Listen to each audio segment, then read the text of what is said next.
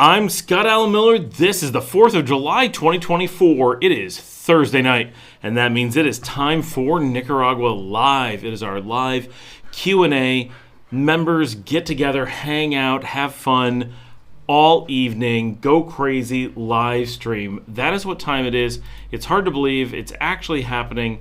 Once again, it's already been a week, and we are starting early. We've barely ever managed to start before 6 o'clock, and we are actually starting before 4 o'clock, at least local time here in Nicaragua. And yeah, I'm excited. It is the holiday, so we have a chance to kind of just grab a different crowd. I'm looking forward to seeing who's going to be on tonight, because it's probably going to be different people than we often have. That should be on its own pretty exciting. And so looking forward to see who jumps on. I don't know if this is going to be like the busiest night ever or like the slowest. Really have no idea. So I'm excited. Let's get this party started. I already did my Duolingo, so I am set for a wild and exciting night and able to hang out and don't have to worry about that, which is nice. I actually have all of my quest done for the evening, and I have multiple cameras. Now, I don't know how long the one over there is going to last, but it's interesting that we can flip around and do that. I just like that it makes the show more dynamic. So, boy, who do we got on? I actually have the camera and blocking my view. I will just move that. There we go. Hey, who do we got? I'm going to try a completely different setup here. Douglas is on. Hey, how are you? Hello. TJ's on. Hey, TJ. Luke says celebrating with chorizo, queso, and gallo pinto. Very nice. I made myself some cheese sandwiches for lunch today, and that's like it. Like, I've had no time to eat. Really, I didn't have breakfast, and of course, here we go, so there's not going to be any food tonight, so there's that. A lot of Pepsi today to get me through. So, yeah. So how is everybody? What do you got going on for the 4th of July? People celebrating? People doing anything? Or is it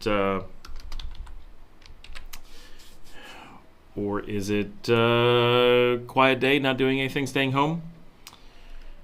I did not do anything today, other than working on the show. Lots of uploads, downloads, and all that kind of stuff. And yeah, that is about it. So a little bit of show news. I'm actually going to respond to Yuri, who was on the live stream recently. The live stream right now, and your stupid caps, and your suggestion about Spanish subtitles. We actually have those now. So Ava from the channel is now working on adding Spanish subtitles to the back catalog. This is going to take forever because the show is so big and there's so many videos and they go on. There's so much, like, it's so ridiculous. But she's starting to work on those and create working on the current ones as they come out, more or less, and then trying to go back to older ones and get the show updated so that we have Spanish, because so many people don't speak English and are interested in the content. We're missing out if we don't have the subtitles, so we're working on that.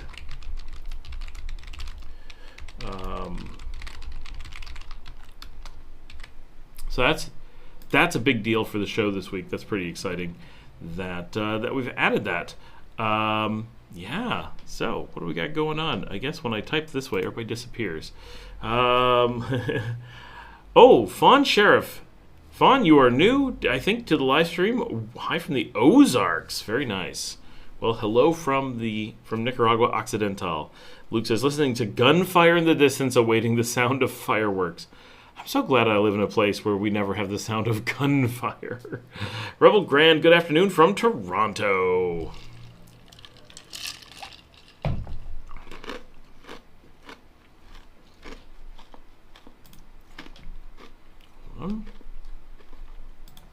Letting my wife know that I'm in the live stream.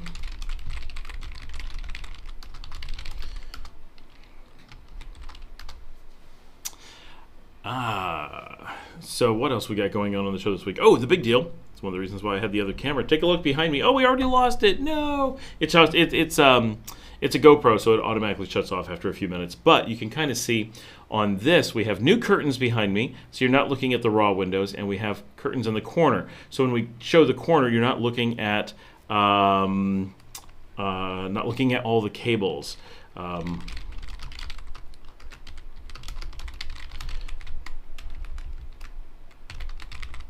Because it's been, I mean, they're still there, right? Bundle of cables coming down the wall, and it's a huge mess, and it looks awful. And finally, Chepe came out and put up nice curtains. So now this part is all covered, and this is, it's not much different. You still get light, which is good, because I want natural light. I don't want to be here in the dark most of the day, but it's been just glass slats. And so when you look at it, especially on camera, it's like, yeah, like it's okay. But now I know you can't see the geckos. But now it's this much softer light, and it just looks way better. And right now, it just kind of is blurrier.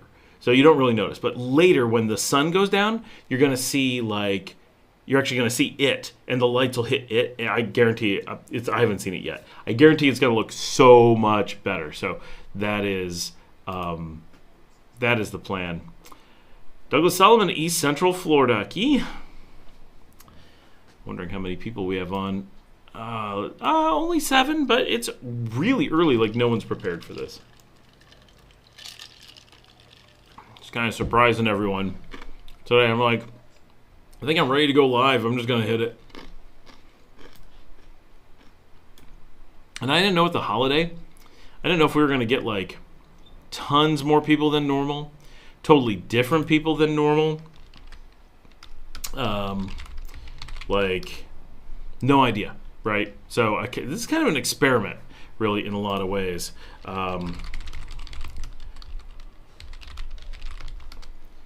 What did I just send?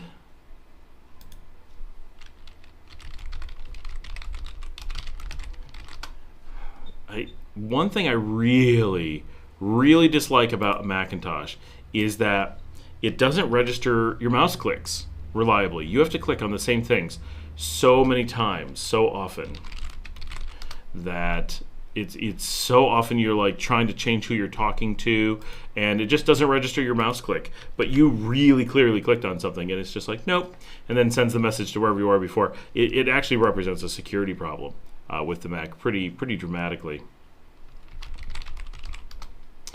But you get used to it, but it's definitely not Linux, that's for sure. Luke says, completed my global access interview yesterday, ready to breeze through the Tampa floor. FLL is that must be Fort Lauderdale, yeah. Managua via Spirit. I guess I could have read the rest of that and known immediately that was Fort Lauderdale. I don't know why I don't have that memorized. FLL. I mean, it's pretty easy. Fort Lauderdale, FLL. I completed my global access this week also. I've never done global access. I've never done any of those things. It takes so little to go through the normal lines. Is it really? Do you ever make up the time it takes to apply for it?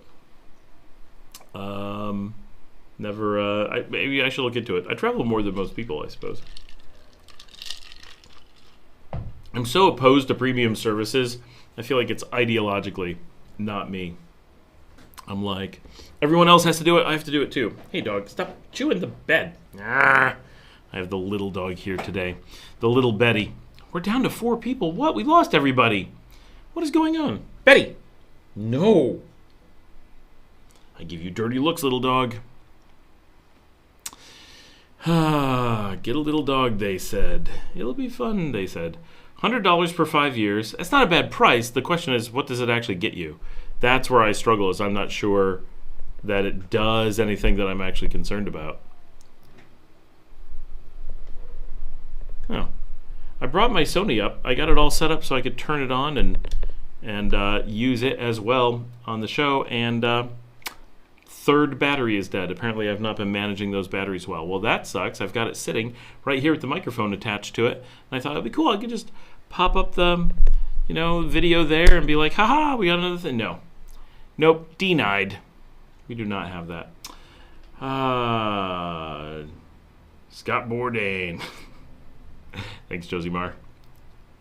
Fireworks? No fireworks here. At least not yet. A little bit of storm just a little bit ago, but that was it. So the dogs are not super happy, but they're not bad either. It's been pretty good. What else we got going on? I need to send out invites to more people, let them know about the show, because we're so early that it's throwing everyone off, I'm sure. Everyone go tell somebody. I feel like I need food, and there just hasn't been time. Never is. Never is. What's everybody had going on this week? Hopefully this week isn't a whole bunch of people stranded by Spirit again. Anybody affected by the hurricane? It missed us here. We got nothing. We got no rain from it, nothing. It's way up north now. So we've definitely had this one bypass us. There's a bunch more. I don't think any of them are scheduled to come here, though. So we're in kind of good shape from that. I think everyone was kind of like, oh, there's going to be something big, but we didn't even get rain. And my office in Belize was like totally prepared for anything. We were going to move all of our systems to Miami. Like we did a lot of work this week to get ready, and then nothing happened. So it was a little bit lackluster. We've got the little dog staying with us today. Marcella might be on the show later. She had to run out and do some errands right now because we're so early in the day that she couldn't just be on. So hopefully she'll be here later on once she's back. But she's running around town, which is why her little dog is here. Her little dog too. The little dog likes to run out and get in front of all the cars. Talk about the homemade fireworks made here. They're not really homemade. They're actually manufactured in Leon. We have multiple fireworks factories here in Leon. It's a huge industry in Calvarito. That's where like all of Nicaragua's fireworks come from. Big industry.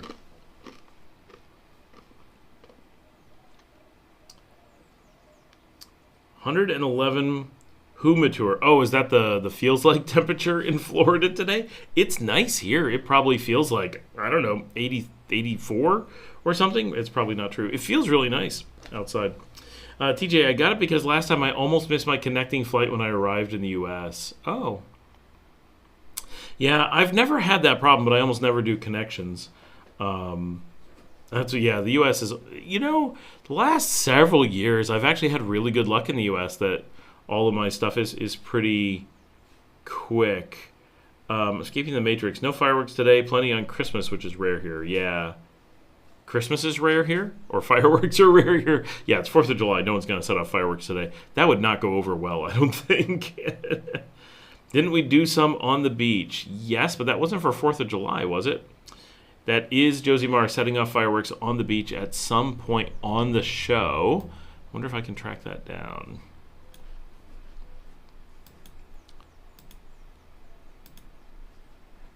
Now that we're on the show, I'm realizing how hungry I am. Quite. That's how hungry. Quite hungry. The fireworks seem unmonitored, but they are extremely cheap, which I like. No, I think they're monitored. They do... I mean, they've definitely done inspections of them and stuff, because there was a fire not that long ago that did something. Yes, it was like Christmas or New Year's. Yeah, it was not 4th of July. I think we would have all been like, this is really inappropriate on the 4th of July. Eric is here from Generic Expats. Cheers, bro. What you drinking? Oh, it's just freedom juice. It is. It's Pepsi from New York. Happy 4th from one expat to another. Hey, everybody. Jillian likes the hat. It's because Jillian was with me when I bought this hat. I'm like, pink hat, should I get this? And she's like, yes, that is you. That is the hat you need. Did everybody see the 4th of July kittens that I have as the picture for today's show? Oh, you never saw the video. Let me go see if I can find it. Don't everybody be leaving the live stream just because I I find an alternative video.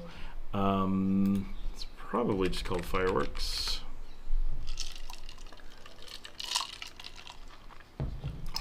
Oh no, I've got the really good fireworks video. It's literally called Josie Mar lighting Christmas fireworks on the beach.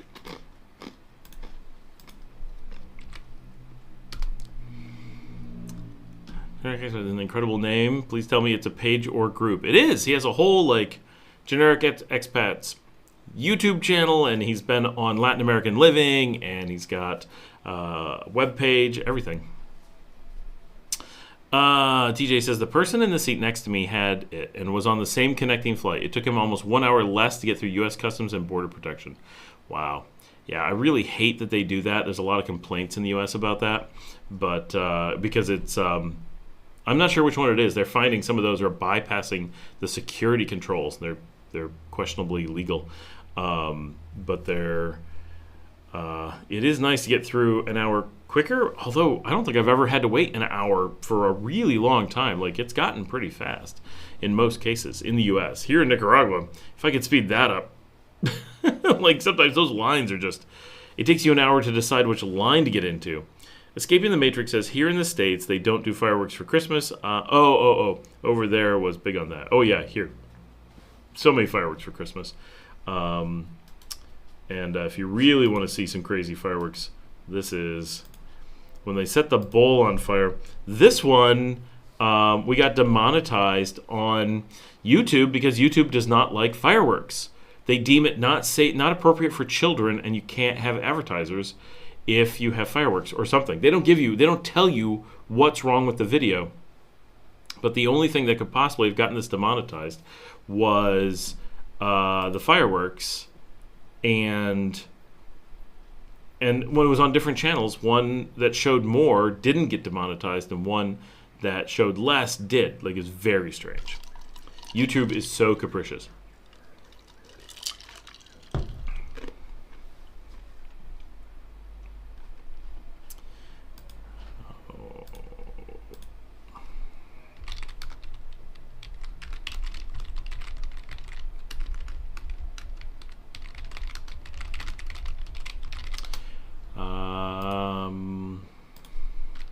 Jillian asked me, "You're already live? It's a holiday. We're partying here." Haha, I love the fact I'm lighting the fireworks with a cigarette in that video. You were. It's true. Safety first, considering I had to do 3 months of OSHA training for my old project manager job. That's hilarious. Very cute kitten. Mine. That is a computer-generated AI kitten. Jillian. Fake kittens.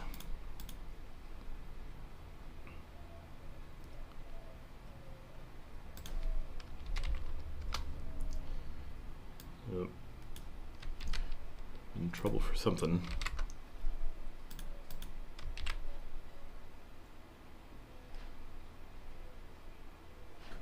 What? Something about taking medicine. I don't know.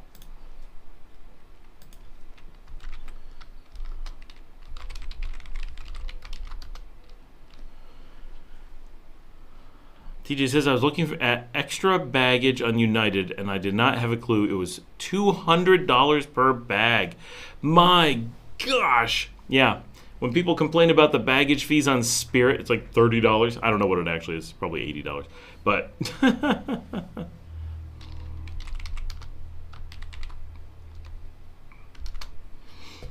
that's Tuss the Ripper. Happy 4th to me. Happy 4th to you as well. Wow. Yeah, TJ, there's a reason I never take United. United is the one that screwed me over and was like, it's over $1,000 to change your flight for bereavement. And Spirit's like, our flight's $100. What do you want to do? And you're like, what? Yeah, United is so awful. And it's not like United flights are nicer, right? Like, it's not like they have better planes. Spirit flies nice, safe Airbus. United has a whole bunch of Boeing. I would avoid United just because they have dangerous planes. I wouldn't completely avoid them if that was the only thing, but it definitely makes me less likely to fly them. But they have old planes, they have Boeing planes, they have bad customer service, and their prices are ridiculous. I will fly with connections all over the United States to avoid flying United. They're not like the worst, but they're not good. Josie Marr says, literally me and one other expat living here in my town, and she's from England. Yeah, no, not very many expats out there in the middle of nowhere. On your back street, of all places. We actually do have, Josie Marr, I have an expat who owns a house just down the street from you, down the street, like down the street, not your street, and he's looking to do. He's got a house that's completely destroyed, and he's looking for a good construction crew.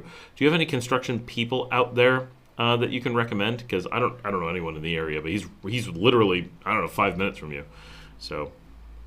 Josie Marr, which I love, hate having generic expats conversations. Yeah, that's true. That's something you don't think about too much until you're an expat for a while, and then suddenly you're like, oh, there's a very common set of things that happen. It's like, what's really extreme is when you're in the beach. If you're in Las Piñatas, you're in San Juan del Sur, and you have the constant backpackers coming through. This is such a thing. The never-ending backpacker identical conversations where you just nonstop have to be like, oh, where are you from? Where have you been? How long are you here? And it's just this exact same pattern over and over and over again. And the first week, you're like, oh, interesting, there's people from all over. And after like 1 month, you're like, it's exactly the same kids, the same bags, and the same clothes, and the same conversation in the same places, and everyone's doing the same thing. And their stories like, oh, can you believe I ran into this other person that I ran into over here? Yes, everyone has that story because you're all on the backpacker trail. It's like walking around in a big circle and going, can you believe I saw other people again? Yeah. I literally know the entire crew that built my house. Awesome. Yeah, I need a contact for them. I'll send it over. The one you're in. Yeah. And you've been here. It's not shabby. No, that is nice. I like that house. EJ Nava. Hola, Scott. Happy 4th from Miami. How's it going? Solid work on the house. Yeah, that would work really well over there. He's in Diria, which is right around the corner. It's you and then Oriente and then Diria. And then Diriomo. Yeah. And then the same thing with the expats. It's not quite as bad as the expats because they're more interesting and they're not on the trail. The backpackers on the trail, dear Lord, it is so awful.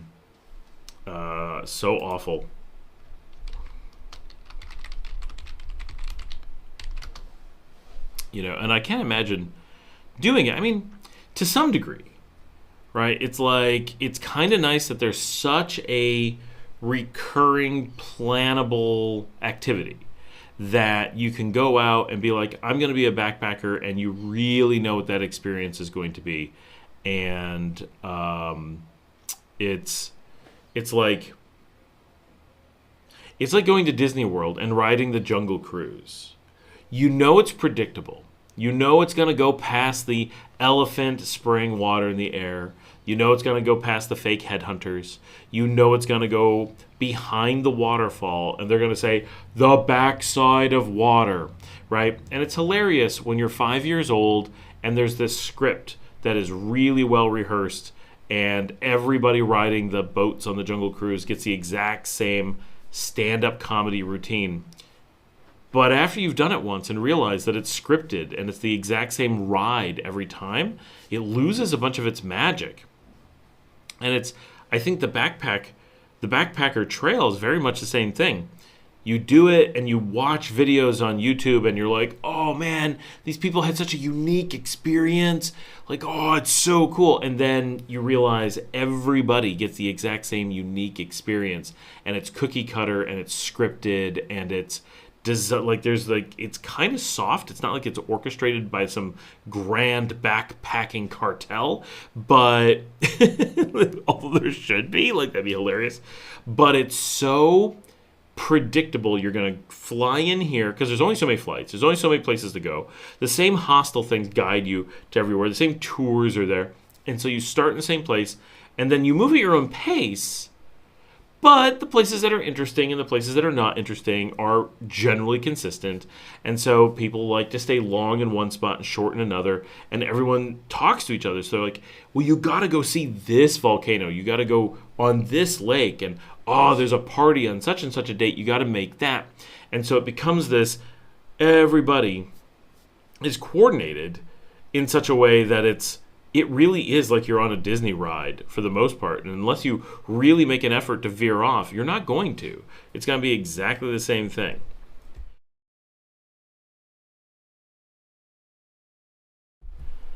The dog is eating her bed.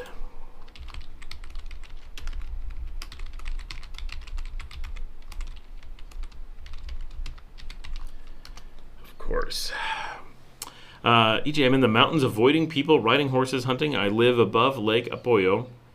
I don't think you live above the lake. Well, no, I guess maybe you do. You don't live above the ridge, but you live above the lake. Interesting. It's historic towns of Pueblo Blancos, but it's very, very Nica. Most of the neighbors are artists and artisans. I hear you, Patricia. It's kind of crappy here in Florida. Wait, where did she go? Ready for a long night of protecting my dogs from fireworks. I've already heard some really loud booms. Oh, yeah, that sucks. Luckily here, we don't have it. Question. Scott, saw you in a Playa Tesoro video. Give us a quick rundown. What is it you want to know? I do know that Playa Tesoro put out a video with me today, but they have a lot of footage with me, and I don't know what the video was. I've been at my desk working all day, so I didn't get to watch it. So it's a thriving community of young adults and old masters with a history of art and artisanal. Yeah, it's he's in a really cool area where he's in the mid cities where it's all tiny cities or big villages that just all sprawl into each other in the middle of the country. It's the highest population density in the country. It's actually higher than Managua. So you have just tons of people. Like, it's really, really packed. But it's very wild. There's just loads of green and loads of volcanoes and lakes mixed in, and everyone's just crammed into the space between them. It's right in the middle of the city, so it's really quick to Granada and really quick to Masaya and really quick to Managua and reasonably quick to Jinotepe and Diriamba and all that. And so there's just a lot of connections between different places. So it's a beautiful area, but it's on a higher elevation, so you get cooler weather, which is really cool. Swanee is online. She says hello to everybody.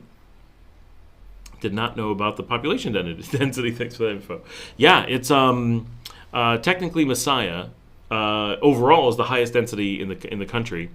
Esteli is the highest density for a city. Masaya is the highest density for a region.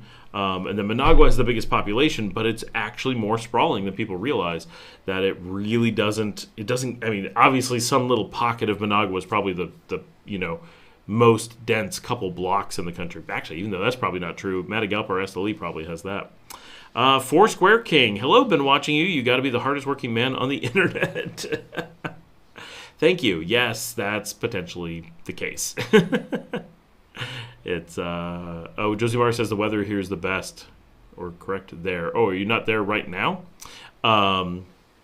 Weather. The weather is the best. Correct there. Now I see. Yes. Oh, the weather up there is fantastic. There's actually quite a bit of Nicaragua with really nice weather. It's just not places that expats go, which is amazing that expats really avoid a lot of the nice parts of the country because they just want. I don't know, they want to be around other expats, and expats just started going to places, and it just became the place that they go. I don't know.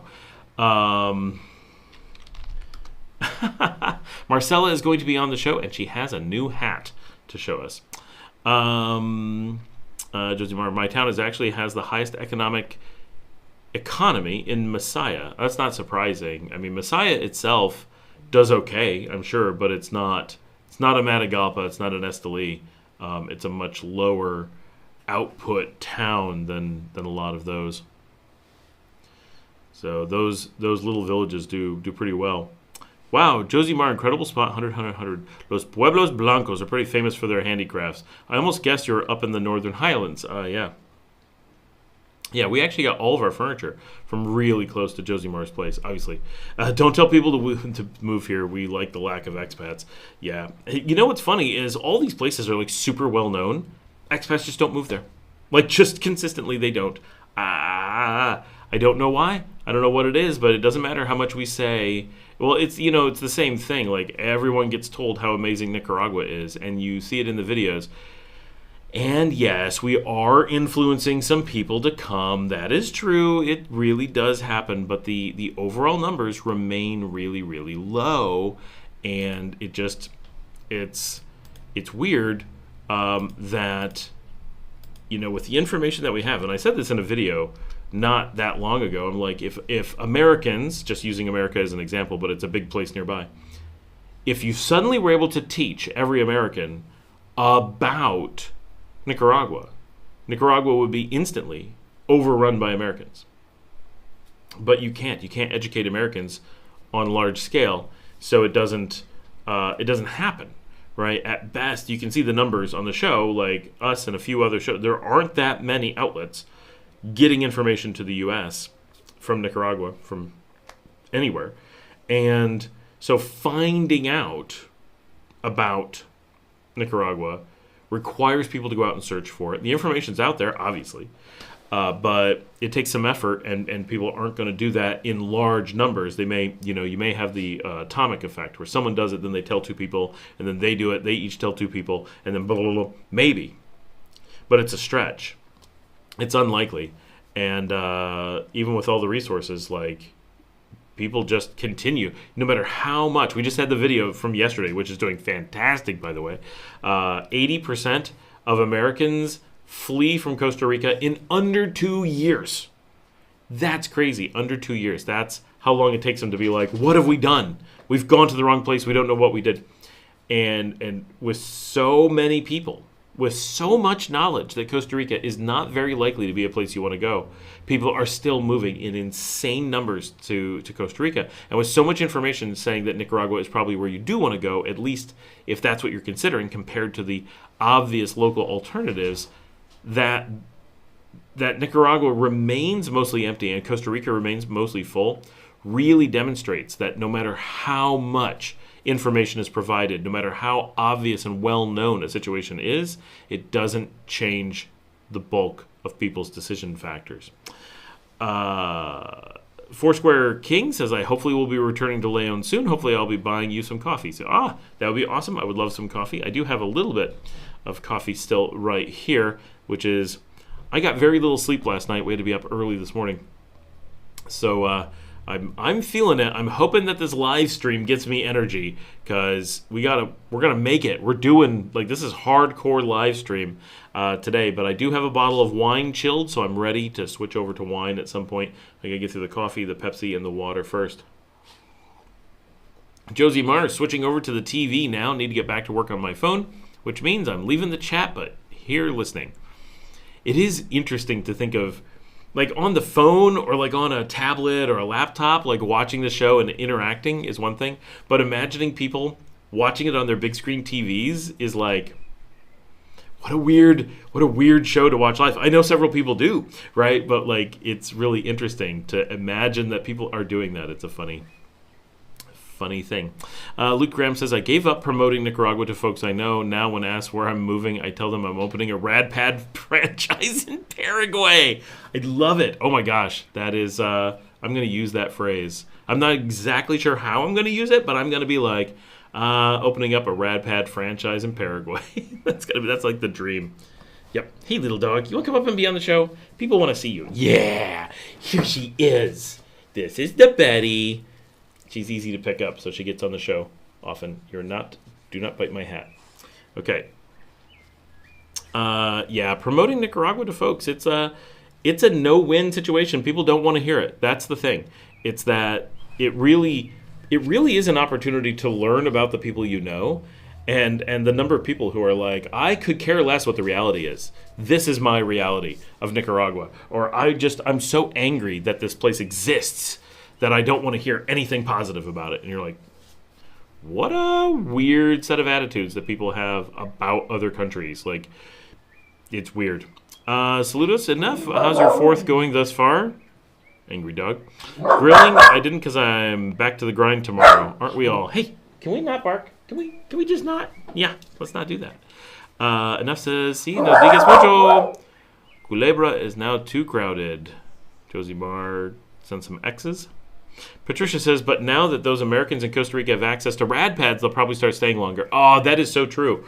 I mean, Costa Rica has been so expensive historically, but with RadPad, it should be easy to move in, get established in a new place quickly, and spend very little money in doing so. Now you can live like a real Costa Rican who's rich and has a prefab home, as most Costa Ricans do, and order in your Burger King directly to your RadPad and live like a Central American.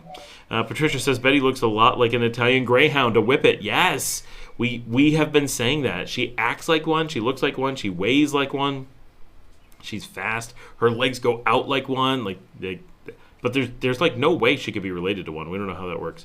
Luke says, RadPad got the RadPad.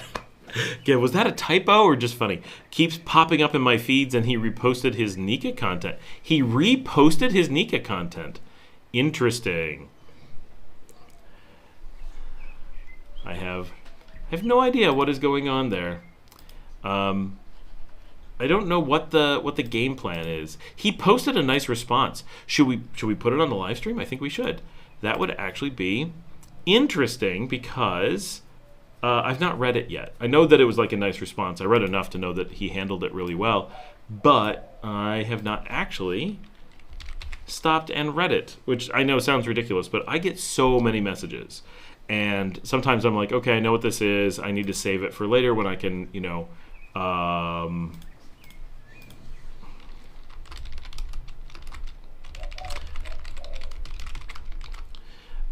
I can focus on it and actually, come up with an answer or response or whatever. Hopefully I can find it.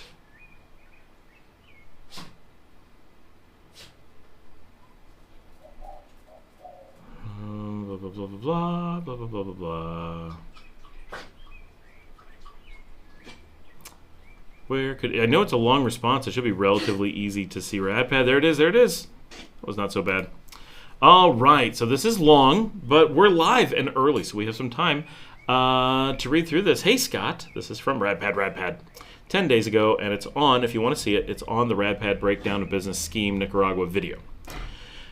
Thanks for taking the time to share your opinion about me and RadPad. It was a trip to see that video I made almost 3 years ago. I had only been in Nicaragua about 2.5 years at that point, which is just not enough time to understand the culture, even if you moved around as much as I did. I just want to point out that when people were like upset about the stuff going on, they only had months to a year of experience in Nicaragua. Like, people who are here casually have enough experience to know that like the RadPad doesn't make sense. Saying he was here for 2.5 years is like, how did you have so little experience in 2.5 years other than being in the enclave, right? Although RadPad has evolved from that time, it still is moving along in Nicaragua and now in Costa Rica while the coastal highway is built on the Pacific coast of Nicaragua. I'm sure you know all about the complications that road has put on real estate transactions and registering titles. It looks like you've been making a bunch of videos and helping lots of people gain information about the country to avoid bumps along the way, and I'd like to thank you for your work. After almost 5 years in Nicaragua and owning a business in now both Nicaragua and Costa Rica, I have to say if there was one problem worth solving for any person thinking of moving to or already in Costa Rica, I would have to say that would be securing a means of generating cash flow. No. Actually, that's the thing. One of the reasons you move to Nicaragua is that it is so immensely easy to get cash flow. Like, that is absolutely the problem you don't have to solve, right? You have to think about it correctly, but it's not a problem to solve. It is the blessing of Nicaragua. RadPad has evolved into a building company that makes 2 models of houses designed to be rented out and generate cash flow for the owner. Aha, he just went from, okay, once again, a problem that doesn't exist into, oh, we have a solution for that non-existing problem. One is pretty small, although it feels pretty big. So this turned into a sales pitch. One is pretty small, although it feels pretty big from the inside due to its design. but it's designed for a person that wants to run a short-term rental unit or just use it for extra room for personal use. Okay, so before we go any further, from the description, so if you were building this in Nicaragua, it should be about $10,000, including the land, would be what it would cost to hire someone to build this. And I have a friend who built one of these. He did it for $11,000, but he got huge amounts of land near a beach, big fence, lots of stuff. So $11,000. That's with the pad underneath. That's concrete. That's real construction. That's stuff that's going to last, not stuff that's going to, dissolve in this salt air. All that. All right. So let's see what he goes on to. This unit is available in both Nicaragua and Costa Rica, built in around 90 days for $35,000 US. It should be built in 90 minutes for $35,000 US. Right? Like, holy cow! People should be jumping to it. The other unit is the 2-bedroom unit that is sold for $55,000 US. So a typical 2-bedroom in Nicaragua. Again, all the construction, including the land, is about $28,000 as a kind of middle number in Nicaragua. We currently have 2, and they're generally just available instantly, and you can have them built in 30 days. I actually would love to, this is a ridiculous thing, right? I'd love to come up with $30,000. I'd love to just come up with $30,000.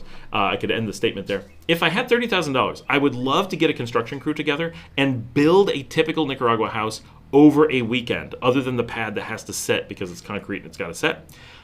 I want to show that you can build everything in a couple days and that it works, and that when you're done, you have a real house with land and a functional thing. May not be the best way to go. It would cost extra compared to normal build speeds, which are still fast. But I think that would be really cool to show just how fast Nicaraguans are able to actually build this stuff and how it really works, as opposed to the stories that people get that it's going to take a while, that you need to do alternative things to get things done quickly. Like, this stuff generally moves really fast. Okay, the little dog wants out, so I'm going to let her out and be right back in just a few seconds.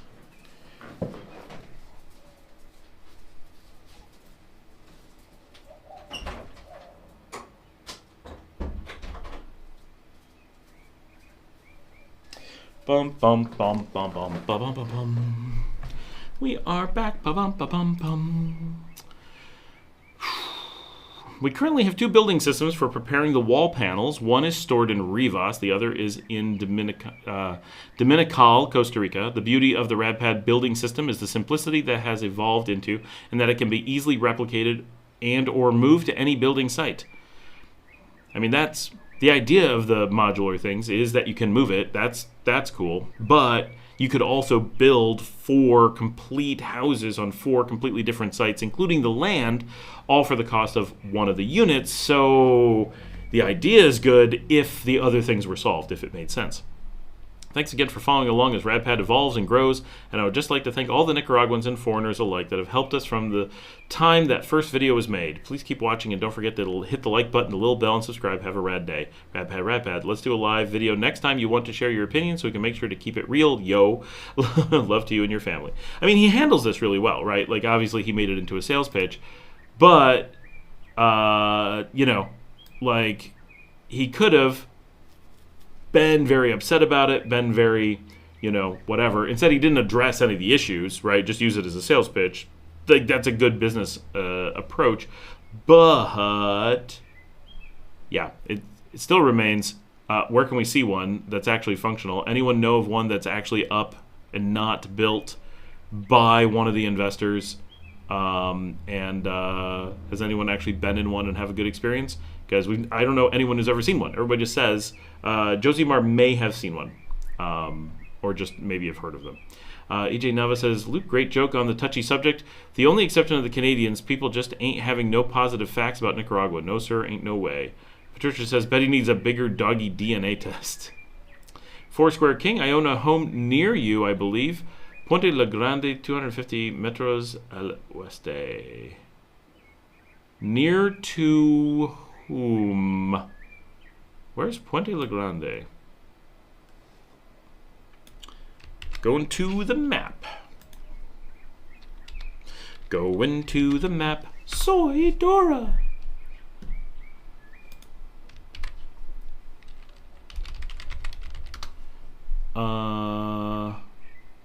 Nope. Is that perhaps an address in Florida? I don't know where that is.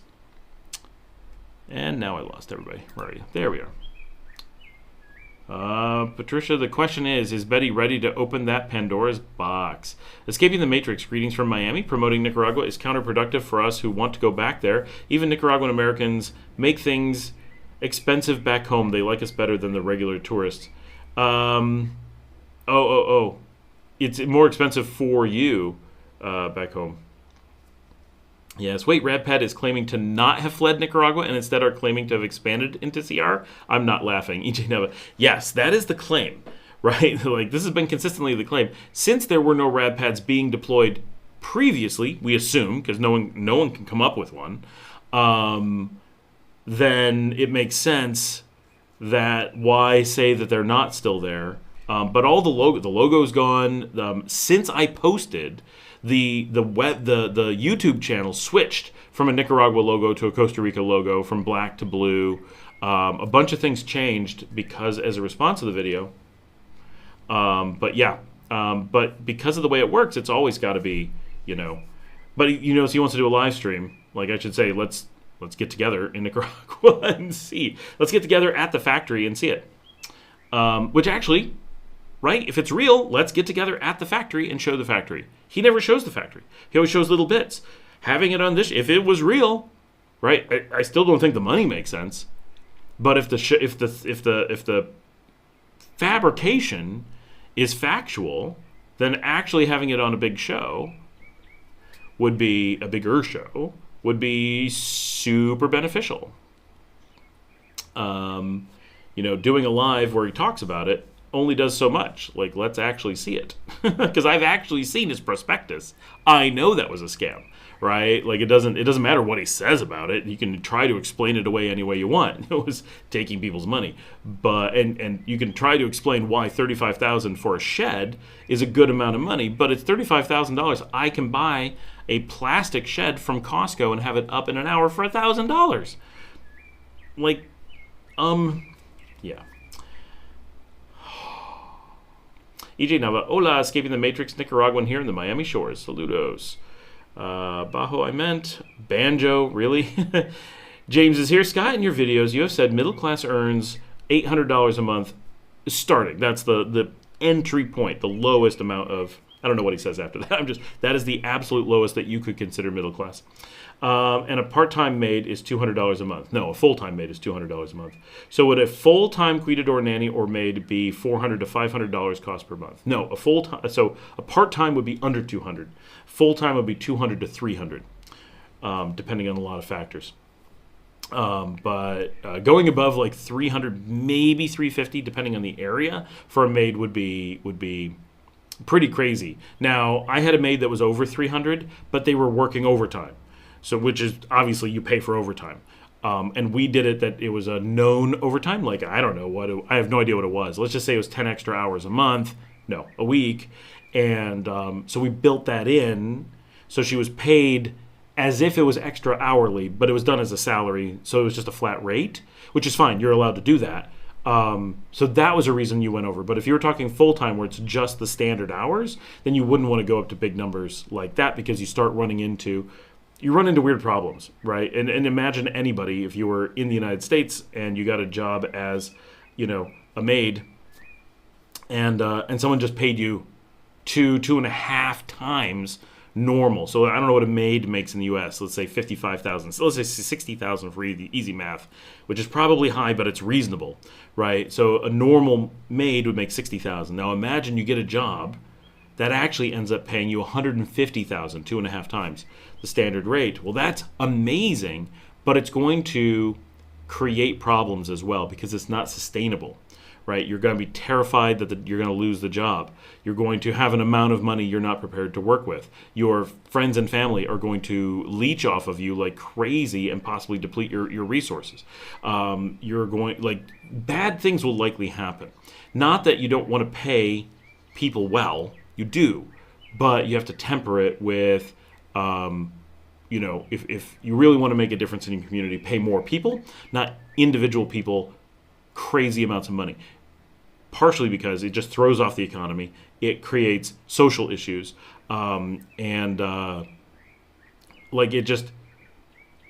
there's a reason why you would never do it in another country. Don't do it in Nicaragua, right? It's easy. The reason that it happens is because Americans, Canadians, we come in often with levels of income high enough that it's like, I can just throw money at this. And that creates a lot of problems. And in some cases, it creates economic problems. In other cases, it creates social problems. Even though people really appreciate extra money, they don't appreciate Americans throwing money around. So you want to be very careful using money when it's unnecessary. Obviously, always pay your bills. Always pay on the good side. Don't be the one who's trying to get the best deal ever, right? Those are all, there's ways to spend your money healthily and to get it into the economy and make a difference. But you don't want to have explosive rates, right? And if you think about it, in most places, you assume that a maid, especially a maid who's being treated well, gets to live in the house, gets to eat your food, right? You have those kinds of things going on, has flexible hours, like treat them well. That's a minimum wage job, right? It's manual, it's, minimally skilled. It's got all these flexibilities. You don't have to go to an office. You don't have to commute normally. Normally it's walking distance away or bicycle ride away, or at worst public transportation that's dirt cheap. And that should be quite a bit less than middle class. If being a maid makes you middle class, the middle class is going to be like, well, we're going to stop working skilled jobs. We're going to stop being doctors. We're going to start being maids, right? And that will cause problems as well. Who's going to volunteer as tribute and go stay at the RadPad Airbnb in Costa Rica? Which one of you has a border run coming up? Unfortunately, it's on the Panamanian border, not the Nicaraguan border, so it's a huge pain to go there. But there's no ratings of it on Airbnb, so we don't even have anonymous third parties telling us what it's like. Mr. No Good, my Airbnb is in the El Dorado neighborhood of Managua. Okay, that's pretty cool. Can you recommend a good high-end steakhouse for my daughters and I? How can I find a car from the airport and the cost to Central Managua? So to go to, where's El Dorado? Are you sure it's not El Doral? Just to make sure, because I know where that is. Where's El Dorado? Oh, El Dorado, the gated community, I bet. Yeah, if I search on El Dorado, it takes me to a little place out in the middle of nowhere with a computer-generated image of a house. Like, oh, look at this computer-generated image. Yeah, it might as well be a RadPad. Like, that's not real. So let me know. Is it really El Dorado?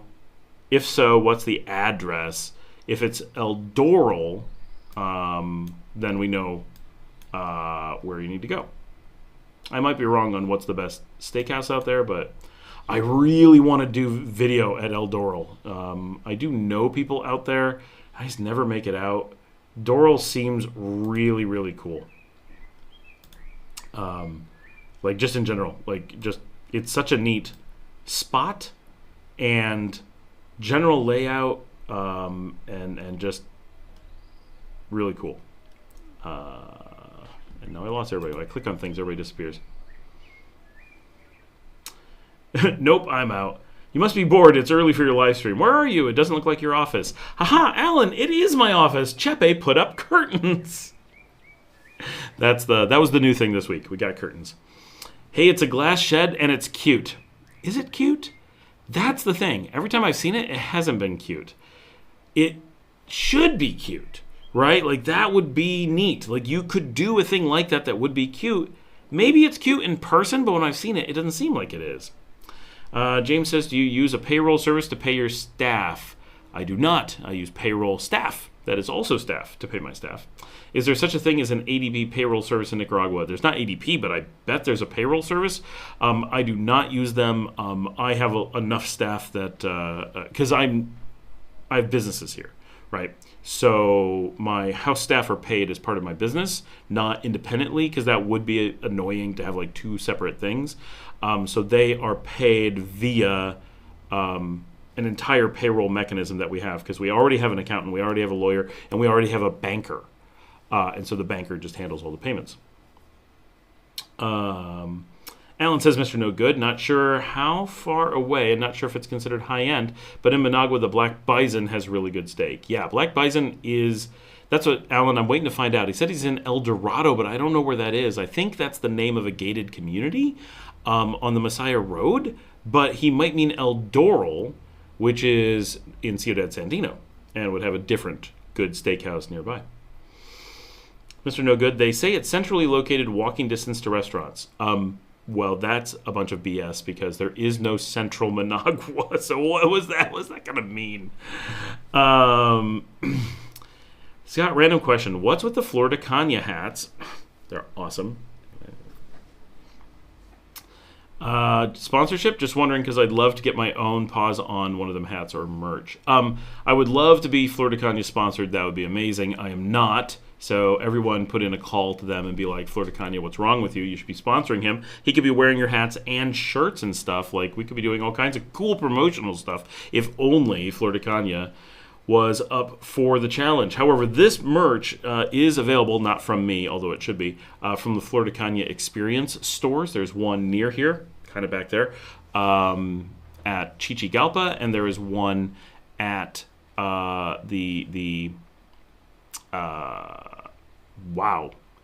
Galleria Santo Domingo in Managua. And then those are the Florida Kanye Experience. There's also the Florida Kanye Gallery at Plaza Once. I have no idea if they have clothing or not. They probably do because it takes nothing to carry their clothing.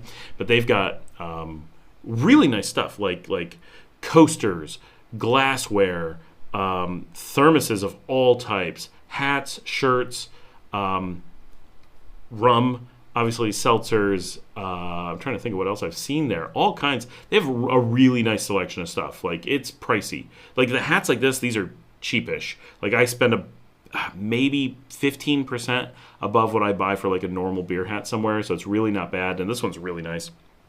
But like their glassware, like it's like serious glassware. It's like, oh, I'm investing in my high-end home bar glassware. It's like that. So it's pretty high. It's called Sureste Residencial El Dorado. Okay, we're gonna look that up as best we can. I can't click on things, it freaks out. It's Residential El Dorado Calle. I'm thinking of buying property in Chantales. This is Emmanuel Lafendite. In Chantales. That is I'm not going out on a very big limb here to say the first time someone on the channel has said they're thinking of buying property in Chantales. Any specific area of Chantales that you're considering? Foursquare, Puente La Granja.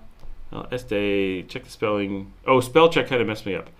Puente La Granja. Puente La Granja. Yeah. Hold on. We're going to have this location in a minute.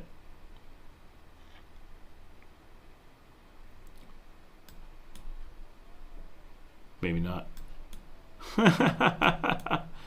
Yeah, Google Maps does not know where that bridge is. It did figure out that it's in León. It suggests that it might be the Puente Martinez Bridge in Guadalupe near Cocteleria Arena. Is that where you are? In the middle of the city? Yeah, I can't find Puente La Granja on its own in León or anywhere for that. Let me jump back into the... I'm still looking at the map. We're going to find... Nope. I got the wrong thing in there. Sureste Residencial El Dorado. There we go. Supposedly it found it.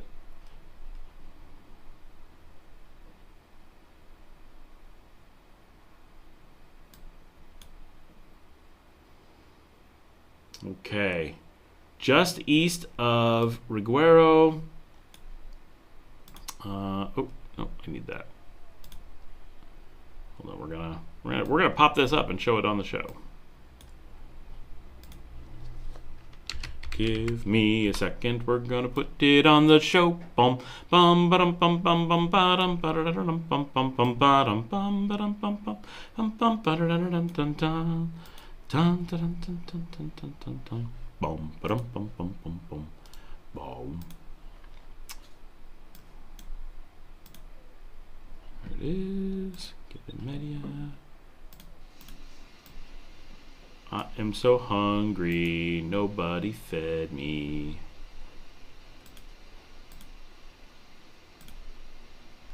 All right, this appears to be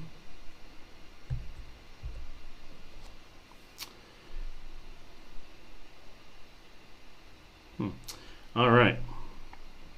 So that in the middle is El Dorado. Now that is quite a bit east, well, 2 large streets east of the Carretera Messiah, which is the big road coming down from the lake there. So this is on, which road is that? Oh my gosh, it is Don Bosco. So I drove that recently, and it's near where Don Bosco comes into the Pista Juan Pablo II. Yeah, I'm trying to think of... Oh, of course. Well, so this is actually kind of bad.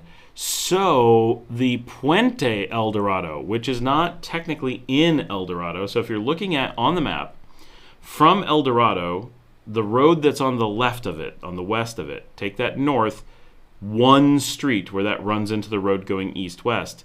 That is the street we showed on the show that was completely destroyed. That was the worst of the damage from the flooding. That is the Puente El Dorado right there. So this is an area that may be in rough shape at this point. I don't know how bad it is there. Are you relatively close to things? Yes. Are you walking distance? No. But, I mean, I would walk it. I don't know if I would suggest that most people walk it. But you could walk it. Like, it's not out of the question. So, if you were, depending on where you are in El Dorado, you could take Miguel Obando y Bravo from Carlos Fonseca, which is just southeast. You can't really see it on the map, but it's that split road just south of El Dorado. Take that and walk in, and you will end up, that will take you to Los Robles.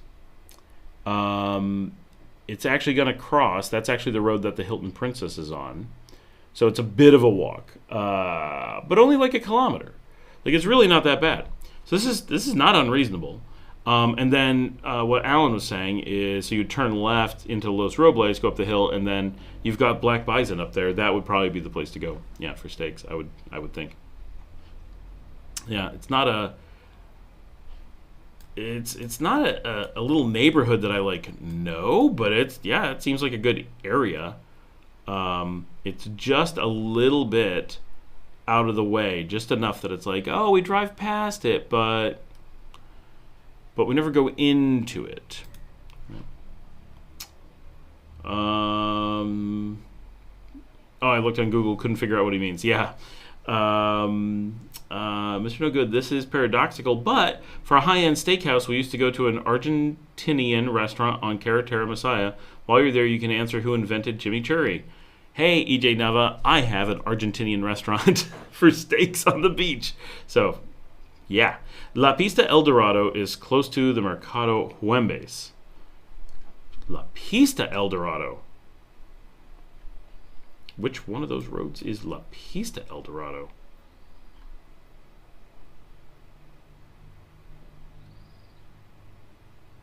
I don't know. Is that the... sorry, I'm getting distracted. Who said it?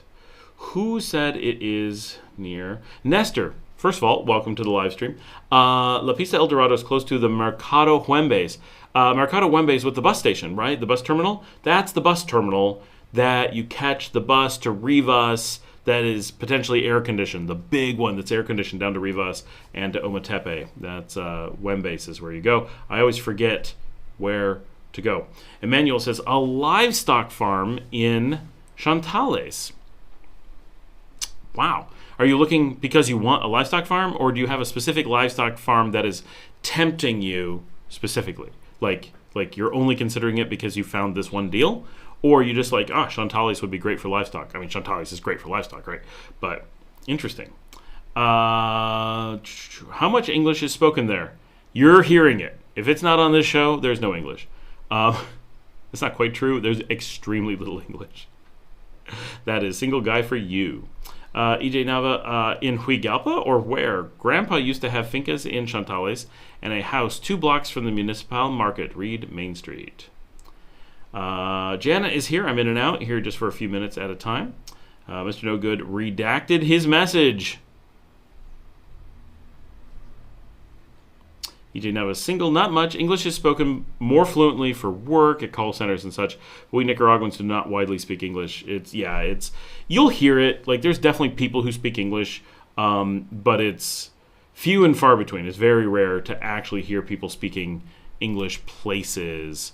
And the number of people who speak it really fluently is pretty low. Like, it's just not, it's not a thing that's widely taught, and when it is taught, there's often a struggle to find teachers, and so there's very few teachers who are capable of teaching fluent English. However, it's probably quite a bit better than it was when I was a kid in the United States. My teachers were like, we're fluent Spanish teachers, or we're fluent Spanish speakers. I'm not even a fluent English speaker myself, apparently. We're fluent Spanish speakers. Learning Spanish from us, if you could speak like us, you'd be all set. You can go anywhere in the world and speak Spanish.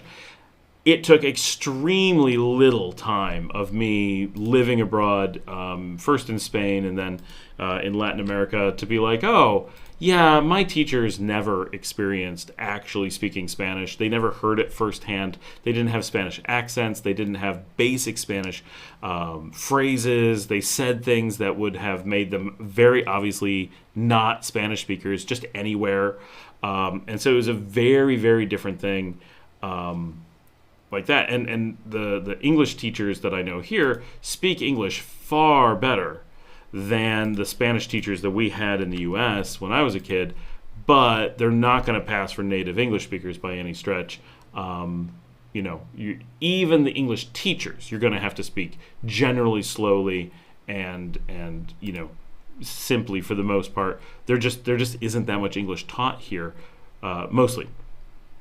People who really want to speak English generally are picking it up themselves. They're just gifted in languages and, watching a whole bunch of YouTube and learning that way, right? Or whatever. Now, people have access to unlimited amounts of English. Obviously, just hop on YouTube, hop on Netflix, hop on whatever. You're going to get some English. When I was a kid, we had no way to hear Spanish. We didn't know what it would sound like, right? We had to read it places. We had to watch Sesame Street and be like, okay, we know these 3 words in Spanish, so we have to extrapolate what Spanish would sound like as a spoken language.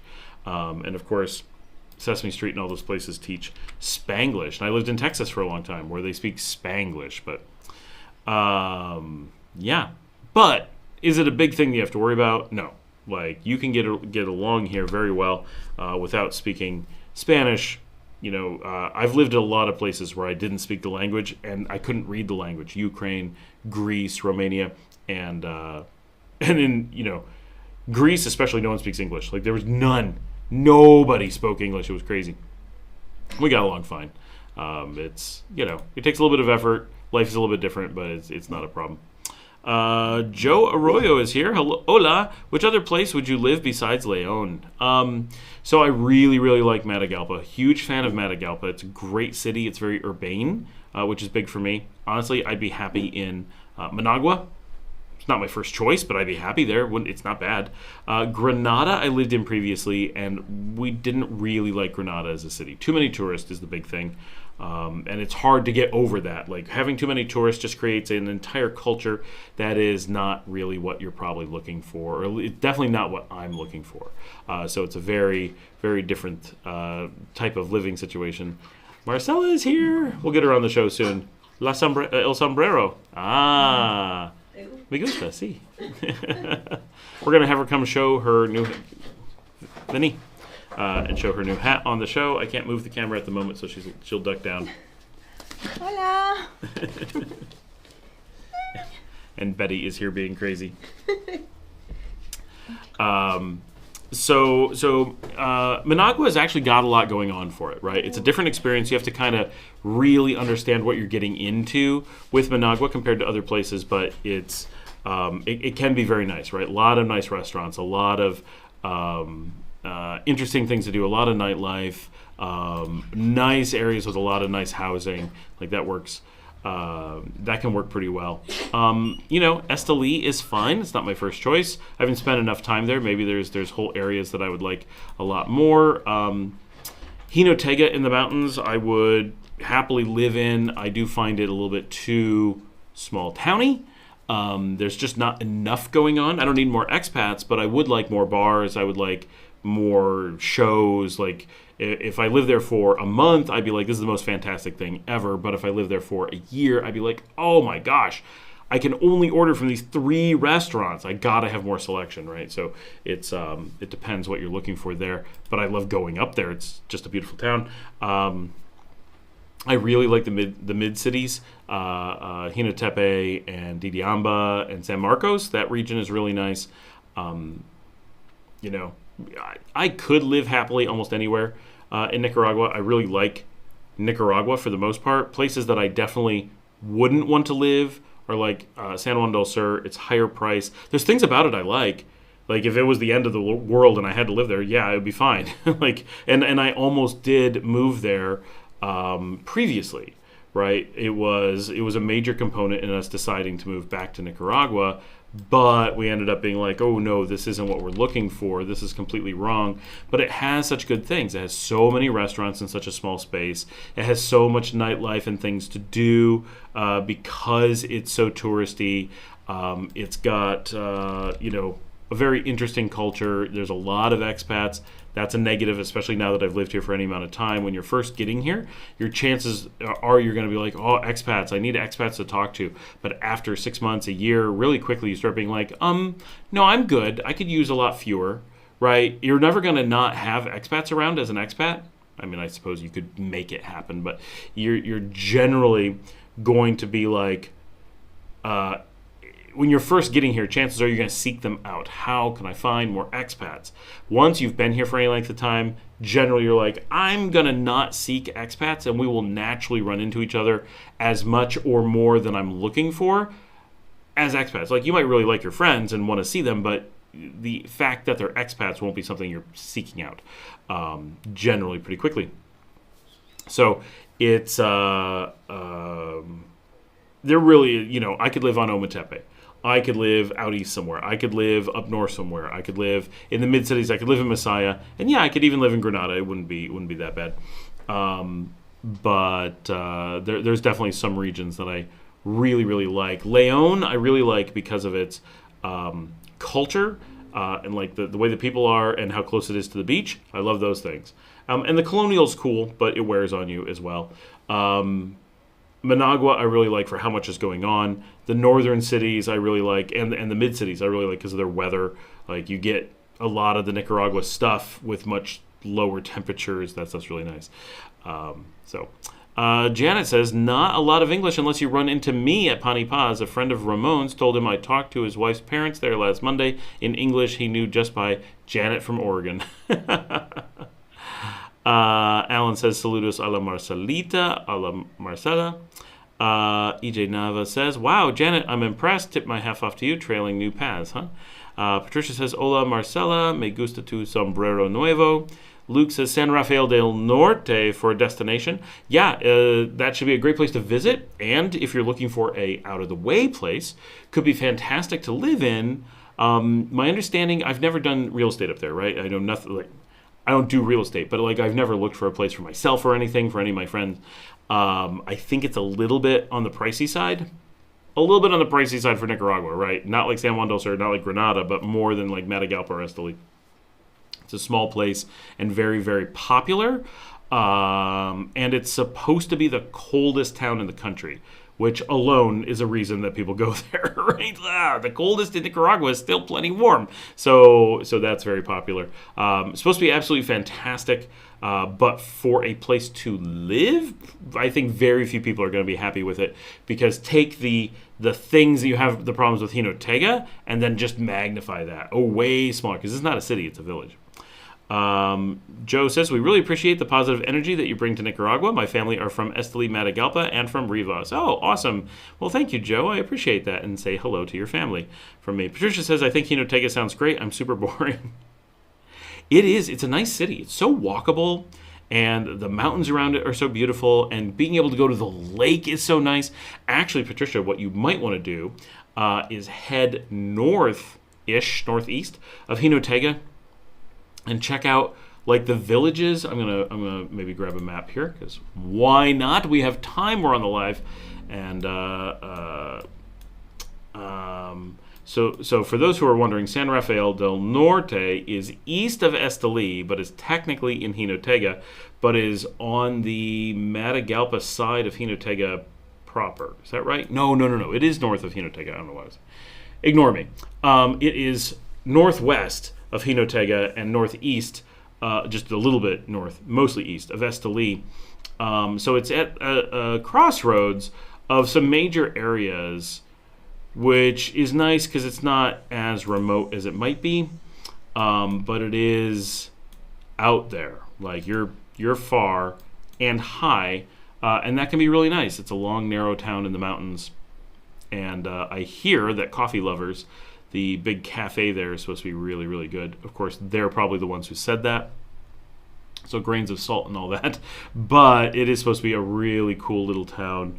I really need to get up there and film and just do a couple days in San Rafael del Norte would be fantastic. All right, so Jinotega, yeah, so the area that I'm thinking of is, you could look at Barrio San Antonio, but farther north, most likely. La Trinchera, Boca de Monte, Llano La Cruz, Llano Grande, German Pomares, Santa Clara, possibly Palo de Piedra. I haven't been to Piedra, but I've been to the others. And the whole area is absolutely gorgeous, and it gets up towards the lake, and it's really, really cool. And let me throw this on the streaming app.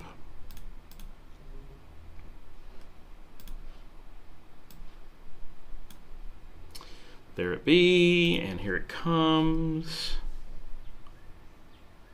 Is this gonna work? Boom, there we go. Was that fancy that I slid off? Did people like that? Was that like good content right there? So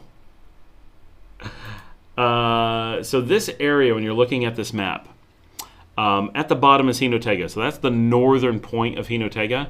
In case that wasn't obvious, but like it's a long, narrow city, so that's maybe, I don't know, the top third quarter of it, and then as you take that road, which is Nicaragua 3, up to the north, or split off on 43. Now these are small roads, right? This is not a major highway, so really quickly you'll do this, and you can see some of this on my Lago de Apenas video with Kemi.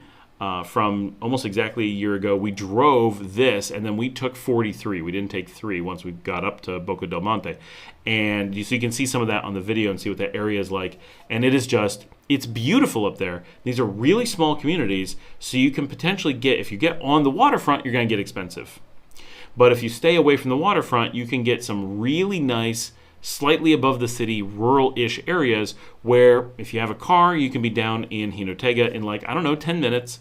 But you're just a little bit farther in this less traffic kind of way up towards the lake. And if you notice around the lake, it's actually got a bunch of restaurants and stuff, which is really cool. Now, most of them are campestres, so very country-ish restaurants. You're not going to be looking at too much fancy food or anything like that up there. You're going to be getting the fried fishes. You're going to be getting very Nicaraguan. Like the number of expats and tourists you get up there approaches 0, but it is an amazing area where Nicaraguans love to go vacation. This is like getting a weekend away. This is the kind of area where people love to go.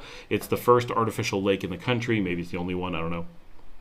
And it's just great views and nice area and great weather, and I love it up there. I would love to be able to spend more time. It's so far away that it makes it a little bit tough, but a lot of good options that you could get away from the city a little bit. Yeah. Okay, so EJ Neva's second random question at Scott. How come you've never made videos from places, restaurants, he's speaking in English, I don't know why, theaters where upper middle class Nicaraguans go? Ever thought of catching a show at the National Theater? I've actually done several shows from the National Theater. You've missed them. Only 2 or 3, but yeah, I've done stuff from the National Theater. I try to do stuff. So a lot of fancier restaurants, 1, they tend to be expensive, so I don't go all the time. 2, they don't tend to be in Leon and in the areas where I frequent. And I really need a new camera, which brings us to that I am. So Jillian has been pushing me to do a wish list on Amazon. I mentioned this last week, and she pushed me because she wanted to get me something off the wish list. So Jillian actually, and she can pop in and talk about it. And I don't have it yet. I'm hoping in July, which it is now, so we're pushing it. But I'm definitely hoping before the end of August, I'm going to get to the United States and pick up a DJI Pocket 3 camera from my wish list that Jillian got for me as a thanks for the show. And she thinks that we should publish a wish list that people can, this is on Amazon, right? That people can go on and find things of all different, here's a little tiny, there's like an MP3 player that I'd like to have, just because I like traditional MP3 players. I want to put my podcast on there, just walk around with that. I don't want to use my phone because I want to save my battery and stuff. And like cameras, lenses, microphones. There's a ton of gear that we use on the show, and I'd like to. She thinks it would be a good idea to publish the wish list so that people who want to go on there and specifically provide something. Because last year, Frank Javier did a whip around and raised money through a promotion in the Buy Me a Coffee and got me the Sony ZV E1, which I'm going to lose the microphone as I pick this up, but it's what the microphone is attached to right here. Right, so this camera was a gift from the community, and Frank Javier orchestrated most of it and paid for the 50% of it, and then the rest of the community chipped in the other half, and I put in a few dollars, and so this is an important camera for doing certain types of work, and I like doing certain shooting with it, which is why the batteries are dead right now, because I like to use it. But so the DJI Pocket 3 is good for a whole bunch of things. There's a million reasons I want to have it, and I just edited, because I edit old videos sometimes. I was just doing some old video stuff and found the old video from last March 2023, where I talked about getting the Pocket 3, and it hadn't released yet, and how I was going to use it for the show. So getting a camera like that that's really small and unobtrusive, but handles low light well, so going to nicer restaurants and having a much more low key, we're filming some stuff and not get, because my GoPros are relatively big, let me, I don't have one in easy reach, but they're, even this Go 3 is this big, right? It's not as, now I can pop out the camera, right? So I do use this, but it doesn't handle low light at all. It's terrible. So if I took this to a restaurant, you guys would be like, this is really nasty. It's just low light fuzz.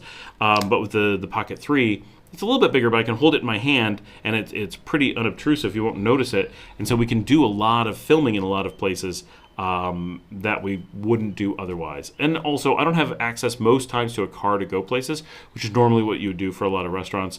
So there's times that I do film some upper end things, but like the Gallerias, some shopping, the National Theater.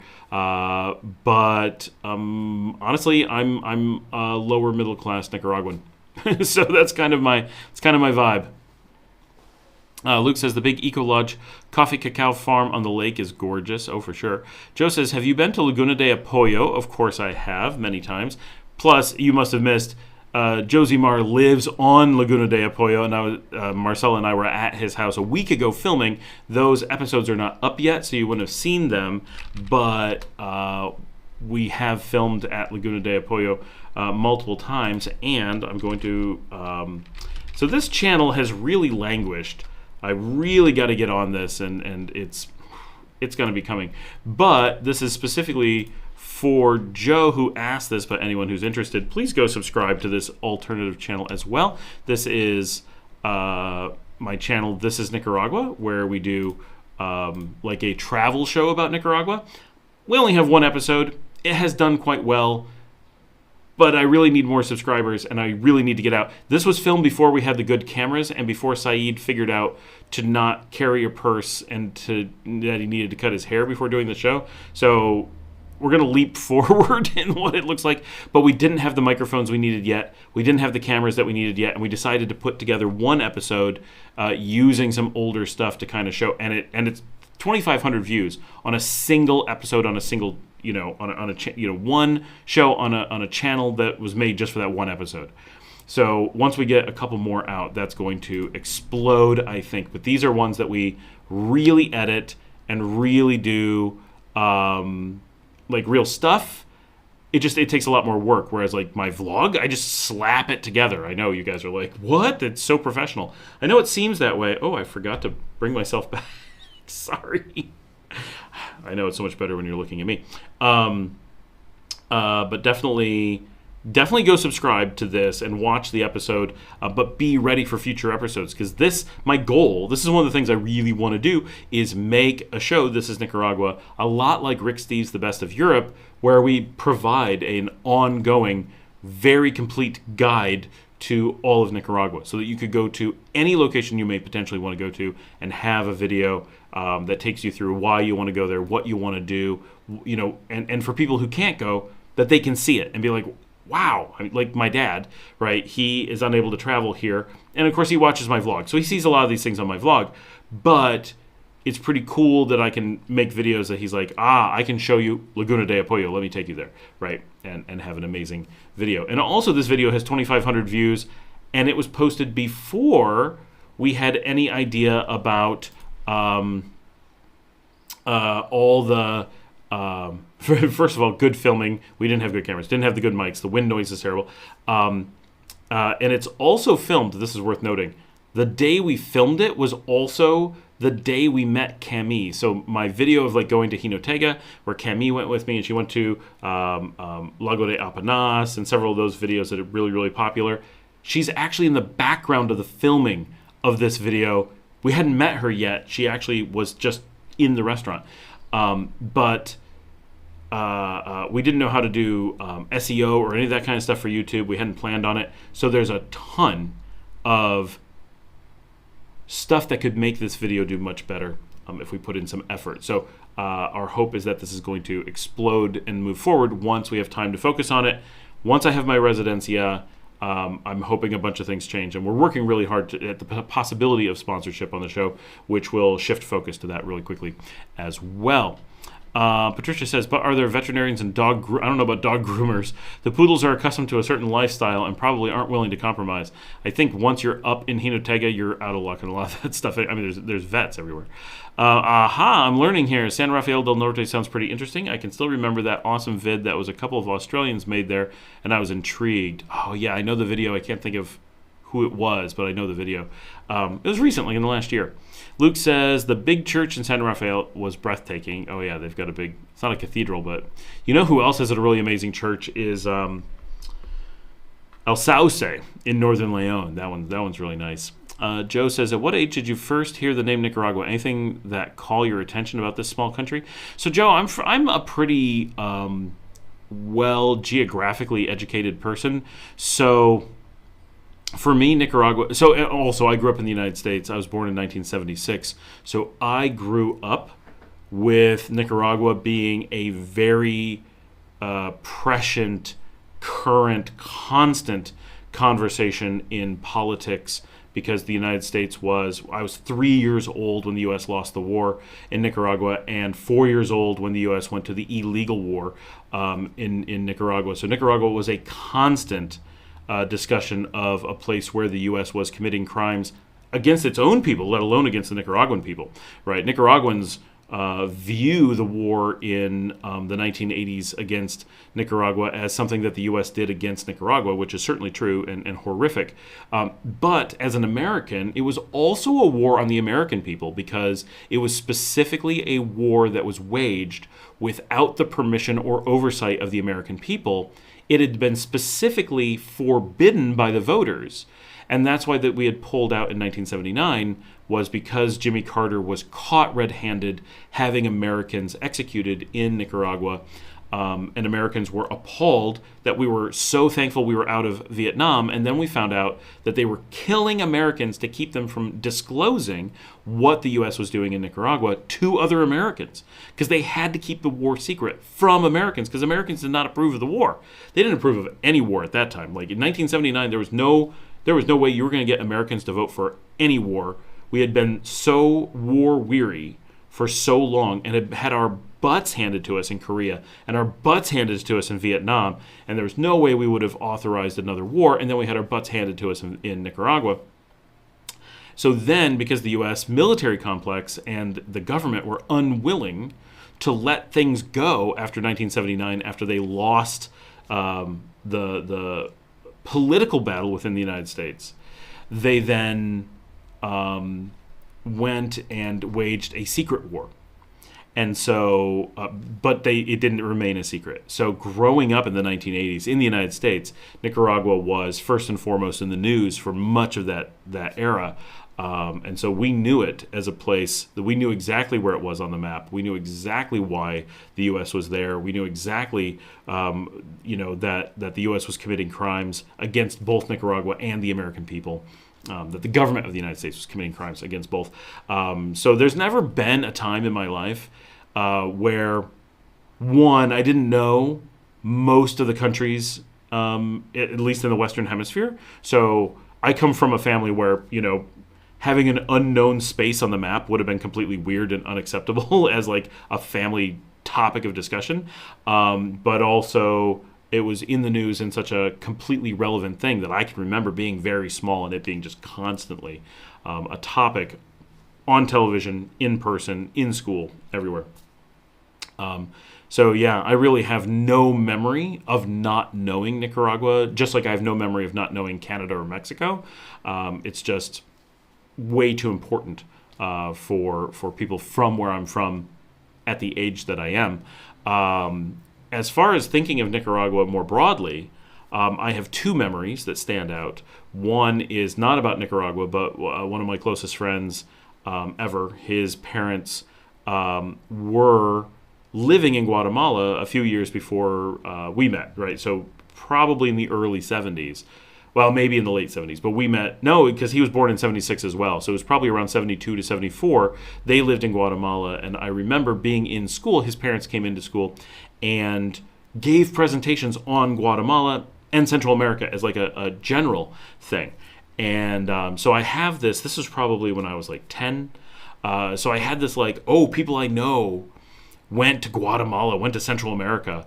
Interesting. That kind of put it on the you can go there mental space, right? A lot of places growing up in the U.S., you're like, you can go to Canada. Like, we know we can go there. But the idea that you can go other places, honestly, growing up in the United States, you're not always aware that you can go places. Even though Americans can go more places than almost anyone. Not quite as much as like Spanish, but really close, right? Really, really easy for Americans to go places. But we don't have that feeling like we can. And so, that kind of put it on my radar as I could go here. Then when I was in high school, I took Latin American studies for a number of years. So I studied all of Latin America very thoroughly because I took Spanish in school and specifically Latin American studies.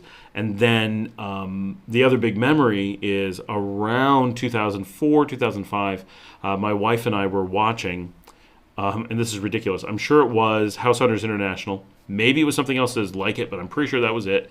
And they had an episode, I'm pretty sure it was on San Juan del Sur. That's only in my memory. I've reconstructed where it must have been based on what we saw. And so this is way before the explosion of tourism or any of that stuff. And I remember very specifically, we watched this show and everything on it was like really interesting. right? The construction of the place that they showed. We're like, I didn't imagine a house like that in Nicaragua. Wow, my picture of Nicaragua was completely wrong. And then like what the landscape looks like, anything, right? Like we knew it had oceans, like obviously. And then like the how easy it was to move there. Oh, those people just moved there. Well, I didn't know you could do that. That's completely different than I thought. And then it was they showed some lifestyle stuff, right? And I remember, this is maybe not even a real memory, but I remember them being like, house parties at the house, and here's a beautiful outdoor dining area, and friends come over and they eat and they cook and and you're like, wow, this is a whole, whether it's Nicaraguan or just selling the idea of an expat lifestyle in Nicaragua, it was all, both my wife and I were just like, this is not what we were imagining. How interesting. And it really stuck in our minds that Nicaragua was way too foreign to us. We didn't know it well enough. And the things that we saw were super nice. Like everything was like, oh, well, that looks like something I would enjoy. That looks like a place I would like. And then I remember the prices were like, and that's a place we could afford. Actually, at the time we could not, but it was potential for someday that we could be able to afford it. We were very poor at the time. And so that, at the time, we were talking pretty seriously within a year or so of moving to Uruguay. I had always wanted to move to Uruguay since I was young. And we've never have. But we talked about it, and we were pricing out apartments in Uruguay and trying to find stuff. So we were kicking around the idea of there or Canada at the time. But Nicaragua really came up as a put a pin in this. We're interested in learning more about Nicaragua. That's definitely something that piqued our interest at that time. Then, many years later, 2015, we ended up moving to Panama. We had lived in Spain previously. And we ended up in Panama, loved Panama, fantastic country. And when I had to return to the United States for work, we gave up our home in Panama, which was, we just rented a place. And when we were ready to leave the United States again, which was very quickly, like it was just enough time that we gave up our place in Panama. Had it been any shorter, we'd have just kept the apartment in Panama and come right back, right? But it was like, we got to go for a little bit of time. Let's give up our apartment and we'll move on someplace else. And so while we were in the U.S., just like a month or two, right? It was very short. We said, well, Panama was such a great experience. Logistically, culturally, everything. Maybe we need to really dig into Central America. And I'm totally aware that Panama is not Central America, but it's close. And we didn't live in the city. We lived in Rio Hato towards Central America, so it's in the transition zone. And we're like, this had a lot of promise, but it's not Colombia's influence that we felt was good. It was the Central American. We think we need to go west. And so we said, okay, well, we can just rule out Costa Rica because it's Costa Rica, right? Because even then, even 10 years ago, we're like, high cost, loaded with Americans, nice place, I'm sure, but nothing about it called us. Nothing, right? We're like, we got to visit it someday, but absolutely nothing was like, Costa Rica needs to be on our list. And so Nicaragua was the next place. And it was like, if we were to go to the next place in Central America, well, we'd end up at Nicaragua. And then, immediately, boom, we had, well, remember, so at this point it was only 10 years before. Remember 10 years ago, we saw this show, and we both thought Nicaragua looked so interesting. And we were both like, yeah, absolutely. I'm excited. Let's try Nicaragua. And so my wife just found an apartment, a house to rent in Nicaragua, and we moved and ended up falling in love with the country. Obviously, we love Panama and Spain. Like we've been to lots of really wonderful countries. And we ended up moving on from Nicaragua and living in Europe for a while after that. But eventually, like the call of Nicaragua just stayed there. And we absolutely love it here. And it makes so much sense for us and our family. The high safety rate, the low cost of living, the taxes situation works out perfectly for us. We're like the ideal candidates of the way that both the U.S., because we're American, and Nicaraguan have structured their tax regimes and visa regimes and travel stuff and passport things.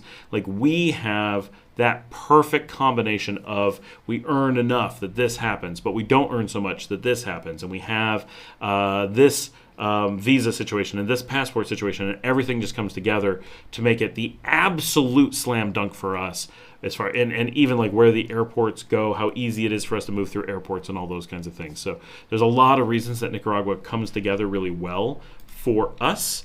But it's been fantastic. But yeah, I don't have that was a long explanation for Joe, but I really don't have this is the first memory of Nicaragua. To me, Nicaragua has just always been here and always been an important part of the zeitgeist of our time. EJ Nava. Right, Luke, I recall the fact that the founder was an Italian priest. Being half Italian, I was in awe. Besides, I was enthralled with the semi-grayish skies and apparent cold weather.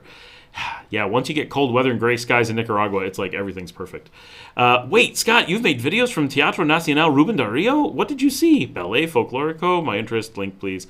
No, every time I go, it's for a high school show. It's actually Marcella's kids perform at the Teatro Nacional, so I go there to see it. The Ballet Folklorico, so EJ Nava, I don't think you were here for this. So one, the Ballet Folklorico I expect will be in Leon in the next week or two. I will do my best to film it.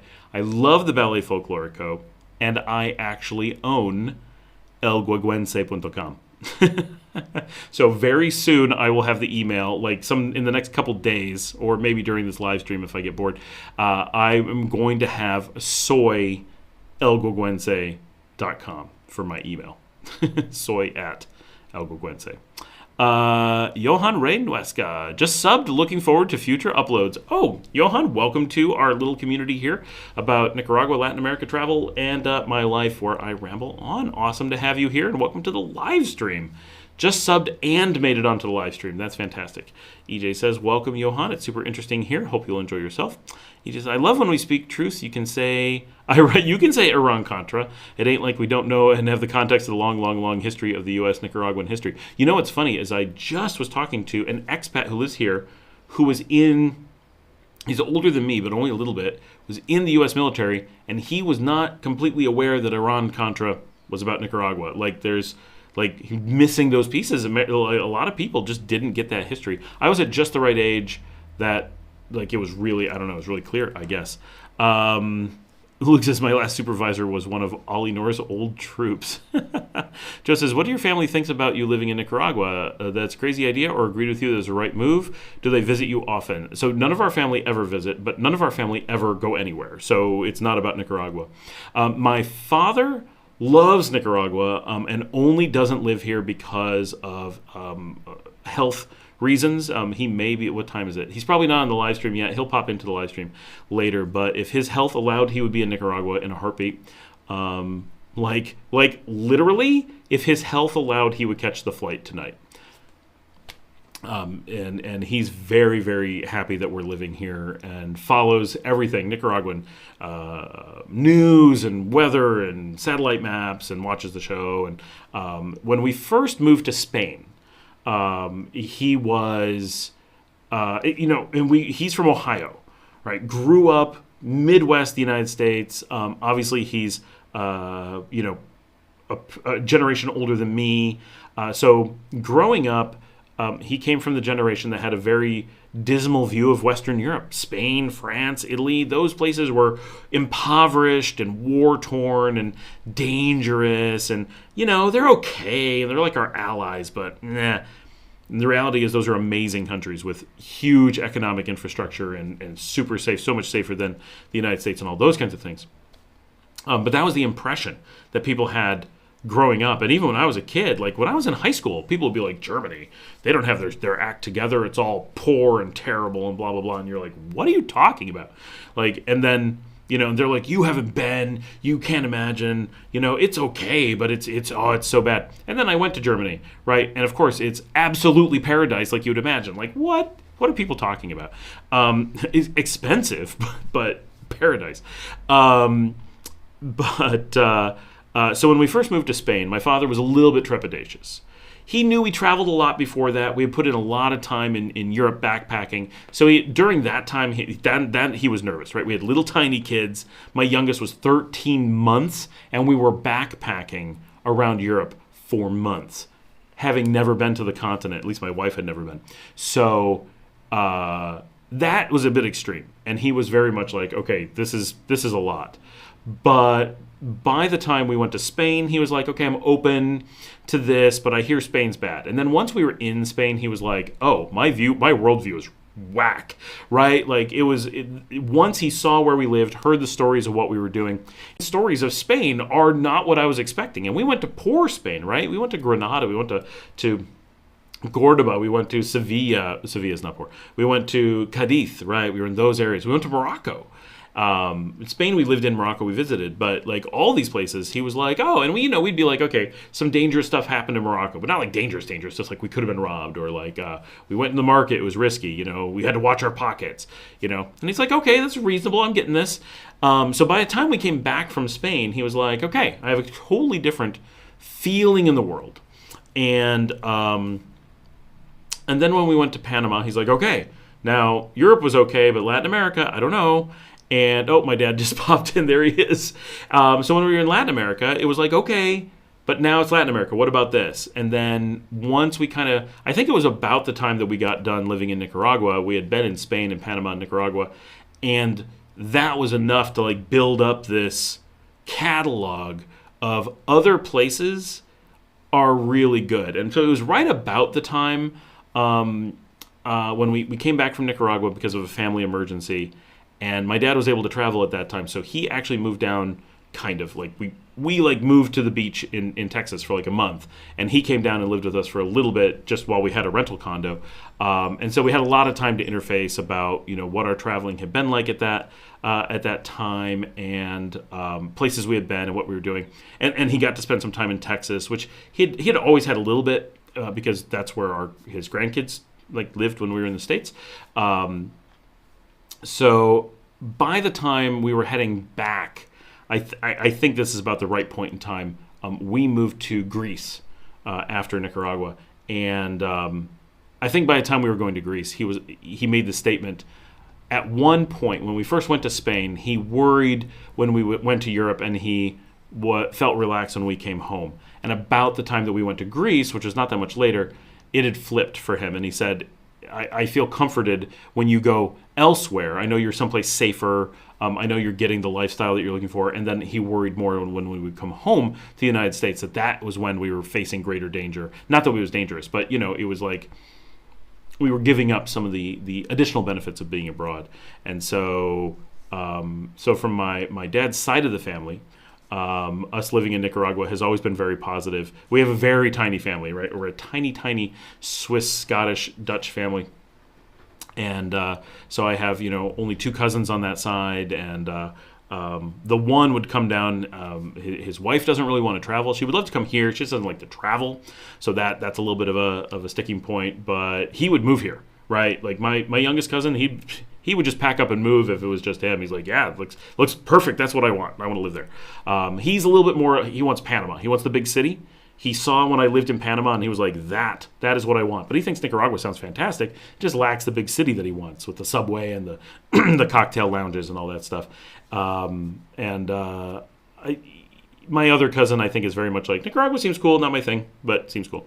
And then my wife's family, half of them are like, there's like one big contingency that's like, that's very interesting. We have no interest in ever, getting on a plane or seeing anything. And then one contingency that's like, if we didn't have this work stuff, we would just move to Nicaragua too. Like when we were first coming down 5 years ago, 2019, I was hanging out with my wife's sister, and she was seriously like, what would I have to do to move to? Right? So she's very much like, this sounds really good. So there's, and then there's some in the family that are like, Nicaragua, that can't be good. No, I've heard bad things. It must be bad. So there's a little bit of a mix, but overall, we've been good that we have pretty good family support for the whole idea. But very few who have interest in traveling, except my dad, who can't. What have I missed? Ben Landers here. Hey, Scott. What? I said, happy 4th. Wow, brings me back to Nicaragua during December. Oh, yeah. The U.S. with all the fireworks is Nicaragua in Christmas. EJ says, I'm impressed, 100. Woo! My dad said, I'm here. Bruh, if you got some ballet folklorical, I'm all in. Nicaragua culture is so rich, the only country in LATAM that can compete shall remain nameless but rhymes with Pexico. Or, if we're pronouncing it in Nahuatl, Pexico. TJ, I was living in Germany when the Berlin Wall came down. That's pretty cool. EJ says, hola, Thomas Miller. Glad you are here. Douglas says, howdy, Scott's dad. My dad says, hello, everyone. I really enjoy you guys.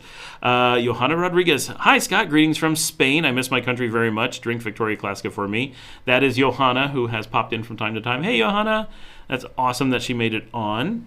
EJ now says, indeed. So Johanna is living in northeastern Spain, really close to Catalonia, but still in Spain. She's actually, a little bit of Nicaragua news.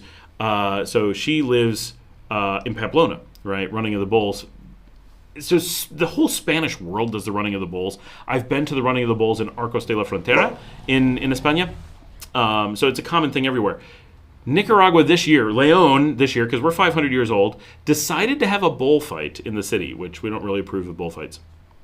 I don't know that it was like a bullfight. They didn't have toreadors, but they did some big thing, and they got some bulls, and they did some things with bulls.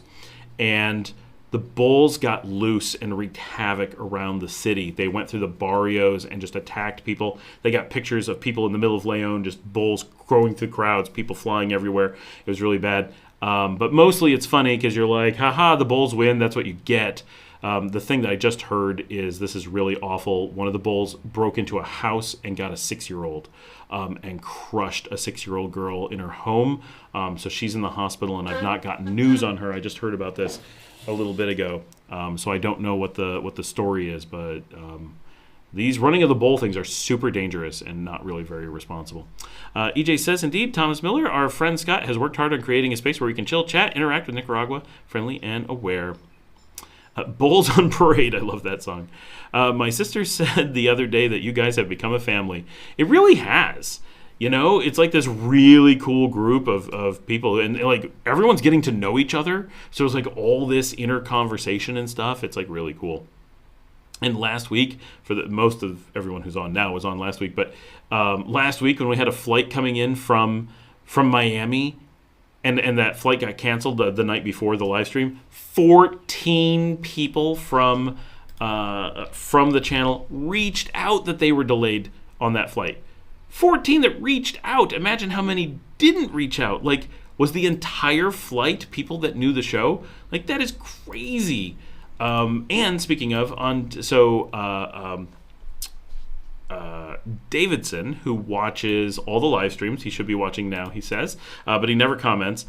He was here on vacation, unrelated to the Spirit thing last week, and was on the beach while I was filming tonight's episode. So for those who don't pay attention, on the nights that we're doing the live stream, I schedule the daily episode to come out at the very, very, very end of the day, at like minutes to midnight, so that it doesn't disrupt the live stream. Because I used to try to get it out before the live stream, and then people would be watching it, and they'd be like, I have to stop it to watch the live stream. Like, it caused problems. So now I have it that it comes out after the live stream, and or right at the end of the live stream at the very least. So the episode coming out tonight is actually filmed in Las Piñitas, on the beach, and Davidson was there and got on the show. He was actually just standing on the rocks that we showed on the show last week. And so Solomon Islands Photography last week showed what he said was Sutiava and the house next to it. And I said, that doesn't work. I'm sure something's wrong. First of all, I didn't recognize that as Sutiava, but it's been 12 years. But I'm like, 12 years? My house was there 12 years ago, and this showed it as nothing. So something was wrong. And I said, San Cristobal is not in that position. It's farther north. Like if you draw a line on a map, it's not going where you think it's going to go. Patricia, you found dog grooming. You are all set. So I went out and I walked the beach, and the house that he said was Sutiava is Suyapa is not Suyapa. It is is like 5 doors north of Playa Roca. Suyapa is about 4 doors south of Playa Roca, which is definitely enough that when you have the rocks and tilt around it, the angle of the photography would completely change. So yes, when you figure out where the house actually is, then it makes sense that you're looking over the rocks, looking at the house, and you can see San Cristobal behind it looming over. So for my dad's edification, if you stand at the rocks and look that way, San Cristobal is 100% invisible. You cannot see it. So that photograph is like some huge telephoto that is bringing, and it had a haze filter on it, I guarantee, and it was a super clear day. Because from the beach, it is either 100% hidden in the haze or it is behind the foliage. So it does not loom over the beach in the way that it looks in that picture. That is a serious telephoto making that happen. I walked a whole bunch of the Ponaloya Road this week. For those who watched the episode on the Plan B episode where I talk about not the passport portfolios, but planting your flag. The planting your flag episode. If anyone missed it, go watch that one. That was a really good walk. Whole bunch of the Ponaloya Road and the Los Alpes Road I walked, and I think I just got some really beautiful footage while doing that. We haven't done that kind of walk in a while, so that's really cool. But on that, I was paying attention, and I shot with the GoPro San Cristobal from the Ponaloya Road, which is closer than the beach is to the volcano. And you can see how far away it is from that. It's just to the right, east of Cerro de Oro. And so that gives you an idea of how big and how far away the volcano is. And so when you see that, you're like, okay, it does not loom over the beach in that way. But that is why it was the wrong house. And so I definitely know which house he was taking a picture of now. Now it all makes sense. Luke says Bulls on Parade. Patricia says, I just found a 24/7 animal hospital. No, I read that. EJ says, here's a topic. There are departamentos that are ganaderos or cattle countries, a la Texas, where the hipicos and bull riding are ingrained into the local DNA. Chantales, Boaco, not Noaco, Matagalpa, etc. I don't think Matagalpa considers itself a ganadero. But Chantales and Boaco definitely are. Those two are considered the granaderos. And I have not been able to film out there. Those are very high on my list. Once I have some flexibility to drive around and I don't have to worry about my residencia, we've got to get a new car. Mine is falling apart, and we need it for things all the time. But once I have a little bit of free time to go out and film, I'm heading out there this weekend. So today's the 4th, but on the 7th, so who knows when it's going to make it on the show, I am walking. This is going to, for those who can do the math really quick on the distance, you're going to be like, oh, ooh. I'm walking from the Cathedral at El Centro out to the fortress, to 14 de Acosasco, which is south of the city or west of the Reparto Tomas Borges Martinez. And it's the highest point. It was on fire today. I don't know what's going on out there. The actual top of the hill wasn't on fire, but something at the fortress mound was on fire today. That was a big fire we could see up over the city. But if you go from 12th Avenue in Sutiava and go straight south, this is mostly for my dad, who I know already has a map up, there is the 14 de Acosasco. That is unbelievably high and quite far from downtown. And we are walking there from downtown. I have to carry cameras, and I have to move with the procession. So it is going to be an epic hike. I'm told we can do it in 2 hours. I will believe it when I see it. I do not know what the path is. I think that the path is straight west out of downtown and straight south on 12th, which should work fine. I'm tempted to go walk it tomorrow before the Sunday march, because that's going to be so hot. And we do it at 3 o'clock in the afternoon because heaven forbid we do it when it's cool out. We have to do it at the heat of the day. Could do it at 6 a.m. I bet that would be nice. Nope. 3 p.m. So but it should be a really interesting video. I've done a lot of walking of major parades and processions and stuff, and I filmed them in different ways. This one, I think what I'm going to do is I'm not going to narrate it, and I can't because they're going to play music almost certainly.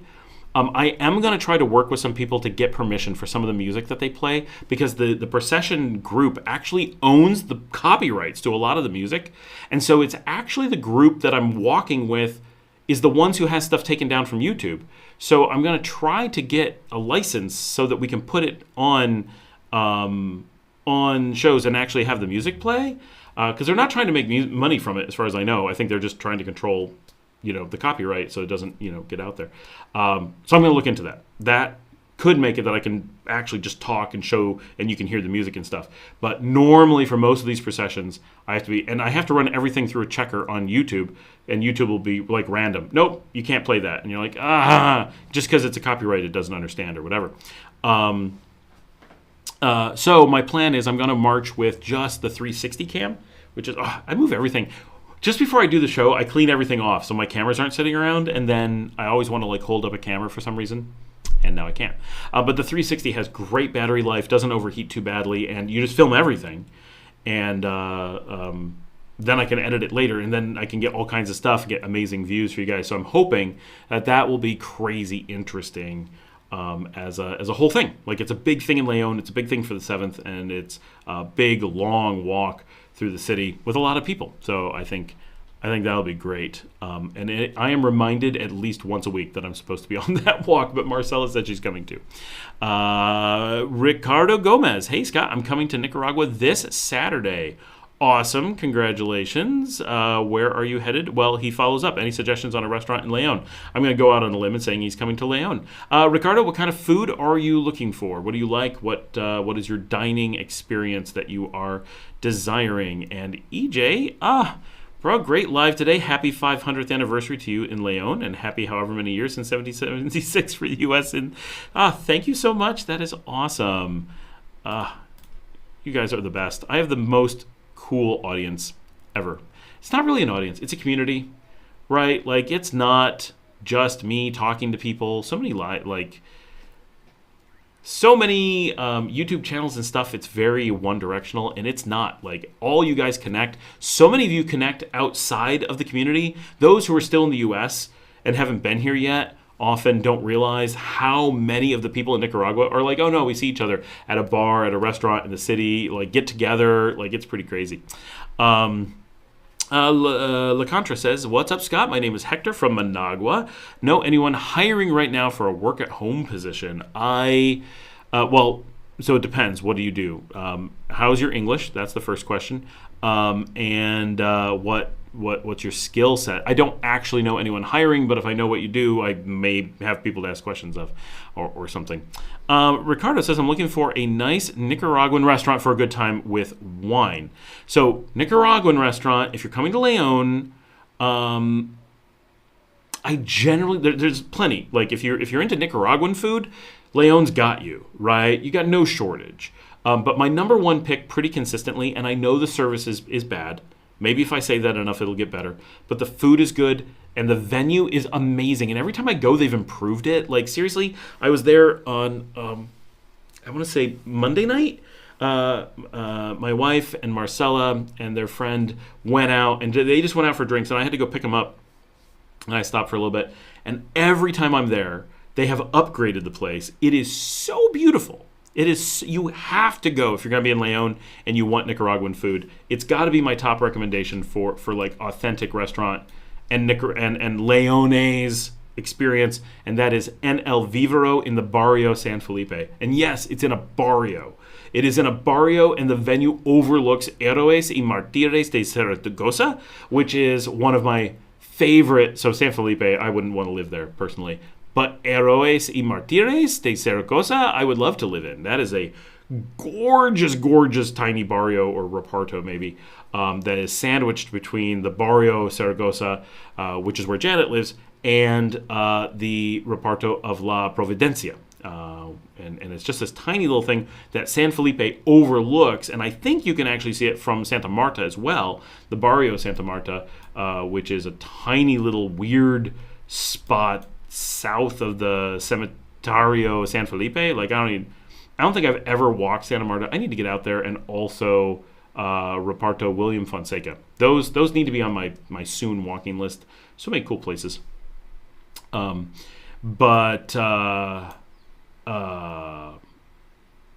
Yeah, San Felipe and it's between.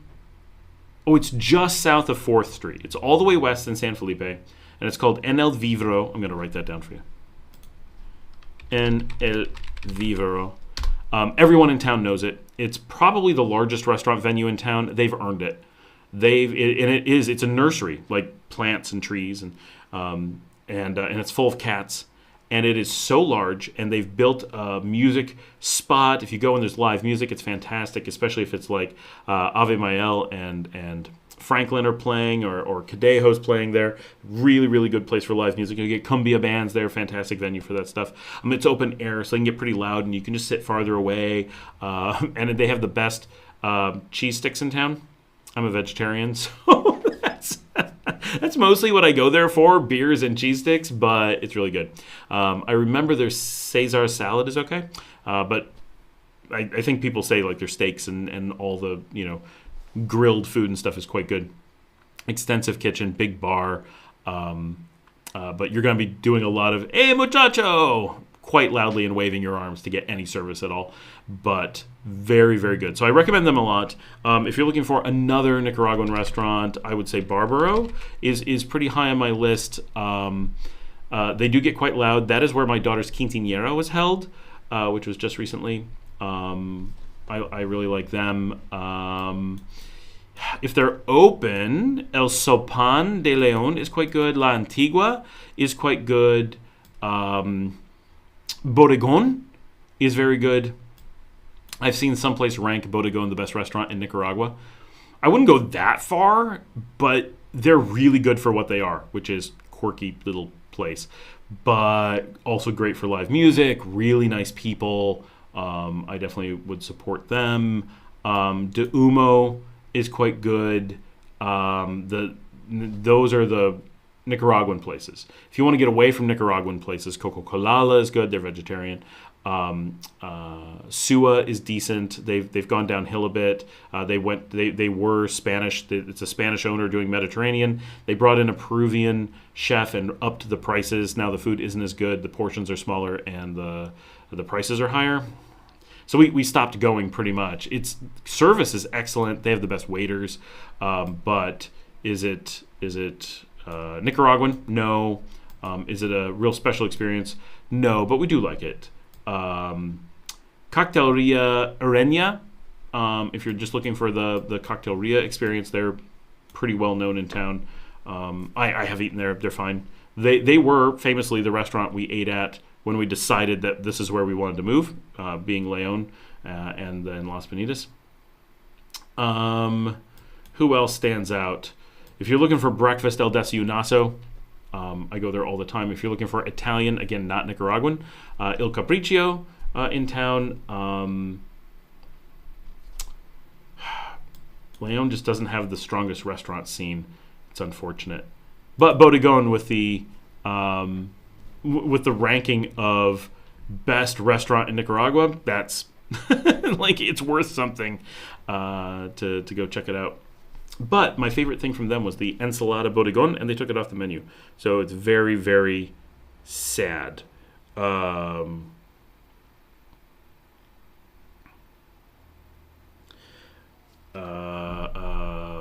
yeah, those are my food recommendations here in Leon. And then if you're in Leon and you want to go out to the beach, Puesta del Sol, definitely number one restaurant on the beach. Fancy steak restaurant, Desperados on the beach. For Nicaraguan food on the beach, definitely Simple Beach Lodge. You're welcome for the restaurant ideas. My personal pick at the Simple is anything that's shrimp. My wife really likes the fish tacos. The nachos are pretty famous. And again, I don't know the meat things. But Puesta del Sol, if you're looking for the number one food in the Leon greater area, that's Puesta del Sol on the beach. If you're looking for the number one venue for food, then that's going to be En El Vivero in Leon. And La Antigua is visible from my old house when I lived. If you watch my old episodes from La Barrio, we lived right next to La Antigua. So we used to go there all the time. And then they took all the fish off the menu and there was nothing for me to eat. And so that was that. Its full name is La Antigua 1620. But I just drove by. They're definitely still open and thriving. They're owned by El Sopon. And both are really good. But Sopon, I always have problems finding. finding them open. And Antigua has pretty regular hours. So, yeah. And that is the... And then, of course, Pani Paz, they're more of a breakfasty place and sandwichy place. But they're great, nice people, too. There's stuff. There's definitely stuff around. And loads of street food. Of course, Leon is street food central. Sutiava by the Iglesia has quite a bit of street food, all in one place. Main Street through Sutiava loaded with street food. There's street food sprinkled everywhere. But then the hotspot of all Leon, is the Iglesia Guadalupe, which is not really an iglesia. It is a... everyone calls it the Iglesia, but that is incorrect. It is, I will have it in a second, it is... No, even the map calls it an iglesia. It's like a monument or something. It's a different category of church. So it's... If you're really into the details of cathedral, iglesia, ermitia, all those things, it is the other one. I was talking to a friend who's a monk in Massachusetts, and he was saying one of the things that's interesting about Leon, because we have a basilica and a cathedral and a whatever, I can't think of what it's called, that Guadalupe is, we are one of the rare cities that has every single category of Catholic church-like structure. We have monasteries, we have nunneries, we have everything, absolutely everything. But the entire square around Guadalupe is street food, and every street connected to it is full of food. So that is a really great place to be. Was not able to get Cordobas, so I only have US dollars. Where do you suggest I exchange currency? So really important, Ricardo, don't exchange currency. That is just don't. So if you need Cordobas for some reason, just pop a debit card into an ATM, take out however many Cordobas you want to use, call it a day. Don't bother with exchanges. There's no reason. We're a dual currency country, so USD is valid everywhere. Street vendors, yeah, the only problem you're going to run into is they're going to be like, this is 20 cents. And you're going to be like, oh, the smallest American thing is $1. And that's, okay, now you just paid for 5 times what it cost. So when you're dealing with really tiny, cheap items, those US dollars are just large denominations. That's the problem. So buy 5 of them, right? Like, I've done that. Oh, all I've got is $1. Well, that thing's 50 cents. Give me 2 of them then, right? So then they're happy with that. That's the only time. If you're buying like real meals, you're going out to a restaurant, first of all, I pay with credit cards, personally, right? Everybody takes Visa, MasterCard, American Express, Discover, and Diners Club, and whatever JCB is seems to be everywhere. Those are everywhere. I can't remember being any place that... So SUA, notably, is cash only, probably because they had a problem. Mostly if people only take cash, they're either a street vendor or they've got run into legal trouble, and the banks are not allowed to give them a processing thing. And because they have to... So if you do... Like, I've had it happen to me. If you get in trouble that, like, your paperwork is wrong, then they force you over to... cash only while they fix things, while you fix things. So that can be happening. But so anytime you're at like the real restaurants, NL Vivero, Barbaro, anything like that, just pay with credit card and don't worry about anything. If they ask you what to pay in, say Cordobas, right? You'll get the better exchange rate typically. If you want Cordobas in cash, just stop in to an ATM. Banpro has the best rate. Lafice second best. BAC is fine. You're gonna pay 1%, whatever.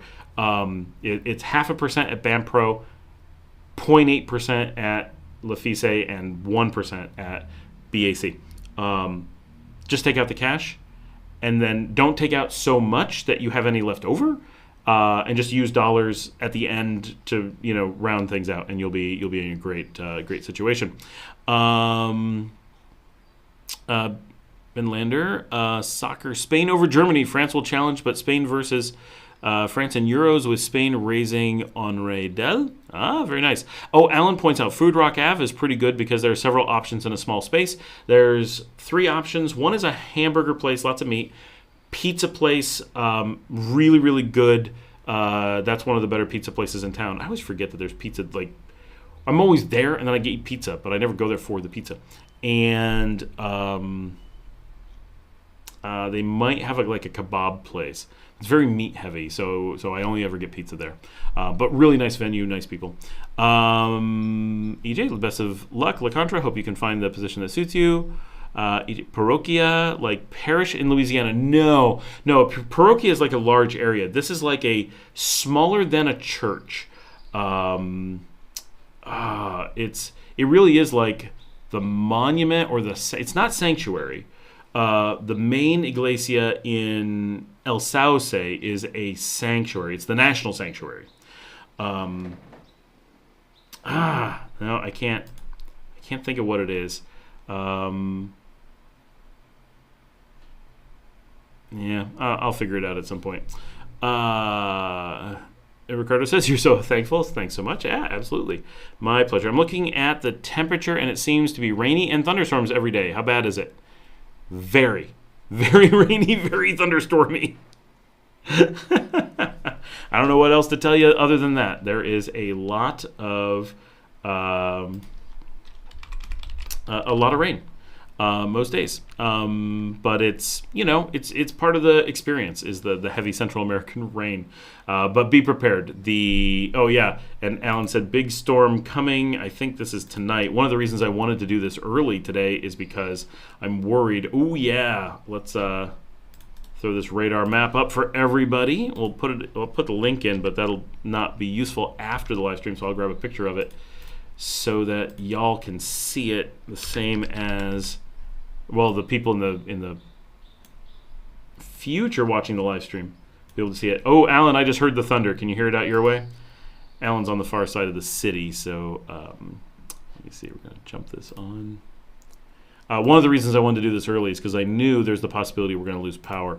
Now, the live stream does keep going when we lose power. We've lost power before. It's not a problem, but it's much harder to keep everything going when that happens. So we try to be prepared whenever possible. And there we go. Let's see. What are my other? Oh, let's try this. Ah, nice. It faded that time. All right. So this is the current map. This is what we got going on. That is that's potentially a pretty good storm heading this way. Move the map. Looks like Chinandega is going to get it. Well, Chinandega may be okay. Chichigalpa is really going to get it. It's over San Jacinto right now. That's the hot springs where we did the Hervideros episode a year ago.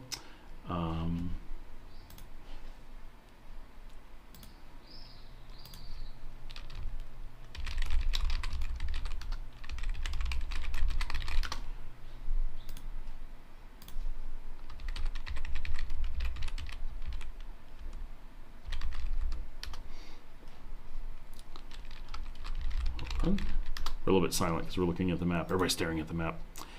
Oh yeah. Alan says he can hear the thunder over there. He is where it's in the dark blue. I'm currently in the light blue, so we probably have rain just starting to happen outside, but it's gonna be here real soon. Well, this is nice. You zoom in on this is a nice map when you zoom in. Very cool.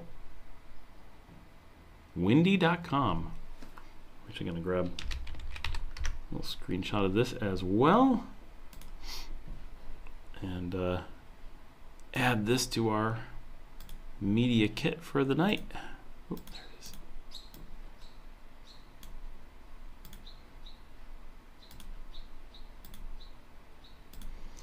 So this is a topographical of Leon, and oh, this is really nice. How do you get this? I want this printed out as like a big wall map because this has got like the rivers and all the little hills and stuff. This is really cool. So you should be able to see the fortress pretty easily on here. No, not as easy as I was hoping. Oh, there it is. Yeah, I mean, it's not that high, but if you look to the west there, west of the city, there's a road going slightly north but west, and there's two big hills. So Cerro La Argolla, which is 136 meters, and then to its south is Cerro de Oro, 198 meters. So Cerro de Oro to the yeah, I know, Luke. That's why this is very clearly a U.S. military map that's been adjusted for this. Nicaragua does not do this kind of stuff. So I have walked that road between those two mountains. So I didn't know. I was never able to find the name of the one to the north, Cerro de Agoya. So I'm going to go visit that and take some shots of that. But Buddhist, who has not hopped on yet, he's not normally on this early, because normally we just started just now, right? We're going long on this particular episode. Oh my gosh, my camera battery's almost dead because I'm accidentally running this at 4K instead of 1080p. We're going to have to fix that any second. Patricia says, I don't know when my neighbors are going to figure out that you can't see fireworks in broad daylight, but it's definitely not today. Oh, Americans. But Buddhist and I are going to go climb Cerro de Oro on this map, and we're going to film that, because that is a blocked off mountain. It's a former volcano. And it's got radio towers on it, so it's all fenced off. But there is a way to get access to it, and Buddhist has the secret to that, and he's been up it. So there's some cool, like, old myths and legends stuff that goes on that's based up there that we can go check out. And there is there's just a bunch of interesting there. So we're gonna definitely check that out. And if you look, let's see if I can see it.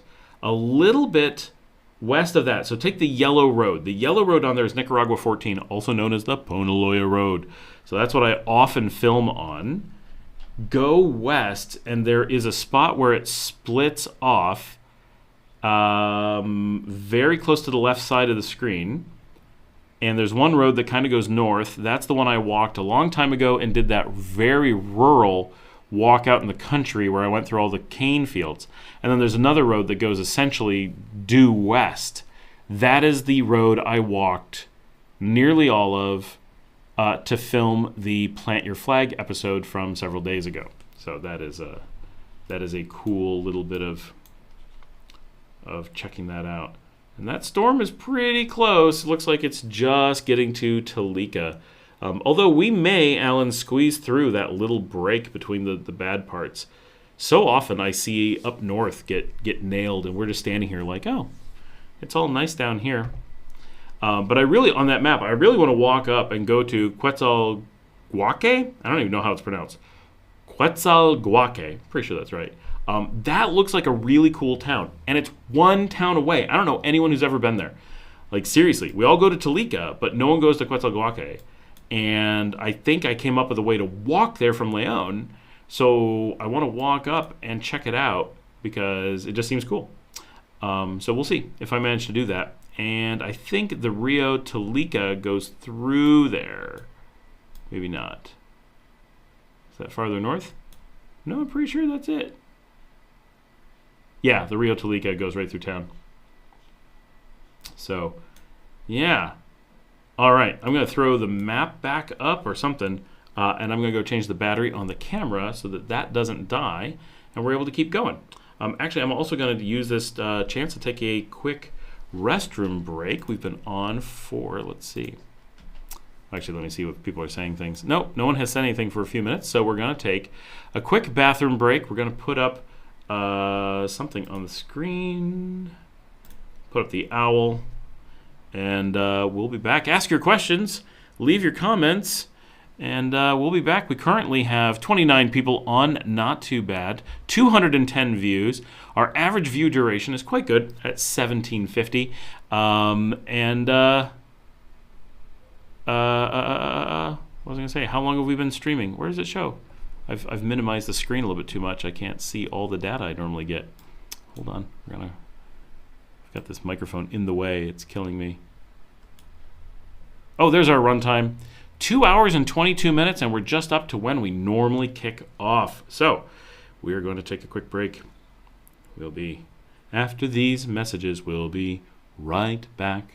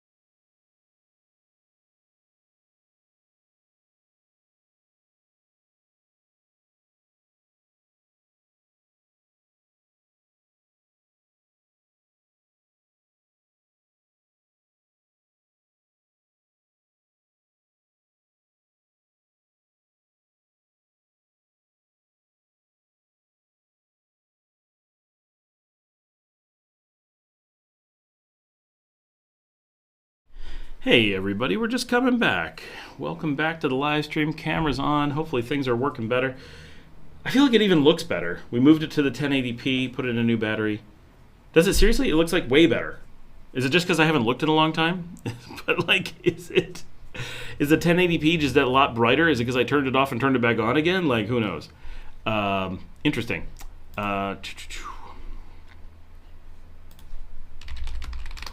Okay, did anybody say anything? Fireworks should be replaced by synchronized light-up drones. That is my comment. They should. That'd be fantastic. We need more synchronized light-up drones. I just found out that dinner is baked ziti this evening and is going into the oven right now. We should be getting a sudden influx of people who were like, it's the normal live stream time, we should go check it out. And then be like, what? They've been on for hours? What is going on? Marcella just asked me, are we done already? I'm like, we just finished up the early starting time. Yeah, Luke, the windows, I was just looking, because it was like super bright, so I was super dark.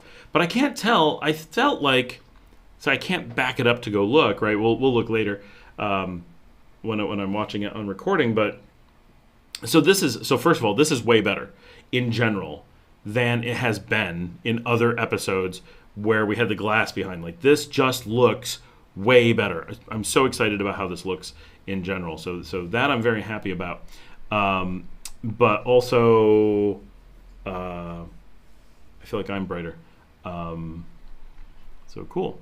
The Americans may be out watching fireworks tonight or drunk. It's true. But it seems to be mostly Americans that are on right now. It'll be interesting to see who ends up being on all evening. Yeah. So did I miss any questions? I don't think so. Yeah, I think that is everybody. I'm just checking out how it looks now. Yeah, it seems like it looks pretty good. What should I be careful or avoid as a tourist? By the way, I'm a French Canadian from Montreal. Hey.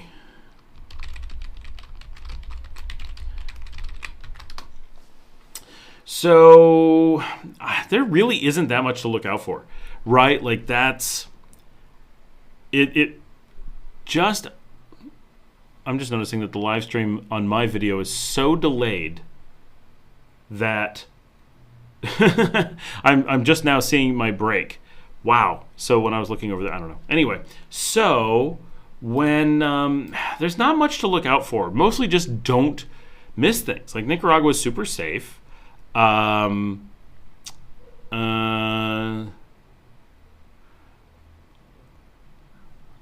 that's a tough question. Anybody got any ideas? What should you be avoiding as a tourist? Right? There's a whole bunch of to-dos, like, and don't spend all your time hanging out with other tourists. Don't be afraid to get into the culture, explore things. Buddhist is here. I'll be on in between lightning, fireworks, and getting drunk. Buddhist, did you see me talking about you and bring up the map that showed Cerro de Oro? I didn't see you say anything, so I'm guessing you missed it. Hold on. Where'd it go?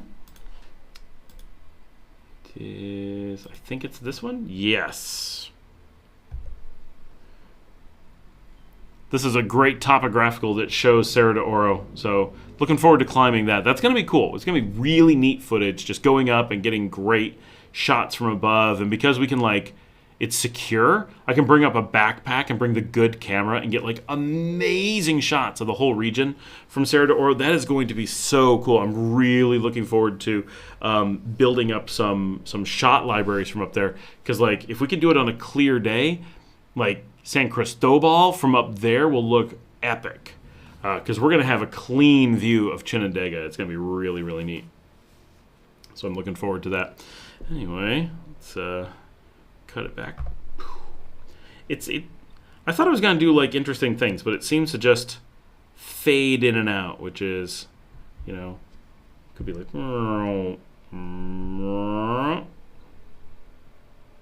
I have it set to mix. I thought it was going to, so it just does a basic fade. There's no, Lame. I was all excited. I thought there was a way to have it. Yeah. Oh, you gave it a thumbs up. Can't wait. Yes. Should be soon. A few more weeks, right? If I remember correctly. I'm gonna play. Let me know if this gets really loud. Sorry if this is really loud. I've got to come up with a better way to do the tripod. One of the things, if you're gonna get a Sony ZV-1, which are great cameras, but they have this really serious problem. One, that their audio is terrible. So notice the audio is going to the board and not to the camera because it's terrible. And also because it's what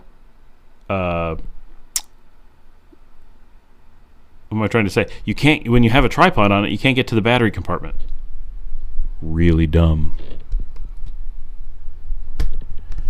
Okay, we're testing out to see if my fourth battery will work.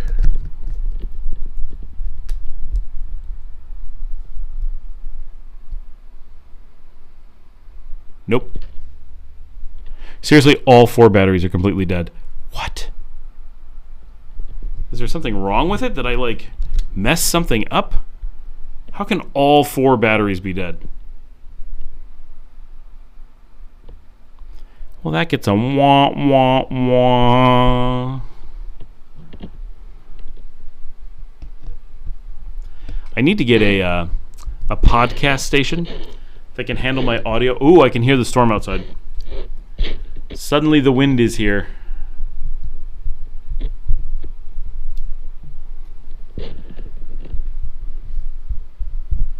All right, there we go. Well, I tried. I need to do better battery management, apparently. And my assistant is supposed to be here, but isn't. Ooh, I forgot. I got to plug in a phone. Hold on, we're going to cut back to...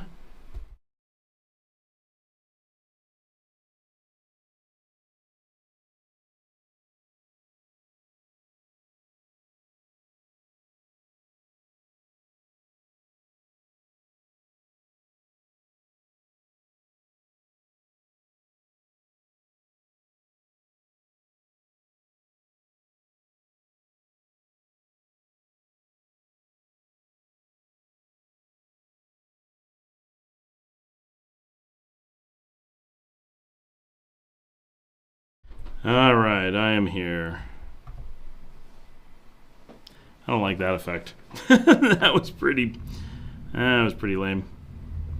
What happens if we do this? Nope. Nope. Oh.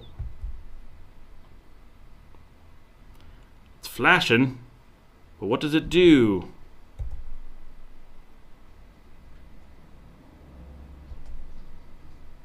What? Doesn't do anything. I've got all these buttons, and they're not doing anything. I thought this would be cool. Oh, there we go. Okay, check now. Okay, that's what I should be doing. When we're showing maps and stuff, I don't know what I had to do to make this work, though. Now I don't know if I can recreate it. But is that pretty cool? Like, is that neat? I think that's neat.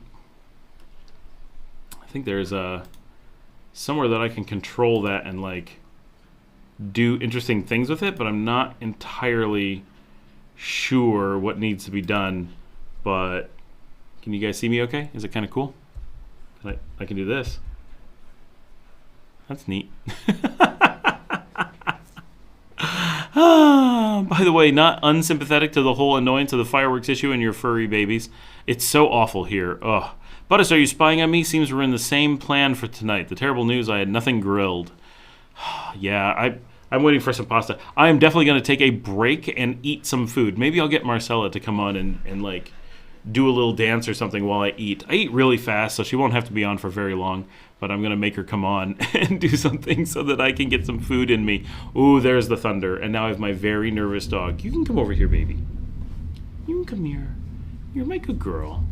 Yes, you're the good girl. You're going to lay down right there? Okay. You can do that. You're the good dog. Yes. Oh, yeah, the rain's here. So, yeah, how's the picture-in-picture? Do we like it? Is it interesting? I don't know if I can do anything else interesting with it other than just move myself around the screen.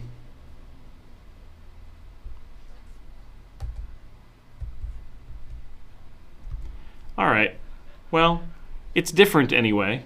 It's, oh, now the question is, how do we get back to it? What?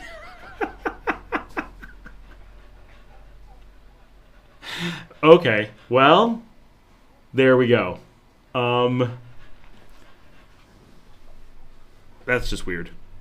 So it's meant... Oh, but then it goes away.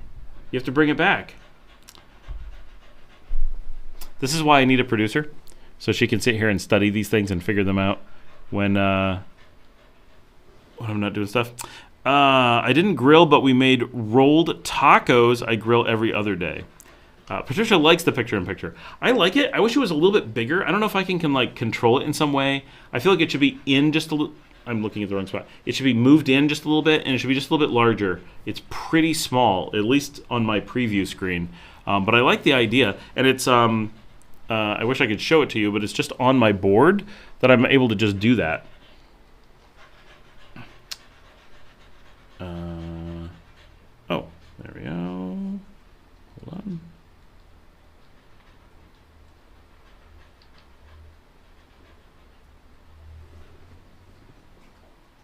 Why is that being weird? Is it being weird?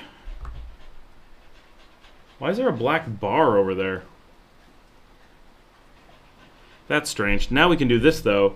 Now you can see two different angles on the same thing.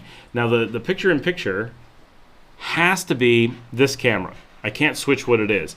But I can make what else is going on be whatever, which is interesting, sort of. So, I mean, that's kind of cool. I like that. It's really, they talk about it in the documentation of the board, which I dare not pick it up. We're gonna bring the GoPro around. So the board here, the documentation for that says like it's really popular that you can feed. You can see this is my monitor. This is how I know what's going on. Is when I'm looking over and like what's going on. It's because I'm looking at that. But that's annoying to see. So we're just gonna, there we go. So the documentation for this board suggest using, I can take a laptop or whatever and feed the output from the laptop into one of the camera spots and use that for playing videos or video games and then do the picture-in-picture with the camera so that we can do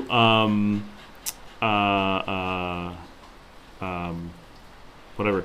But it's using a Stream Deck or something larger. It's an ATEM Mini Pro from Blackmagic. This is like a commercial board. Here, I don't know how much I can do this. This is gonna get really awkward. Can you see it?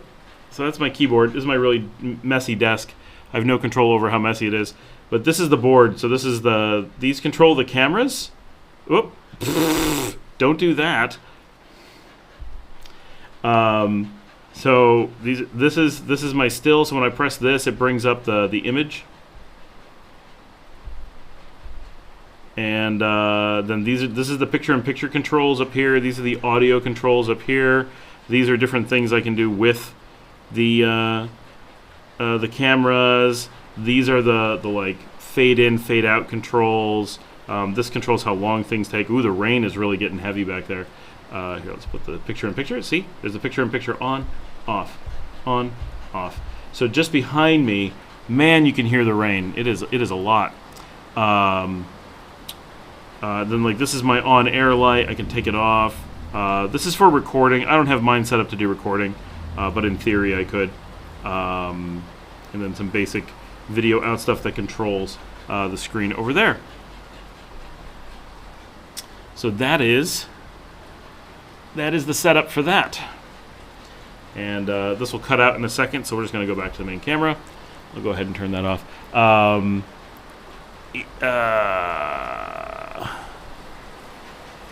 But I'm impressed but not envious. I am, but at least we can relate to the fact that we didn't grill crap and had to settle. Oh, my doggy, she's shaking. Aww. Patricia says, it sounds like you have a really advanced setup, but you lose all credibility when you show the pink keyboard. Hey, I like my pink keyboard matte. You can't tell it's pink because it gets so dirty so fast. Don't get a pink matte. That does not work. And a pink mouse as well. And they're all LED light up, but the LED on the keyboard doesn't work for some reason. It's all from the little Korean store in the mall. I got the whole pink set. Yes, and EJ Nava says, that's a sweet setup you got there. Thank you. This is, let me tell you, having the Blackmagic board, even though I don't understand it well, makes all the difference, because I can have 4 cameras coming into it. I can just hit the buttons, and having like, and when Marcella's here, and she can make sure that the other cameras are on and stuff, and just hit it. And I just got this in the latest shipment that Alan brought in, and it's just a dongle that goes to my laptop, which is not here, but it's got HDMI output, so I'll be able to hook my laptop up, have it sitting here, have it go into the Blackmagic, and then I'll be able to do live, like get a map up, and we can move around on the map, or we can play other videos and have it go straight through the board, and then we can do picture-on-picture on top of that or whatever. But that is something I want to do. There's a little bit... yeah, not that there's anything wrong with a pink keyboard. Tomorrow I'm smoking a pastrami. Very nice. I don't even know what tomorrow is. Friday. I have no idea what I'm doing. Oh, Daniel Boucher is here. Boucher? Boucher? I'm new to your channel, and are you concerned of flooding in your area? Yes. Basically, yeah. No, so it depends, Daniel. If you're talking about my area, like my house, no. We have amazing drainage. We've seen it go through some of the, we've seen it go through the century storms, and we get like muddy, right? But we don't have any like flooding concerns, and we're not that high either. So it's not like we're up on a mountain, and it's just really well drained. And we'll see. We have gardens.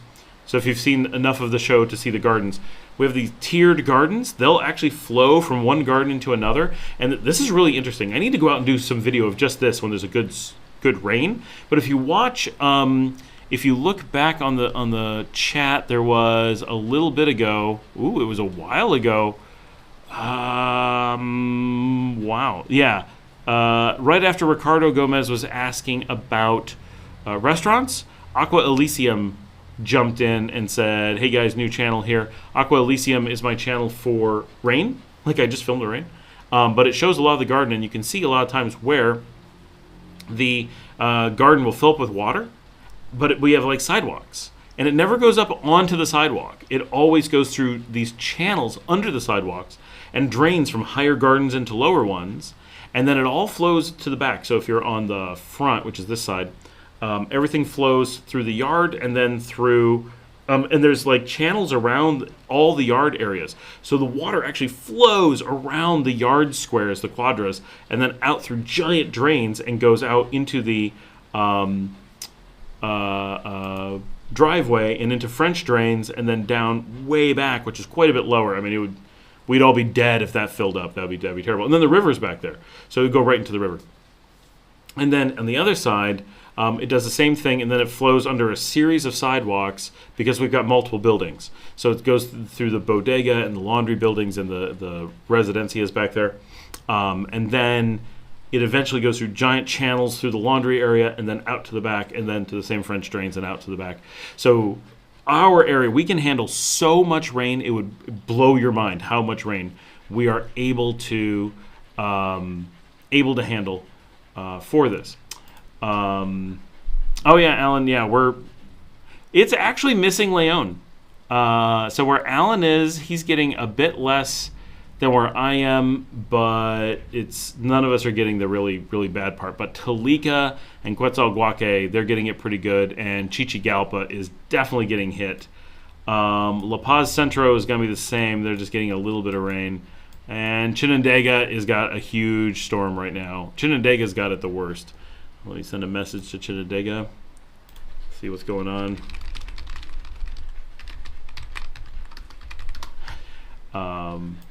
Yeah. Oh, I'm just watching the video now of me swinging around with the camera. It's so ridiculous. Yeah, did anyone even notice that my pink keyboard has all the pink wiped off the keys? Like, this is a fairly new keyboard. The thing deteriorated so fast. I'm so unhappy with it. It's just stupid. Very sad about that. Anyway, yeah, it does look like... Now, this might be all of our storm. Did anyone say pastrami? But besides being Nicaraguan, I'm a Sephardi This always comes up. Sephardi Jew, obviously. So pastrami is an inherent of the inherent delicacies for us. Again, not envious. Yeah, vegetarian here. Just looking forward to some pasta. Oh, my dog though, she would like some pastrami if someone would bring some for her. She's so scared of the rain. She's just such a scared dog in general, but she's so sweet. She's the baby. You're the baby. You're the oldest, but you're the baby. All right.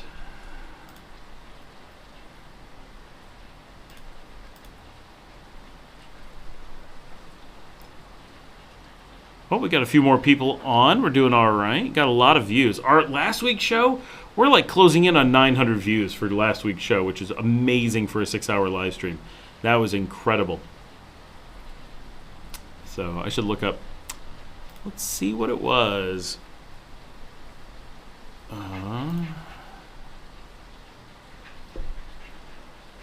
Overall, YouTube is doing quite well right now, just in general. Oh, the street tortillas video is really doing well. 3,600 views just since yesterday morning. Just Marcella grabbing some tortillas. And yesterday's 80% of Americans video doing extremely well as well. I was a little bit surprised when it did better than the new Republic of Central America video, but now it's more than double it. So that's yeah, good day for content apparently. So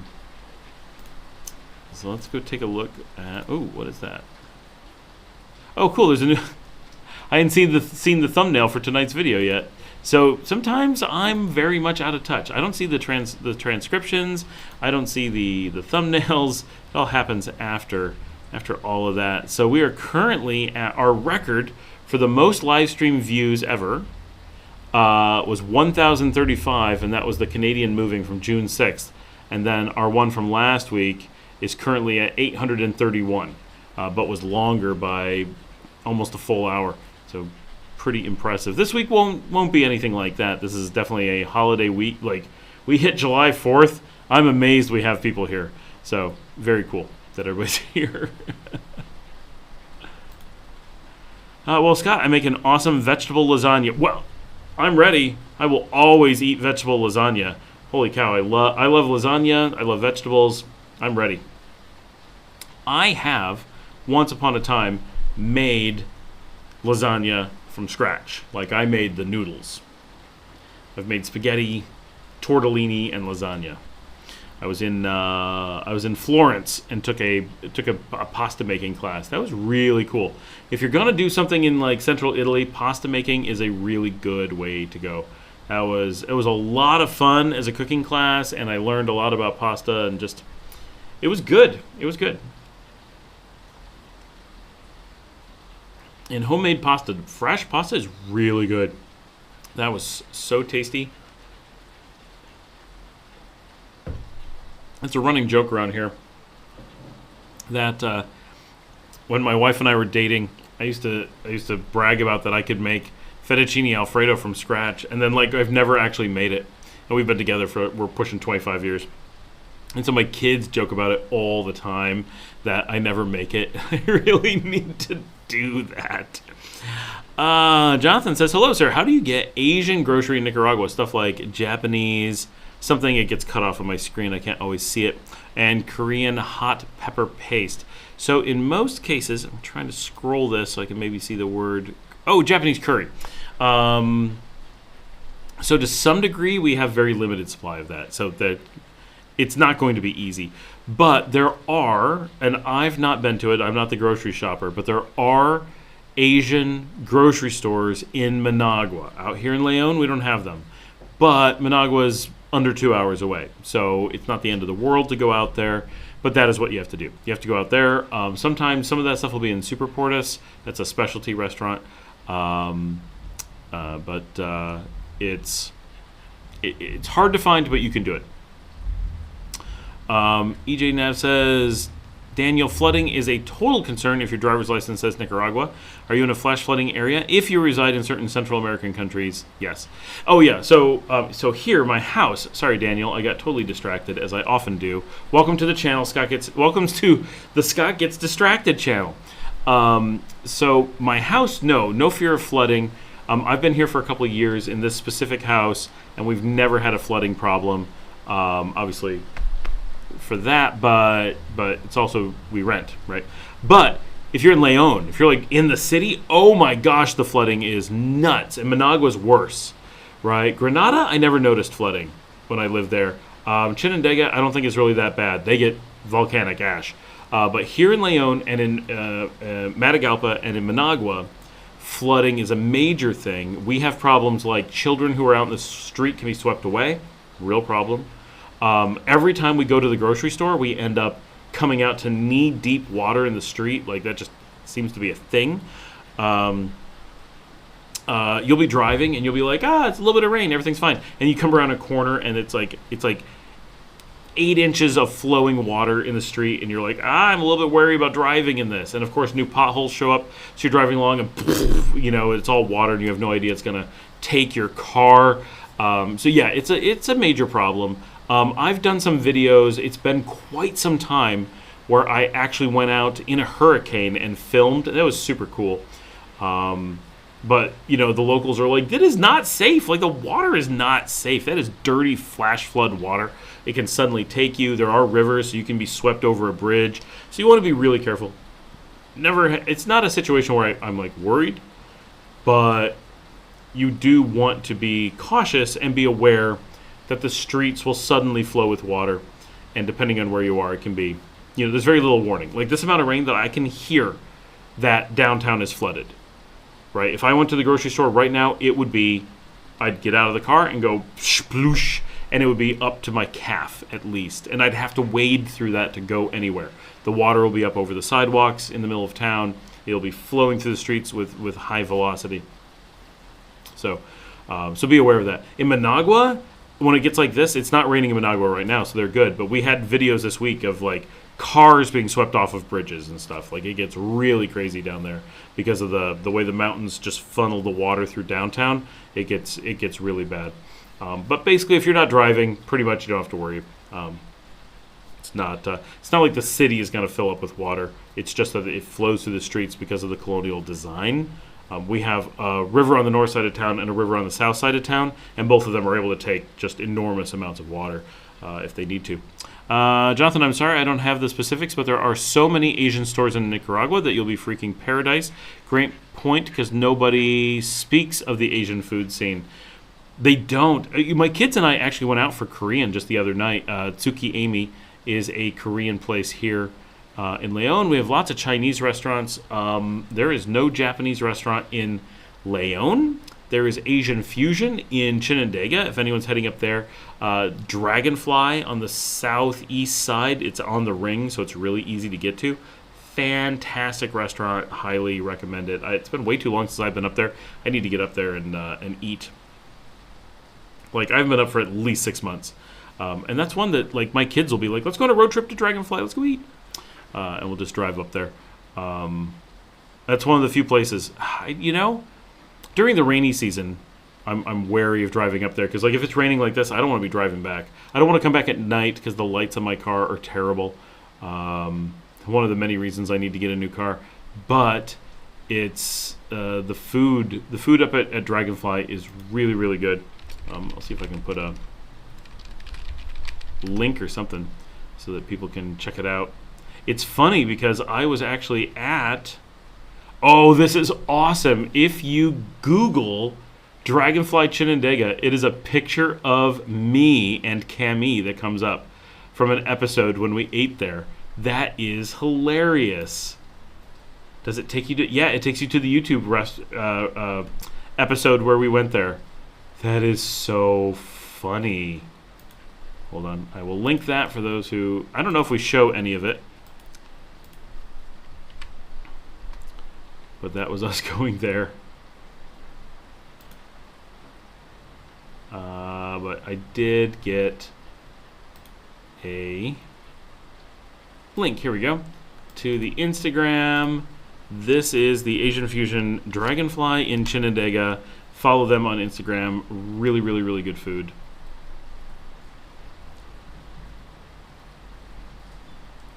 Now I'm really hungry. I don't know why they show so much sports and so little food. It's definitely a food place. It makes it look like it's a sports bar. I'm Korean. This is Jonathan. I'm rare of those who can live without kimchi, but not bibimbap. So kimchi I know we can get here in town because Suki Amy serves that. But bibimbap, I don't know. I haven't been out shopping for it. Likely in Managua, you'll be okay. We do a lot of our grocery shopping in Managua. Living here in Leon, it's just not that far away. So, you know, it's very doable. Do your, occasional shopping, get the things you need, and then, and you can always send someone out for things.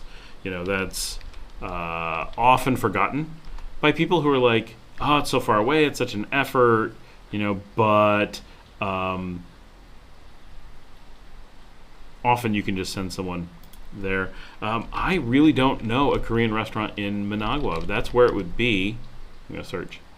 There's an embassy. Korean Barbecue House. Korean Kable. Is that a restaurant? Sushi King.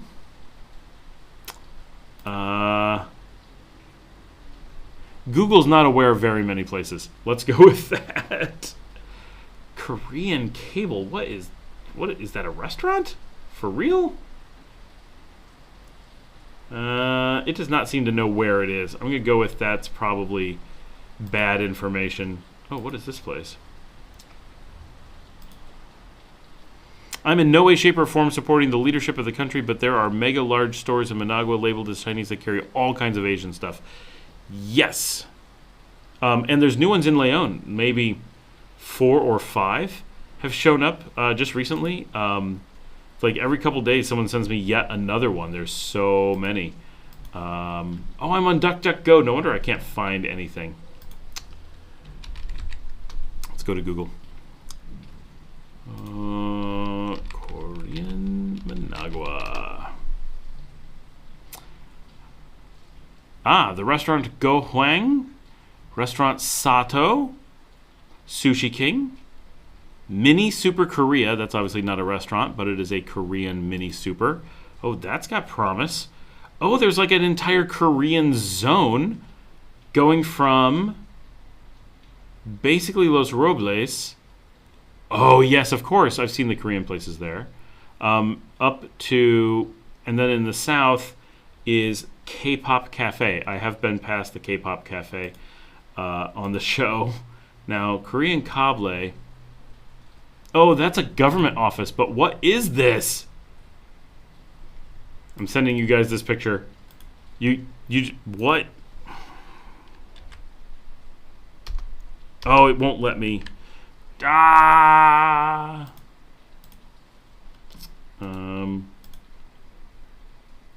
Shoot. Well, look up Korean Cable in Managua, and the picture is crazy. But let's go check out Go Hwang and see what we can figure out about that restaurant. 35 photos. Looks promising. Definitely looks promising. I really need to go spend a bit of time in Managua, like stay downtown, take the kids, and just do restaurant, and film tons of stuff. They love going out in Managua and trying restaurants.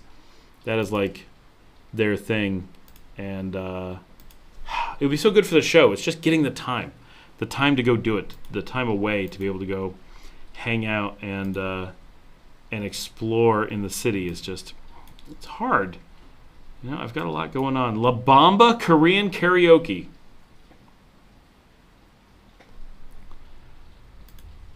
I swear, there's so much great stuff in Managua that you would never never guess. All right, so Sato, which I know, they're in Los Robles. I walk past them from time to time. They look really good. That looks quite tasty. Not to beat a dead horse, but Asian food delicacies are abundant. Why, you ask? Don't know, but Nicaraguans love their Asian flavors. They do. You know what Nicaraguans don't like is American Chinese food. And I'm American. And I'm not proud of this, but sometimes I want American Chinese food. I'm sorry. It's true. I want fried bean curd in sweet and sour sauce and crab rangoons. Those I get up at Dragonfly. But there's a certain amount of stuff that I just want. Here we go. If we look at Avenida Principal Los Robles, and you're getting up towards Pista Suburbana, and I know I just went past this recently, I just couldn't remember where it was. If you go over on Southeast 13th Avenue, which is the little cutoff around the Hospital Monte España, there's Mart 2020 Super Asiatico, and that should be a large-ish supermarket for Asian food in a really good area. Sushi Excelencia, that could be good. Sushi King, seems okay. The restaurant Sato looks quite good. That's next to Pharaoh's Casino and directly across from La Bamba Korean Karaoke. That's just entertaining. There's a Taiwanese, Xi'an Wei, Taiwanese, and the K-pop cafe. That I just need to go check out. So that one's really close to the DoubleTree where I like to stay. So it looks beautiful. Oh yeah, that is a nice looking cafe. Has a pool? What?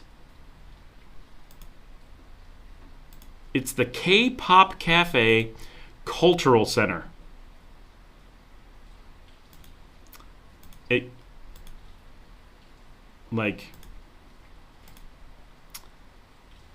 Oh my gosh, and the views from this place are epic. I hope people are looking this up on Google Maps because this is really something. Yeah, I need to zip around Managua and do a lot of this stuff because no one will really understand what Nicaragua is like. Because like in the U.S. we don't have this stuff. Like it's just such a different experience. Some of this food looks really good too. I wish I knew what it was.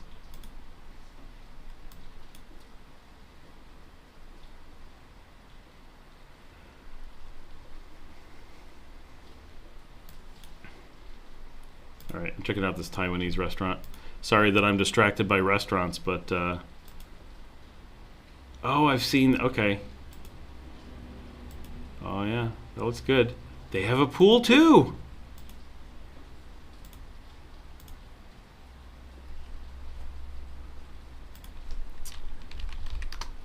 All right, I'm gonna find a few of these places and pop them onto the show.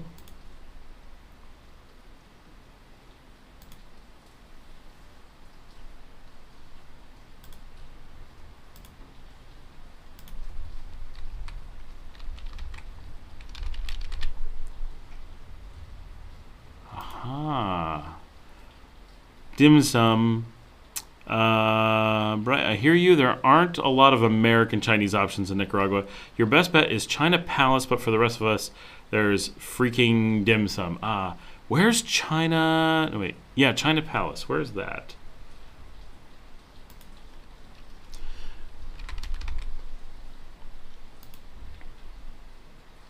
Here we go. Xi'an Wei. When did they last post? Let's hope they're still in business. 188 weeks ago.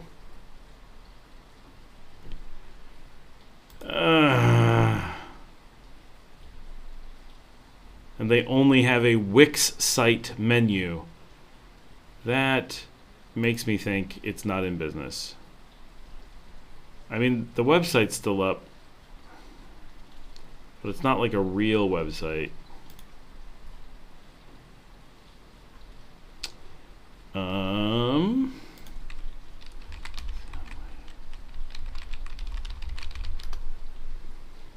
What about Thai food? I really struggled to find Thai in Managua. I have had it, but it's very tough. Okay, their Facebook is still going. We're okay, people. Don't panic. I don't know why they seem to have abandoned their Instagram. That's what we use, but here we go. This is Sion Way. They look good.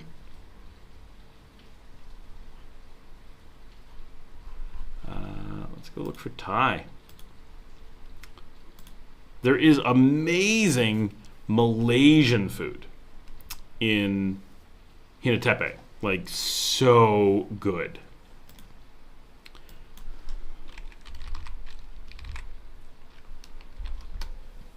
Thai restaurant. What can we find? They list the Barrio Cafe. That is not a Thai restaurant. Zacate Limon. I don't think that's a Thai restaurant. Grill and Chill Plaza. Shanghai China Bistro. Yeah, none of these are actually Thai. They're just places that may have some Thai item on the menu. And one of them is Casa del Cafe, so it probably has like a Thai iced tea.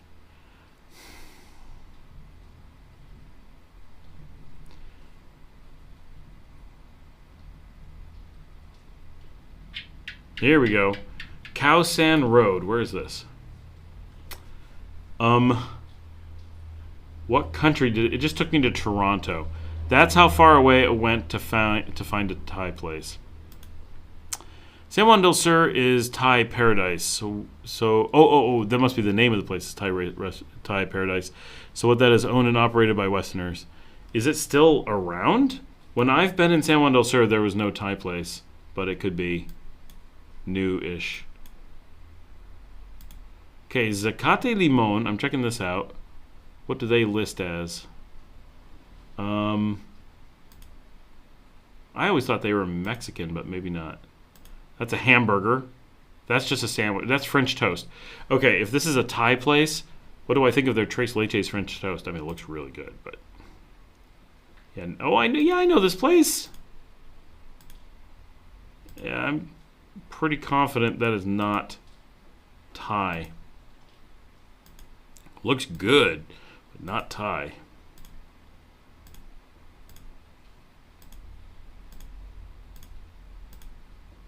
Okay, they have a noodle dish, and those appear to be cashews on it. I mean, it looks delish, right? This is Zacate Limon, but I'm struggling to classify it as Thai. All right, let's try this Thai Palace that I'm told about.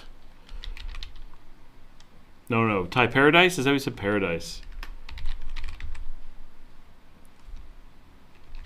Juan del Sur. There is a reason that we have a tendency. Okay, I just did a search on it, and it does not exist on Google Maps, at least. EJ, are you sure that Thai Paradise is still around?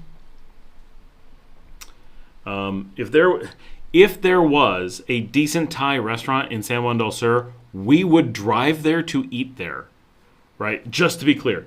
So this is important to figure out if there really is one, because I can't find it. One of the things we like to do is go to Costa Rica to eat Asian food. For things like this, like Thai restaurants, it's like there's really good ones. My gosh, I found Lebanese. I found a great Lebanese place in San Jose last time I was there, and I gotta make sure I can find it again. Now I gotta figure out where I was staying. Now I can't remember where I was at all. I don't even know where I was. I was just somewhere in the city. That was probably not smart of me to not get the map in my head at all. San Jose is a big city. It takes a while to know your way around. I'm just not there yet. I don't get that much time in San Jose. I like San Jose. It's always nice, but it's always expensive too. I do want to go and do a bunch of museums and food, and let's see. Let's do Lebanese. San Jose, Costa Rica. Thank you. It took out the Lebanese just because, that wasn't the important part. All right, Lebanese restaurants. I'm never going to find it from this. The Nana Falafel. That has promise just from the name. Nana Falafel. I would eat there. The Lebanese Sash. That looks right. Oh, yeah, this looks like it. Give me some pictures. Okay, that's all delicious food. I want to see the restaurant. Really does look like it. Yeah, that's got to be it. Restaurant Libanese Sash.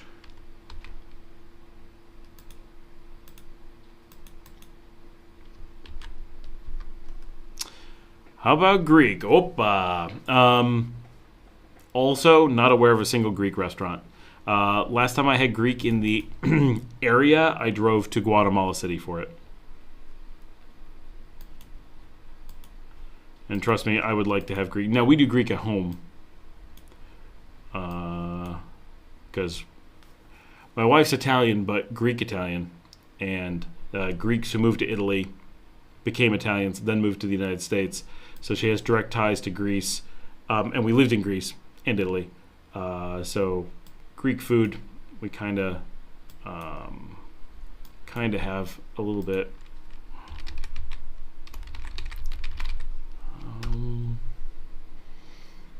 Okay, so the map says Yiros, Nicaragua is one place. Jimmy Three Fingers, Alabama, Rib Shack comes up as Greek. Yeah, this is Paladar. Comes up as Greek. Oh, yeah. Was I at a Paladar? There's a Greek place. Plaza Inter has a Greek place. I know I saw that one.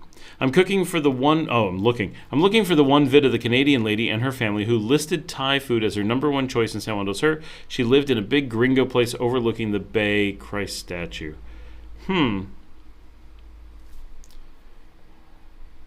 I feel like there was Thai. I just feel like it went out of business. Okay, so the place that's looking most likely, there's Cafe La Marias, and there is Yiros, Nicaragua. This one's like a coffee shop. It's like a very casual Greek. But casual Greek could be really good. I mean, this looks like breads and falafels and hummus like that. Honestly, that looks really good.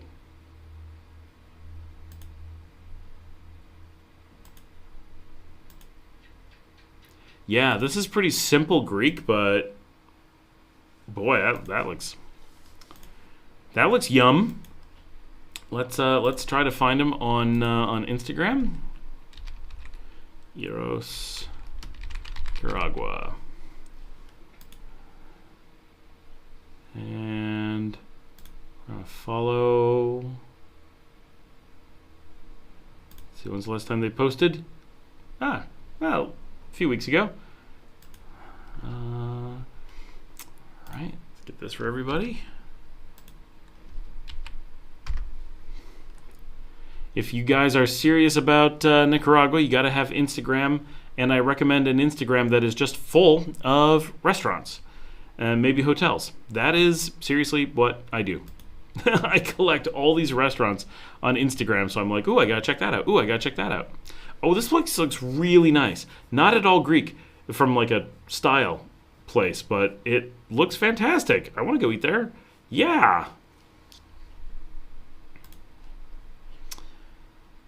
And to make sure we actually go eat there, sending this to my children.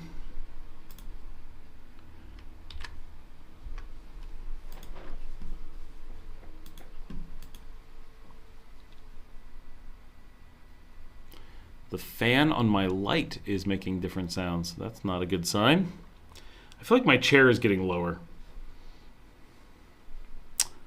I'm thinking moussaka. Yeah, that would be good. It looked like they might have that at the Hero place.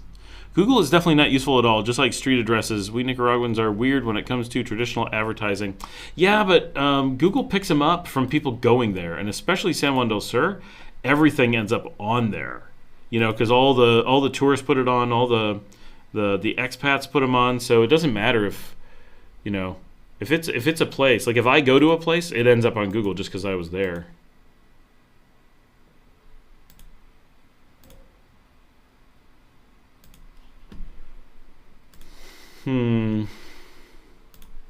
Let's check on. Let's just do Thai San Juan del Sur. See if anything comes up. No. Instagram says no.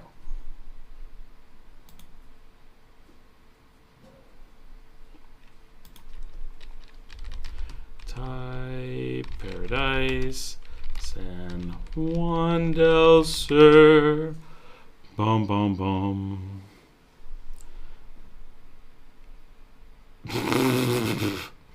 Somewhere there is a town known as San Juan Capistrano, that's California, and Thai Huanan is the Thai restaurant there. I'm looking on like TripAdvisor, and they've got nothing. Nothing at all.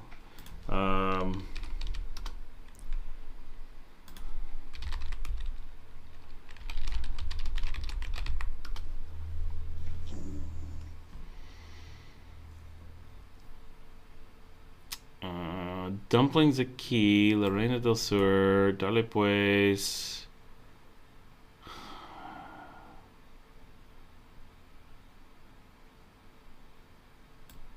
Yeah, there's Ical. They're about the closest you could get, I would think.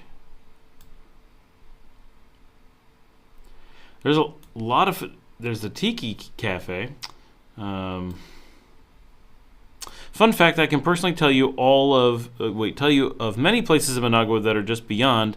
I've never had IGTW, and I've eaten there.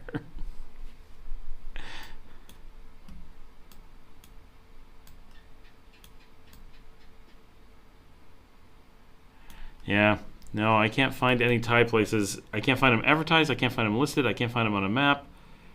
Oh, there's the new dockside. I wonder how that is. Expensive, I'm sure, like everything down there.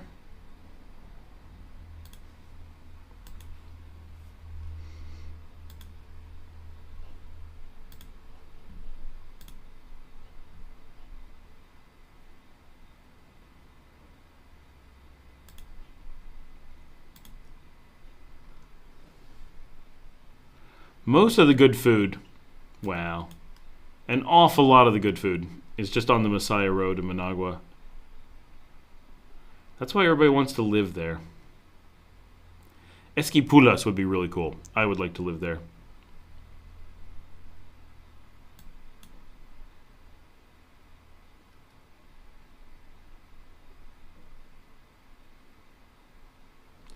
Restaurant Cueva del Buso.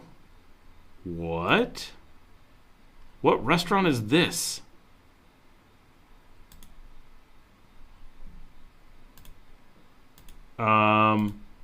This looks amazing. How do I not know this restaurant? I drive past it all the time.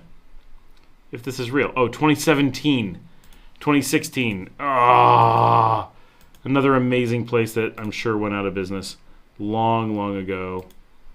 Where is it?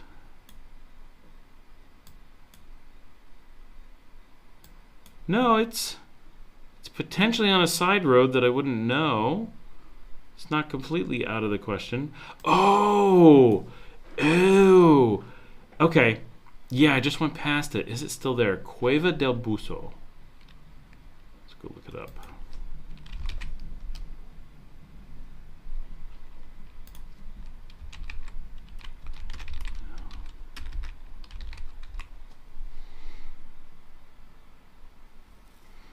All right, there's couple places with this name. Let's see. This one has no posts. This one is a restaurant, Mexican restaurant, this says.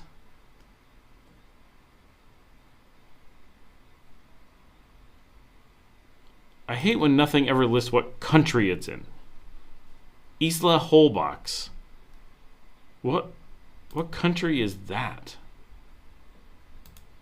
We'll go to Facebook and find out.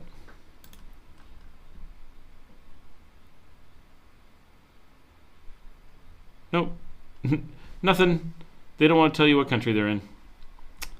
Too bad for you. But they are not in Managua. I'm going to say this place looks like it went out of business. Well, that's too bad because it looked really good.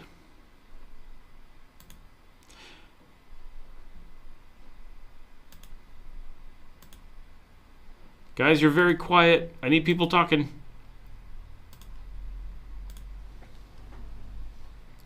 Gotta have people talking.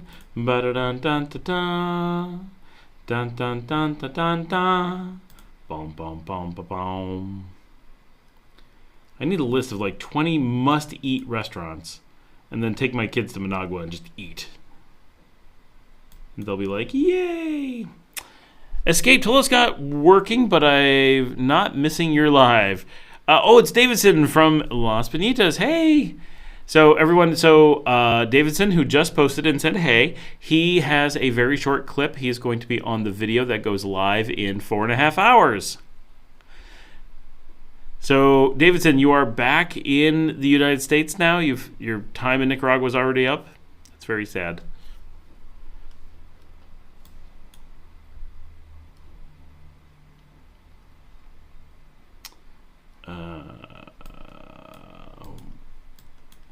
I have a feeling everyone is out doing things. We're only at 3.5 hours, but it's so quiet.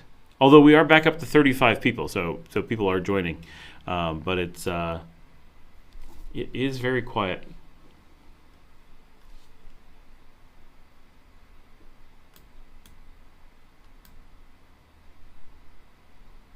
Did I not tell everyone about the show? Actually, let me, I'm going to ask about food because I am starving. Like, it is.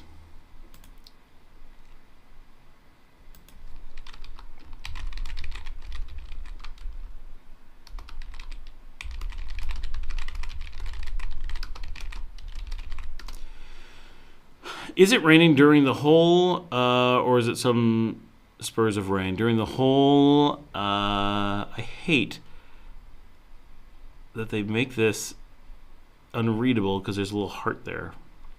Hold on. Reading. Now I can read it.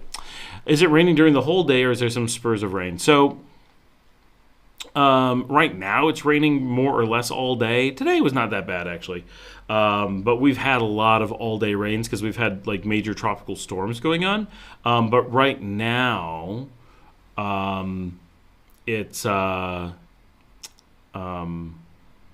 it's mostly only in the evenings. Most of rainy season is just in the evenings. If it's going to rain during the day, it's either an exception or it's a major storm or something. I'm going to fix my chair. It's gone down.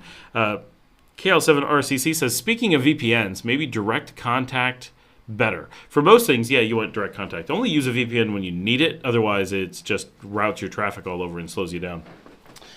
There's a reason that VPNs are not ubiquitous because they come with negatives, whether it's cost or performance or whatever. There we go. I'm a little bit taller now. It's like I grew. EJ says, some treasures are hidden in plain sight, i.e. there's been tourists who are not aware that Selva Negra, with their original German owners, serve Wiener Schnitzel. I mean, I don't eat Wiener Schnitzel, so I was unaware. But I'm not surprised. I mean, its name is Selva Negra. If they're not serving Wiener Schnitzel, who's going to serve it? We do have a Polish restaurant out in Las Piñitas and a French restaurant in Ponaloya. So those are unexpected. I've actually not been to either, which is weird. Every time I'm there, I'm always just busy with something.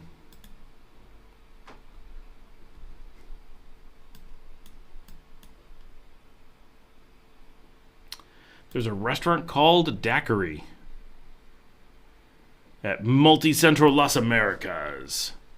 It's hard to imagine there being a good restaurant at Multicentro Las Americas, but oh no, that food looks yummy. Kind of simple. A lot of fried stuff, but sometimes that's good. This is Nicaragua. You gotta be ready for fried. Edwin is here. Hey Scott, good evening. With thunderstorms here in Managua. We have the rain. We have more than thunder. We have the full-on storm out here in Leon, Edwin. It has rolled through. Although I think it's kind of past us now. It's really not that bad. Yeah, the map is showing it as light at this point. It's all kind of dissipated. Oh yeah, I see Managua is just starting to get it. You must be on the east side. Because it's just like it's well, no, I guess it's oh, there was a lightning strike at the hill. Oh no, in Ciudad Sandino. Lightning strike in Ciudad Sandino. That's surprising. It's not even in the storm area. A lot of lightning down there. We don't have the lightning up here, just the rain. Do you live near Barrio Julio 23? No. All right, let me check. Make sure I'm in the right spot. I do not.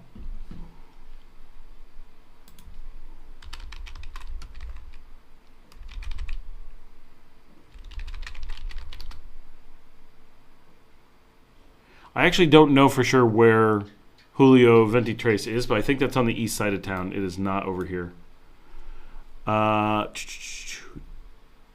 Davidson the Dreadlocks.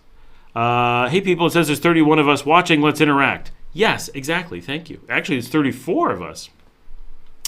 But it says, I went to a small restaurant on the side of the mountain called La Gallina Porreada. The side of the mountain? Which mountain? What?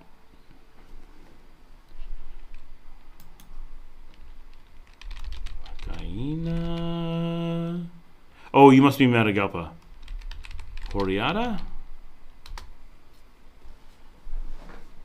Nope, can't find that on Google Maps either. But the town of La Gallina came up. Wait, where is it?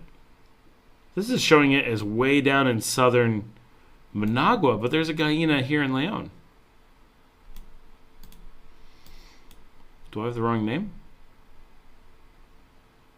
No, it's out there. Oh, it doesn't show up on the map. Could have sworn it was on the map. Huh. Oh, no, there it is. Comunidad La Gallina. Singular. What kinds of fishes can you catch if you go fishing in the ocean in Nicaragua? I'm not real great at all the options, but I know I've got friends out there catching tuna. You can catch shark. You can definitely catch ray. I know some people are getting mahi-mahi, marlin, curvina, obviously. I don't know what else. I know those are things that we can buy from the fishermen because they're bringing it in. Escape says, I'm back in Florida, but it's near Selva Negra. Okay. EJ says, hey, Edwin, how's everything there? The T-Wiber, YouTuber, I guess. No, Tiber at Una Cubana in Nicaragua said it was bad and that everyone was sick. That was the Tiber. I don't follow that. Fireworks over here. Cleo B says, good night, Scott. Is it raining? No storm? Please stay safe. It is raining, no storm. There's a storm apparently in Managua. We're watching the lightning strikes on Windy. So there's a lot of lightning from San Benito and Tipitapa all the way out to Playa Hermosa. So that whole band, which is straight east-west, has a load of lightning strikes with a big collection around Ciudad Sandino. That's where it's like 50% of all the storm is at Ciudad Sandino. But heavy rain out mostly on the lake. So like it's got to be gorgeous if you're like in the right spot to look out on the lake. Like Tipitapa is actually in between the storm, so they're getting good views. If you're along the waterfront in Managua, you're having fun. Up here in Leon, we're now at just moderate rain, like it's raining, but no storm, no thunder, no lightning, no high winds, very, very chill, but rain. EJ says, Buddhist, that's what I'm talking about. What did Buddhist say? Near Cerro Negro. I sold my lot in Las Pinitas to the Polish restaurant. Oh, needed money. Sad to let it go. Still have the home in Leon. Oh, that's so funny that you had that. Like, I know them. I have not eaten at their restaurant, though, but wow. Interesting. Yeah, no, where is Julio Ventitres? That, I think it's on the east side of town. It's so very weird that Nicaraguans, myself included, will never get any real info from IG, Twitter, etc. You know, it's weird that you say that because here, that's the only thing the Nicaraguans use is IG, Twitter. Like, that's where all their info comes from. That's why we use it, is because the Nicaraguans don't use anything else. The expats are all shocked by it because we don't use that stuff. We had to adjust because that's where Nicaraguan businesses put all of their info. They don't use. There was another strike, and that was out in the country. Yeah, the Instagram thing is completely a Nicaraguan thing. EJ, you should come down now. Like, spend time here, and you'll be like, oh my gosh, it's every Nicaraguan I talk to is on Instagram. That's where they are. And a few on Twitter, not that much on Twitter, but Instagram is the hub of activity for everything. All the businesses, all the stuff, and Facebook, because expats, like Americans, don't use it, like barely know Instagram. Like coming down here, it's like, wait, this is a thing? Who knew? So I guess it's coming off the barrel hurricane. No, it's actually not, Cleo B. If you look at the storm, the hurricane is in Cuba. It is so far from us.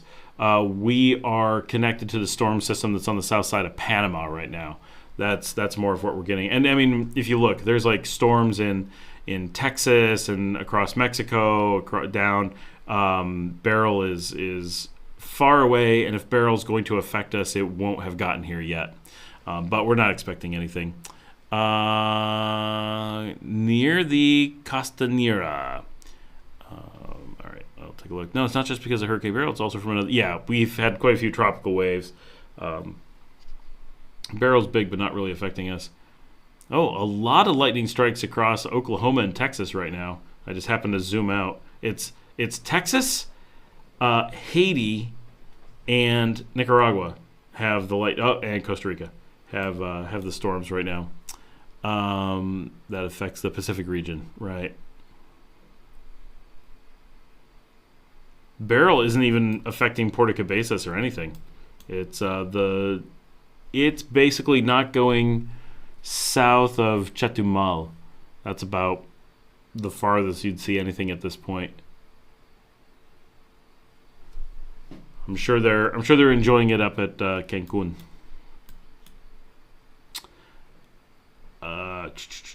Huigalpa, they're getting a storm.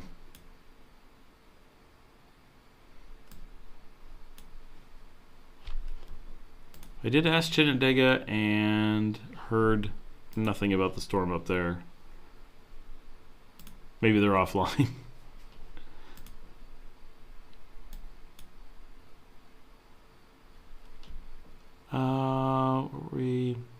The Castanera.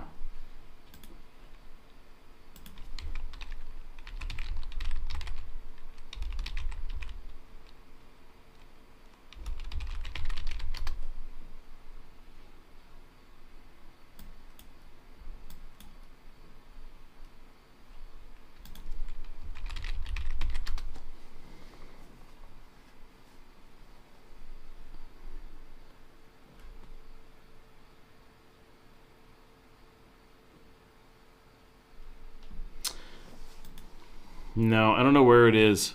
Foursquare. Do you have like a street?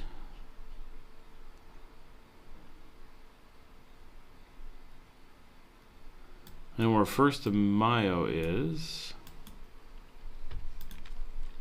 Real talk here. We recommended stuff by word of mouth. If you know of a place your friends or family loves, you go there. I've never called a business WhatsApp or looked up a restaurant on IG. That's what you do if you're in a barrio. But if you're like in the country, like in Managua and Hinotepe, like nothing's word of mouth because people are going all over the country for restaurants and stuff. And so the culture has changed. It's a national thing now, and people go all over for food and everything. If you go by word of mouth, no one knows anything. That's the thing. Even here in town, just in Leon, if there's a new restaurant, everyone's like, where is it? No one knows because the word of mouth system doesn't work. Everyone's like, yeah, you got to look it up. You got to call them. It's a different world now. When I was here 10 years ago, it wasn't like this. And now it is just everything's online. Everyone does everything that way, and especially now that everything's like pedidos ya and stuff, that it's very different because of that too. Happy birthday, Edwin! He is 19 today. Congratulations, feliz cumpleaños. And JD505 says, "Hey Scott, happy 4th." Thank you. Happy 4th to you as well. And real quickly, I have another friend of mine whose birthday it is today, and I need to make sure that I say happy birthday.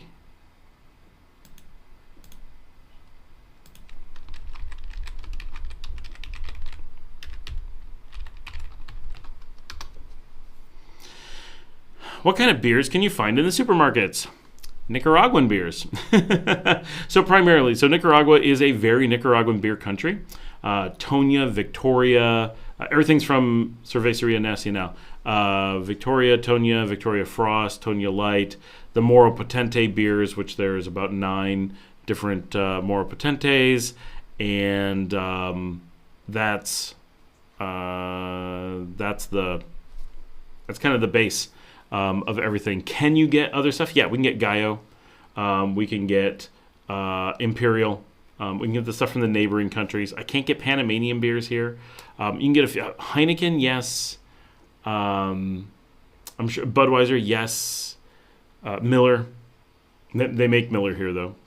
Are the beers good there? Yeah, our beers are really good here. So Toña, Victoria, they're kind of middle of the road. But like Moro Potente is some of the best in the world. Like I have a friend who moved to Belgium. She's a Castle investor, and like all she does is Castle stuff and beer. And Moro Potente is her favorite beer in the world. Really, really amazing beers here. Plus Cerro Negro here in Leon has another 13 beers. Hard to find, but they're out there. And then there's another beer company that I don't really know, and I don't know where you find them. Not out here, but somewhere in the country you can get them. I'm trying to think. But International Beer Selection is lean, and you really have to hunt around for it. But it does exist. Oh, Sol, we see that. Corona. It's kind of... Alison, hi, I've traveled and live in Mexico, Guatemala, and Belize. I speak Spanish perfectly. For the quality of life and price, how would you compare it to if you have traveled to these other countries? So I have. I've been in all 3 of them since March, actually. So I actually work in Belize and Guatemala, and I have offices in Mexico. So it's a completely different experience. That's the most important thing. So when it comes to culture, my head itches. When it comes to the culture of Nicaragua fundamentally feels, of those, the only one that's comparable at all is Guatemala. And Guatemala, I think, is a good comparison in general because it is similar in physical size. It has a lot of shared history, shared language, some shared food, a bunch of things like that. And then when you compare them, it's like, wow, Guatemala leans very much towards the urbane and very much towards Mayan deep culture and a different food set and cold weather. And Nicaragua is hot and rural, not urbane. It is very Nicaragua or Toltec culture, right? This was when Guatemala and Honduras and El Salvador and the Yucatan went Mayan, Nicaragua went Mexico, right? This is 600 years ago, 700 years ago. It's always been the furthest extent of the Toltecs. It's a different culture and everything. So the food, the language, everything is they speak the same language as the Aztecs here on the other side of the Mayans. So it feels different than Guatemala in a lot of ways. The people look different, but Guatemala is the best comparison. The feeling on the ground, these are very hard things to describe. You feel that Nicaragua feels culturally different than those other places, and they all feel different from each other for sure. I am told that the Mosquito Coast of Nicaragua is so similar to Belize that Belizeans are like, it's all the same. Like, that's how close that they think it is, that the Belizeans say that. But that's a very small part of Nicaragua that we generally don't consider part of Nicaragua, not to be like, they're not a part of Nicaragua, just when Nicaragua was formed as a country, this part that speaks Spanish was Nicaragua, and that part was the Mosquito Coast, and eventually they joined together in a union, and they are still autonomous. And so they don't think of themselves necessarily as Nicaraguans, but we're all in it together. It isn't like an anti, thing. It's just, hey, we're our people, we're those people, we're free to go back and forth, we're all in this together, but we are two separate historical regions, and it's very identified. So in that way, it's very, very unique. Now, let's talk about some things that matter. Quality of life when it comes to safety. Nicaragua crushes all three of those. All three of those countries are relatively dangerous countries. That's claim to fame across the board. Nicaragua, an extremely safe country. So you're talking about three of the most dangerous. Okay, Honduras is the most. But other than Honduras, those are the next three. They're dangerous ones, and then Costa Rica and Panama are the mid-tier, and then El Salvador and Nicaragua are the safe tier, right? So here, the gap between those and here in safety is unbelievable. Cost of living. Mexico and Belize, quite high. Mexico, high. Belize, super high, like higher than the U.S. And then Guatemala, super cheap. Nicaragua, just a little bit cheaper than Guatemala. But we don't have the big city. So there's expensive things that exist in Guatemala that don't exist here at all. So that's just a big fundamental difference. But for quality of life, when it comes to the hard numbers, Nicaragua will blow those out of the water. Does Nicaragua deliver a quality of life that matters to you? Does it have the feeling, the restaurants? Well, it's hard to say, right? Come and check it out for sure. It's safe and cheap, which means there's basically no danger in testing the waters. Whereas going someplace expensive or dangerous or both, you're taking a risk, right? What if something bad happens to me? Well, that was a risk. What if I lose all my money? That was a risk, right? But the other way it's just not risky coming here to see if you like it. I can tell you when I go to Guatemala, when I go to Mexico, not so much when I go to Belize. There's no city in Belize, right? So in that way, Belize has this very rural culture. Like, there just lacks the big city. Nicaragua also lacks the big city. Better than Belize for that, but it's pretty lacking. Of course, when I'm there, I have to work in Belmopan. So you really want to know what Belize is like, I work in Belmopan. But, when I go to Guatemala, I'm like, oh, the big city and fancy restaurants and high tech and it's just so organized and populous and I love it, right? Those are my favorite things about Guatemala, the weather, right? But when I come to Nicaragua and it's so laid back and country and rural and, it's kind of like, being like, well, what's the difference between New York City and, Iowa? And you're like, they're just really different. But they're not so different that you can't compare them. It's just, the weather, the food, the culture, city versus not city. Those things are very, very different. So I think you'll find Nicaragua shocking in that it's just hard to describe until you get here.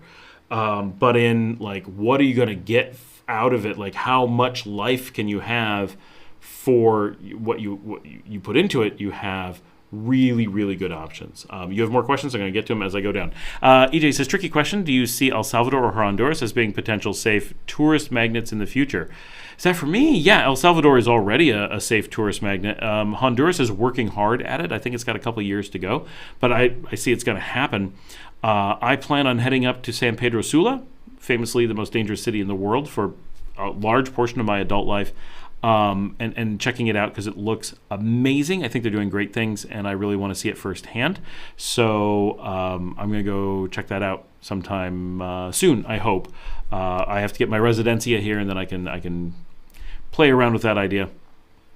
I'm just going to take the bus up. It's also would be a cool video, like Scott taking the bus through Honduras. I did that a long time ago. Let's do another one. But San Pedro Sula, is it a tourist place? No. But that's going to make the video that much more interesting. But does Honduras have tourist places? Yeah, Tegucigalpa and San Pedro Sula are kind of when it comes to tourism. But the Pacific coast, as small as it is on the Gulf of Fonseca, really nice. The northern Caribbean coast, fantastic.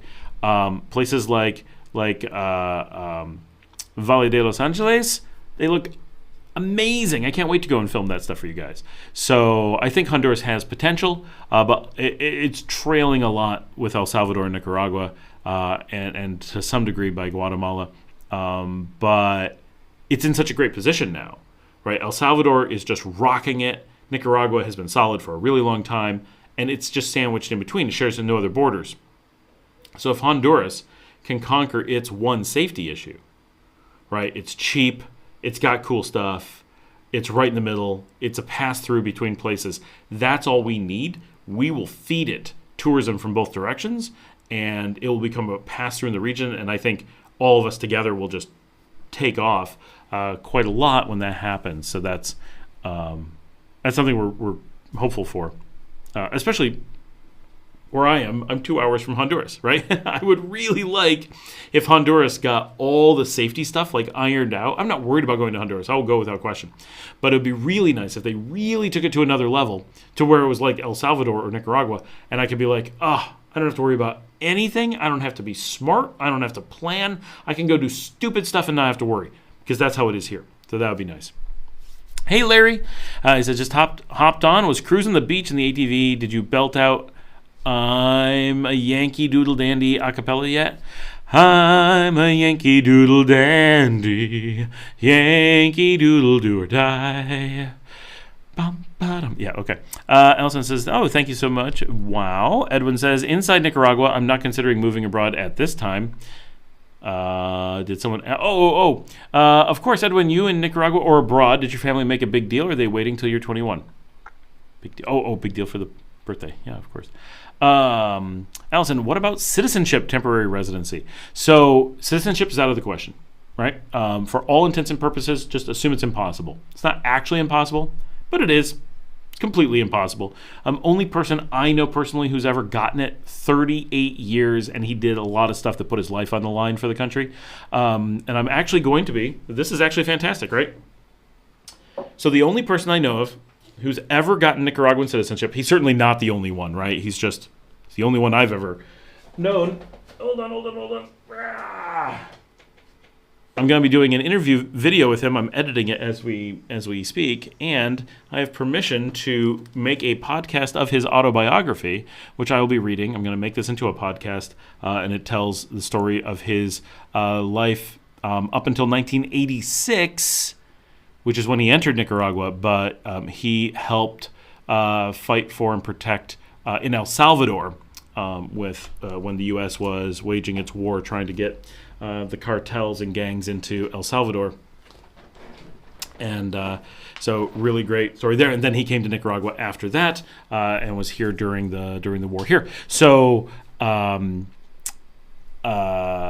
that's really cool. But so he was here for 38 years before he was given citizenship. So unless you're going to go out, wage a war, fight the battles, and wait for nearly 4 decades, you're not getting citizenship. It's just not going to happen. However, no one wants citizenship here. The idea of citizenship here would be a misunderstanding. You would have to misunderstand what citizenship entails to want it. So it's not a big deal that you can't get it. I love Nicaragua. I don't plan on going anywhere. I think everyone will jump in and agree, hey, of people who like Nicaragua, Scott's on the pretty high end of the scale, right? I go and get involved in every thing you could possibly imagine. I'm out here promoting the country. I've been involved here, whether living or investing, for a decade. I'm all in on Nicaragua.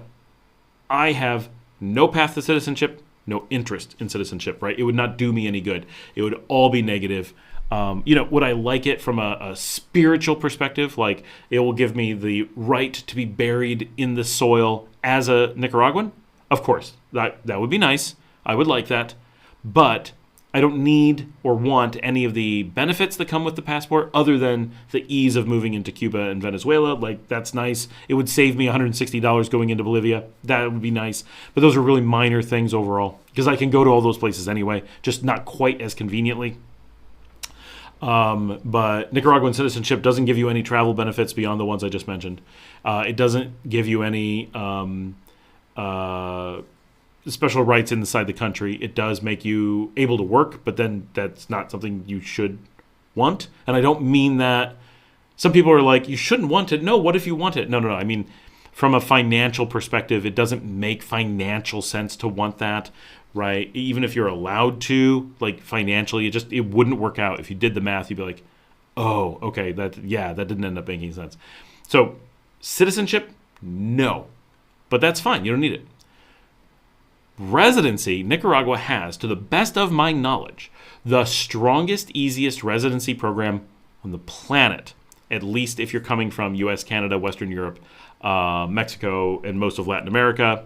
If you're coming from like Africa, yeah, it can be pretty problematic, mostly because of just lack of resources, not because they don't want people, just because they have so few people that are interested in it that it just doesn't work out very easily, right? There just aren't enough Malawians trying to come to Nicaragua to have easy paperwork paths, right? But if you were from Malawi and managed to get here, I think Nicaragua would be like, cool, welcome. So residency, though. So things that make Nicaragua the amazing residency country. First of all, to stay on arrival. You don't have to declare that you're doing it. You don't have to do anything. You show up in Nicaragua, you're going to get 90 days at the border. That 90 days can be extended to 180 days. The 180 days is renewed by crossing over the border to Costa Rica for 10 minutes. And you can do that kind of indefinitely. Depending on how you travel and stuff, you might easily go for forever.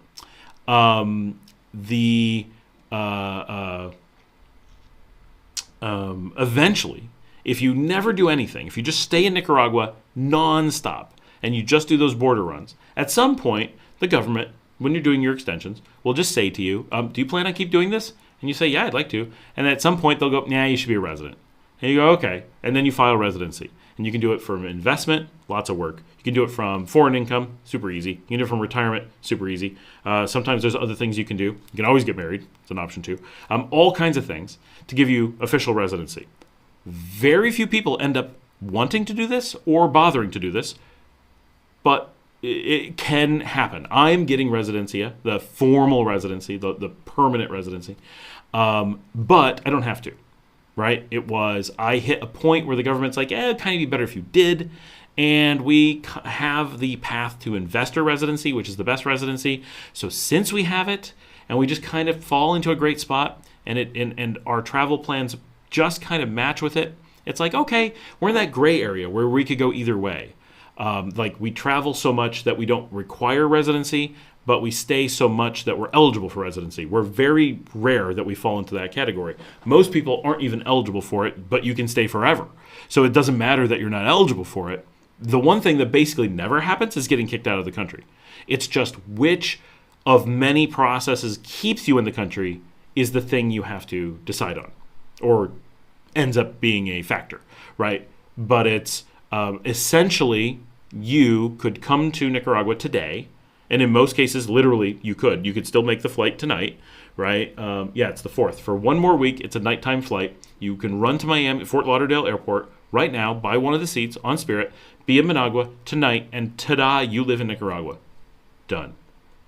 Right? And then over time, you'll figure out what paperwork makes sense for you.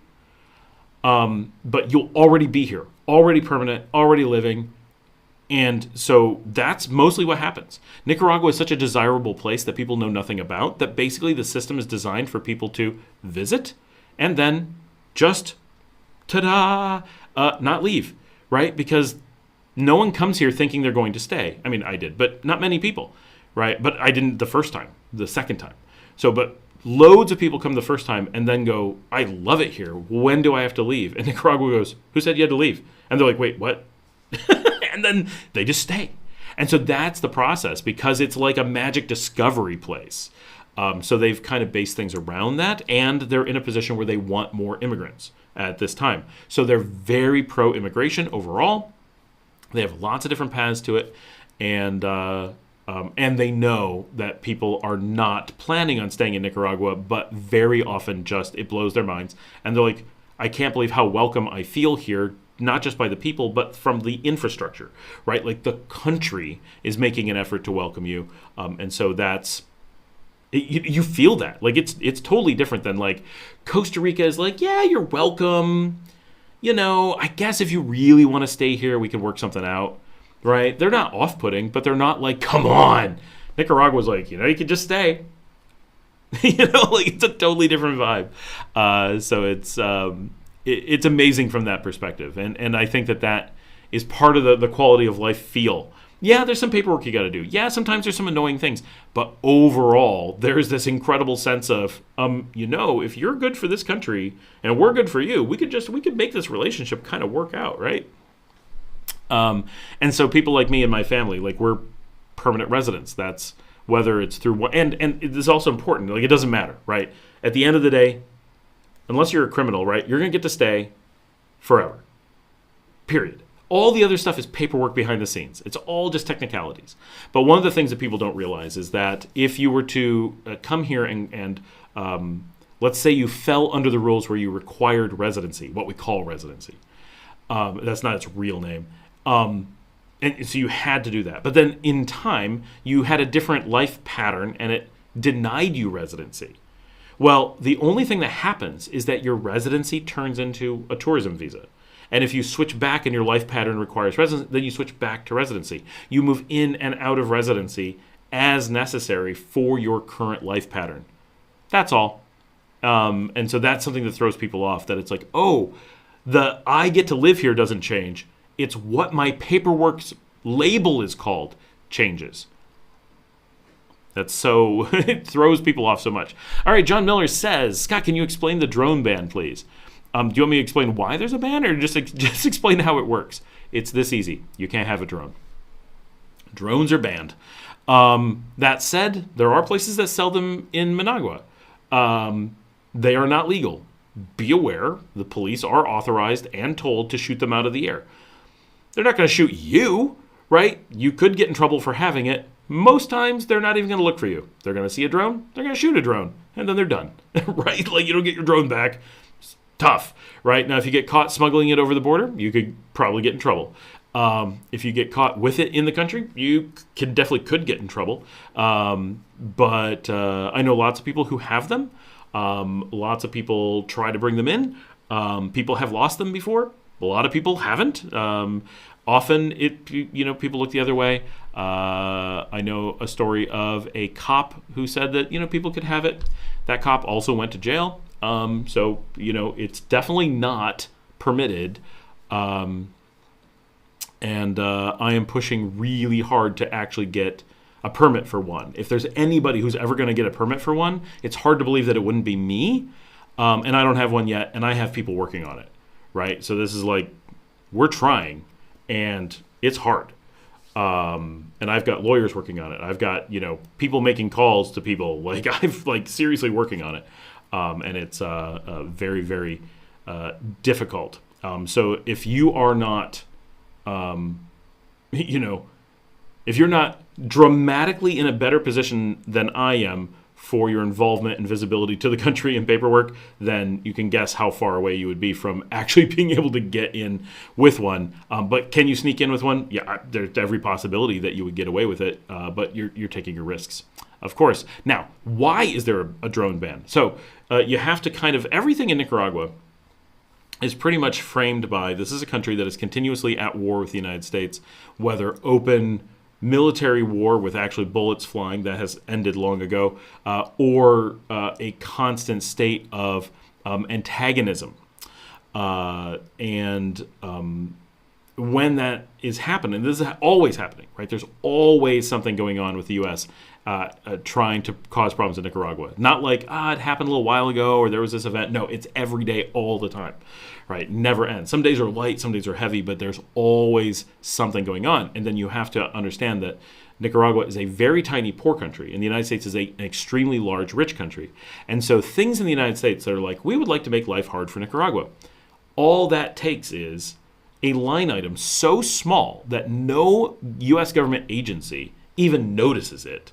And someone goes, you know what we're going to do? We're going to put 100,000 drones into Nicaragua. We're going to fill the sky so their airplanes can't fly and people are terrified. And we're going to drop leaflets and we're going to scare people. And we can just do anything, right? We're not saying they're going to hurt anybody. We're not saying they're going to, do anything dramatic. We're just saying that a whole bunch of drones can cause havoc in a country for a lot of reasons. And Nicaragua has no reasonable means of being able to control them if they allowed them in, right? There would be potentially so many that it could cause so many problems.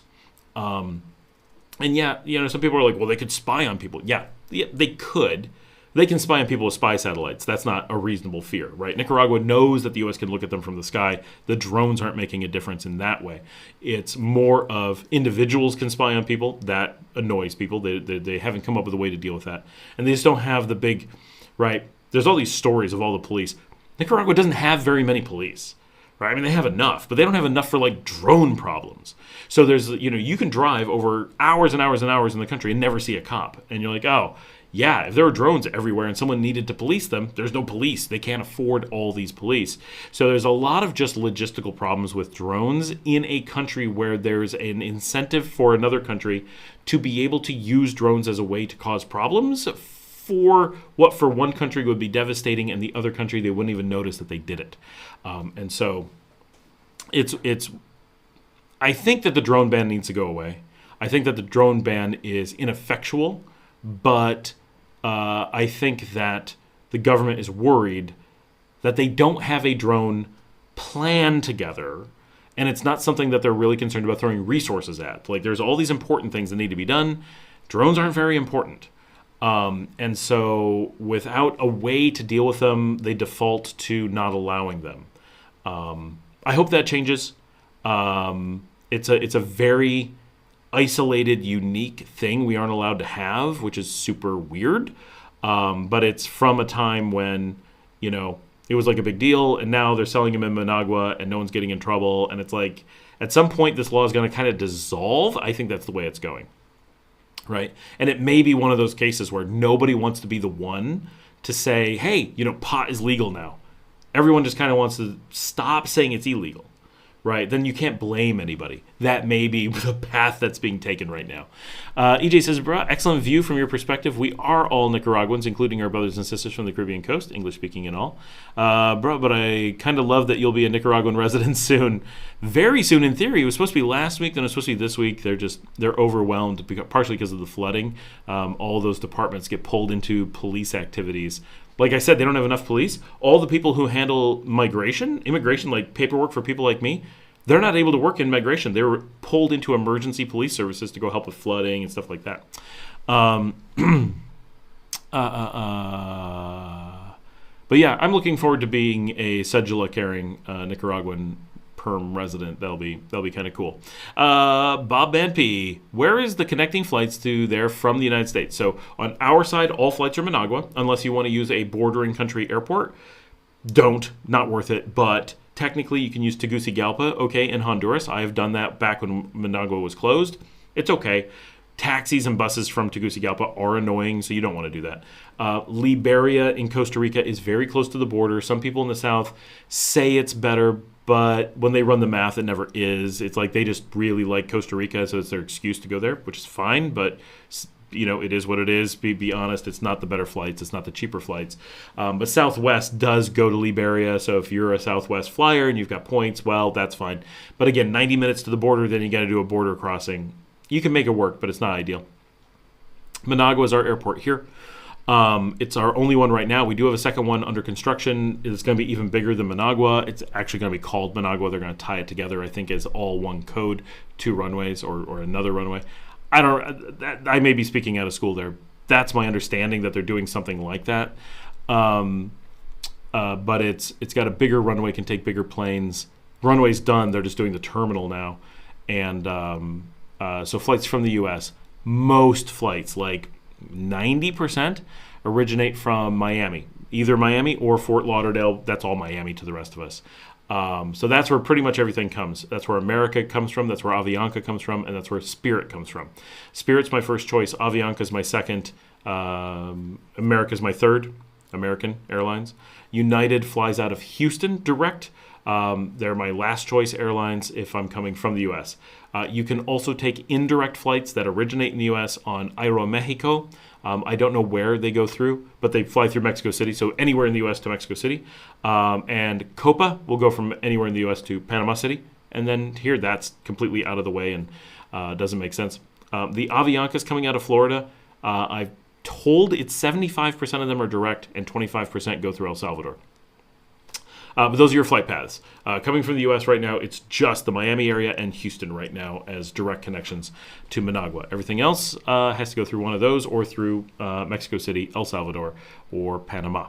And then we also have direct connections to Havana on Conviasa. Edwin says, today's my 19th birthday. I was meant to watch the new Despicable Me 4 movie that just came out today at Cinemas in Galleria Santo Domingo, but because of a cough that I had a full week on me and the fact that inside a theater the environment is quite cold, that was not possible today. Oh, that's too bad. That sucks. That would have been cool. I've never been to the movies there. My kids have wanted to go. We walk past it all the time. JD505, do you edit your own videos? I've seen your thumbnail game has improved. So editing my own videos, yes. I currently do 100% of my own editing.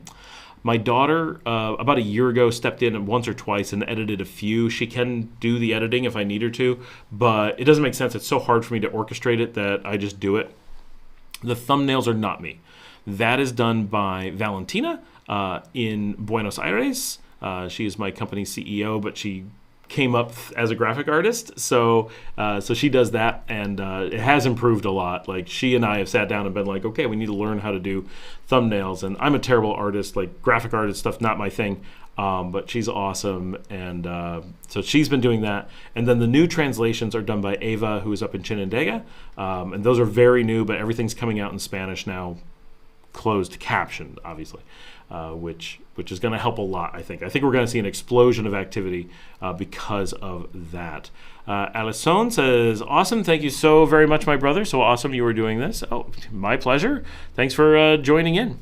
Totally agree financially. Yeah, check out Nicaragua. You will be amazed by how cheap everything is. Housing especially just blows your mind. EJ Nava, brah, this kind of content is gold. One of the few brave souls to become official Nicaraguans without being born there. Thank you. There's more to a Nicaraguan passport. Didn't realize it until I had to pay over $100 for holding a U.S. passport, but with my shitty Nicaraguan passport paid diddly squat for a ton of trips to Brazil.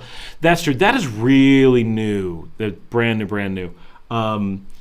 If you can't get any, so the thing is, for Alison and others who are looking at getting the Nicaraguan passport, if you're born with a Nicaraguan passport, obviously it's great because then you can add other passports on top. But if you are not born with a Nicaraguan passport, we have to give up our other passports to get the Nicaraguan passport.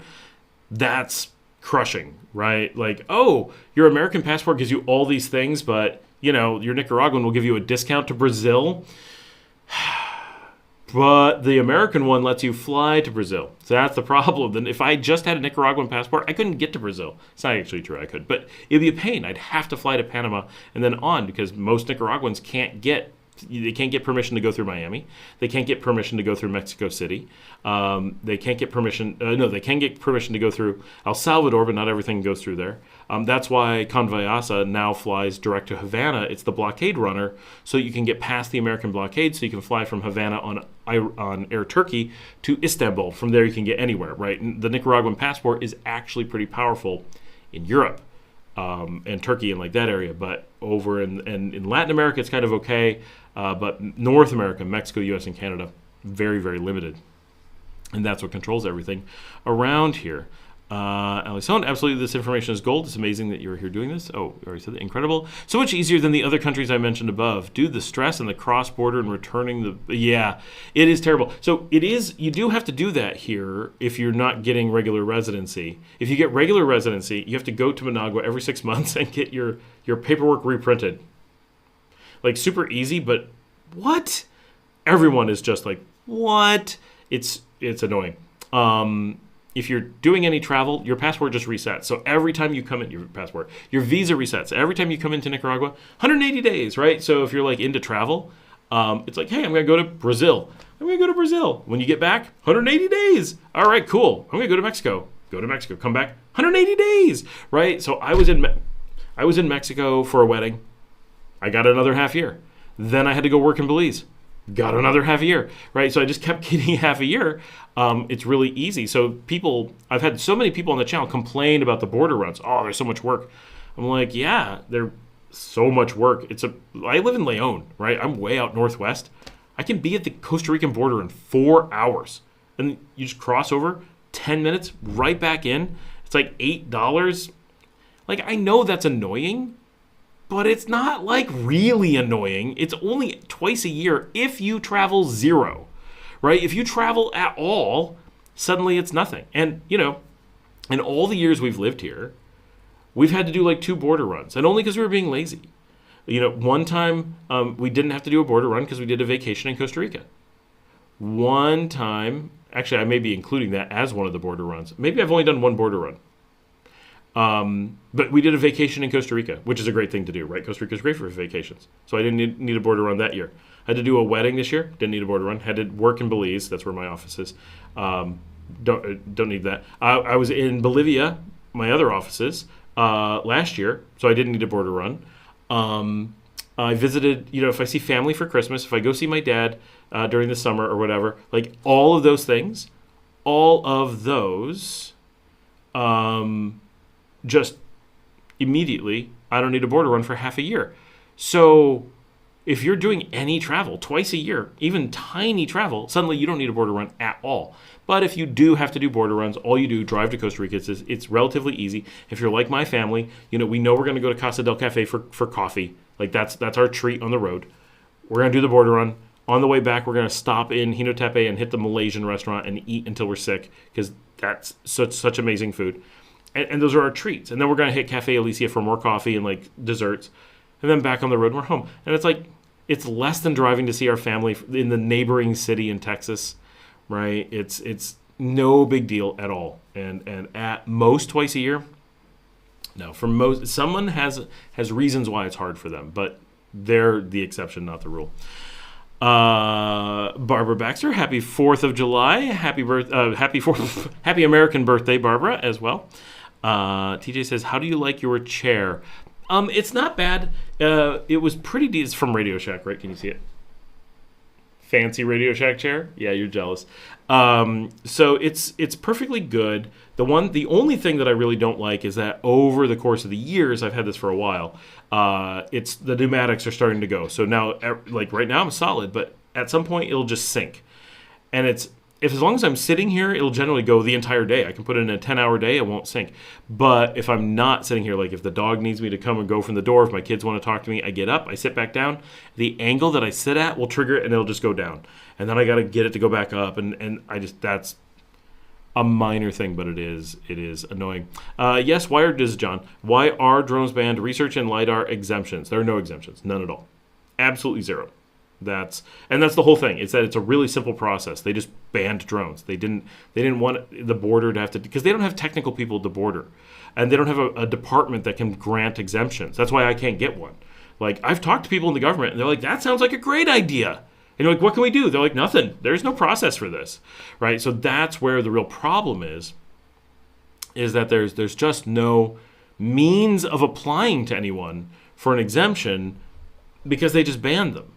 Now, if you have a really good thing like, you own a large farm and you're just using your drone on your own farm and you're just monitoring your crops and that's the only thing it ever does, it never leaves your property, is it legal? No, absolutely not.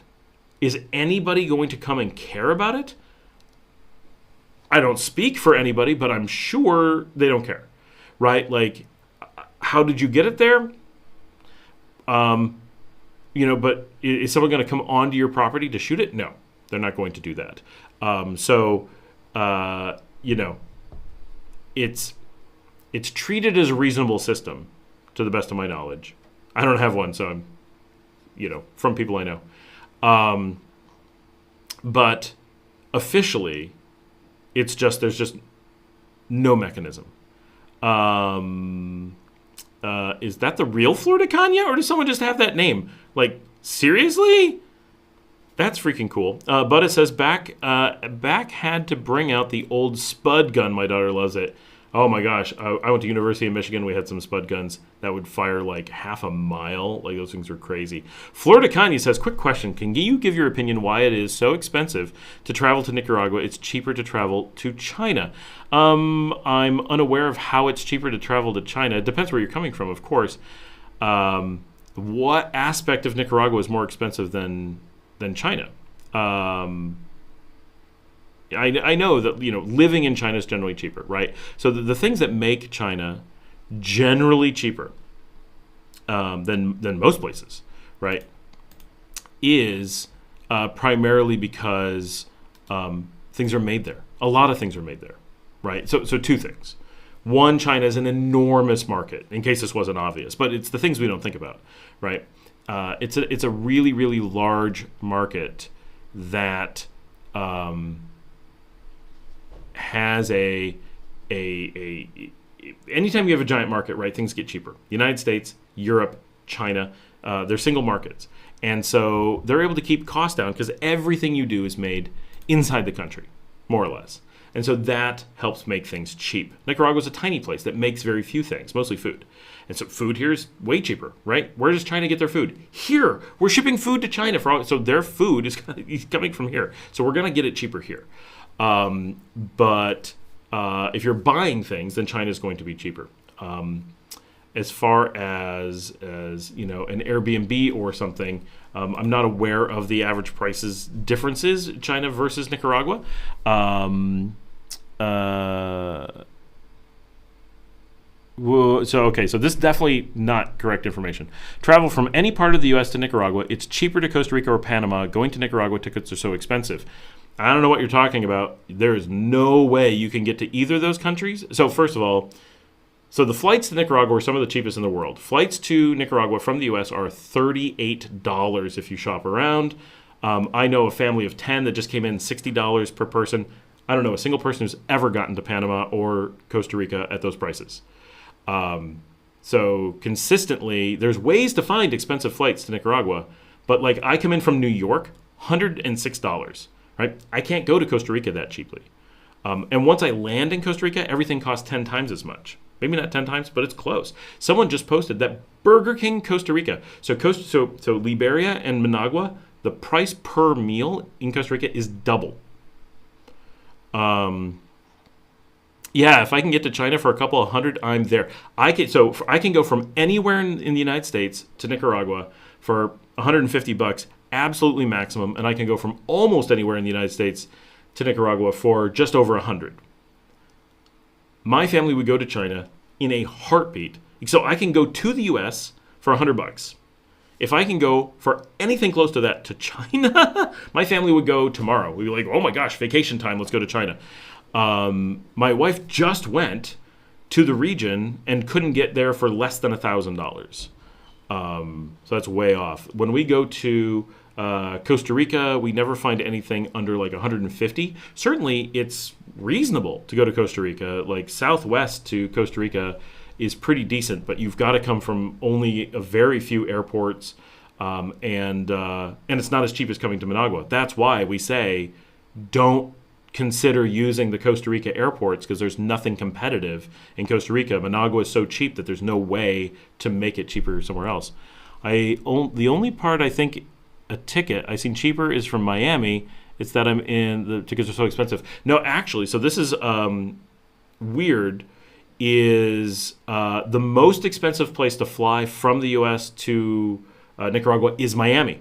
It's actually the highest price. If you fly anywhere through Miami, it brings the price down. So it's not so much that you would bother to do it specifically. Like if you live, like a ton of our people live in Miami, right? So they're like, I've got to pay $100 to come down, 120. Same flight. If you're originating in Dallas, it takes like 30% off the price of the ticket from Miami because Miami's like the highest tax rate in the U.S. So, so you said you're in L.A. Do you mean you're in Louisiana or Los Angeles? Because those will be quite different. Coming from Louisiana, if you're able to get to Dallas or Houston, then both of those fly here for way under 100. I know every time I look at Houston, it's in the 60s. So that's it. So we fly through Miami to Houston rather than going direct because it's so cheap. Because my family's in Houston. Yeah, we can't come close to it for anywhere else. So it's and the same thing with Panama. Most flights to Panama are Copa, which are quite expensive. It's a luxury airline. Okay, Los Angeles. Let me go check. That is a very long flight and a very expensive city, but I think it'll be only a very tiny premium over, and I bet it's still cheaper than Miami direct. So let me go. Let's give it a little bit of time. We're not going to do last minute scheduling or anything. Just go check some prices and see what a planned flight would be. Oh, I don't want to do round trip. No, I hate that. One way. Let's go back. So we're going to say mid-September. Go see what the prices are. I understand. Blah, blah, blah. Flights from Los Angeles to Managua, $78. So that is cheaper than Miami. You're more expensive than, and this is on the very first date that I looked at, which is September 19th. September 15th would be $98. Certainly you have to hunt around for the best deals. You can't just take any date. As I'm looking, the 78 is not often available, but in the 90s, often available. Low hundreds, always available. Here, if you go all the way to October, you can find two dates that go above $100. I'm sorry, above the hundreds into 300. Then the 200, then back down. It's only for a couple days. There must be some holiday. What holiday is that? I don't know. And then once you get into the holiday season, it looks like they're hovering a little bit higher. They're in the 100s. They'll hit 200. And then late November skyrockets. Then comes back down. So, and then the holiday season. Obviously, Christmas is going to get expensive, and everything books out. So, if you want to do Christmas flights, you're going to pay quite a premium, quite an extreme premium, for sure. And then it returns to, and then they don't do pricing after the holidays yet. But as long as you're flying during the main part of the year and you're staying away from the holiday season, you can get down here for peanuts. And then just hold out until it gets to be cheap again, if that's, but like September, October, let's get down to August, see how that is.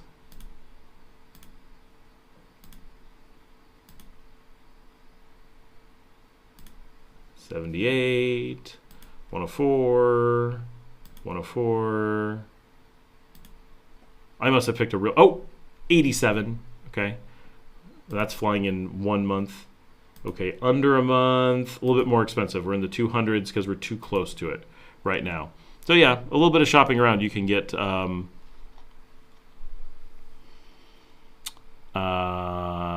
yes. Well, Edwin, anything that is direct from Miami to Managua will be more expensive. It's just a thing that people need to understand in the United States.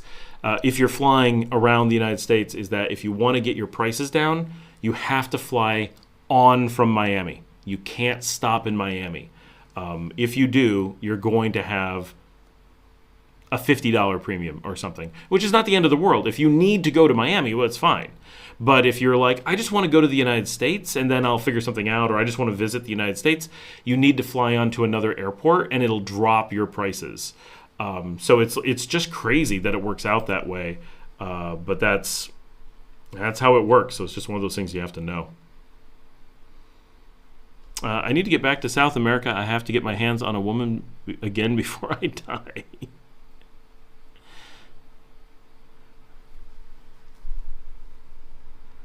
All right, guys, we've been on for 4.5 hours. I'm going to take a quick break right now. Go ahead and ask your questions. Talk amongst yourselves. I am going to go and grab a really quick bite of food because I have food sitting on the stove.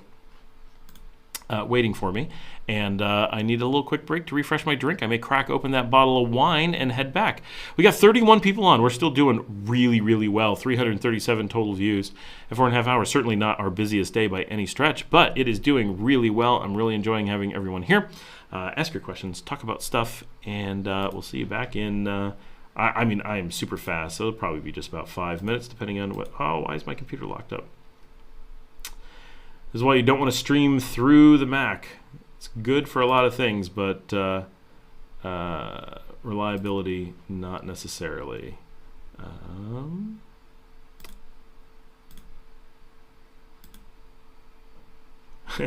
Thanks, Buddhist. I'll see you guys in just a minute.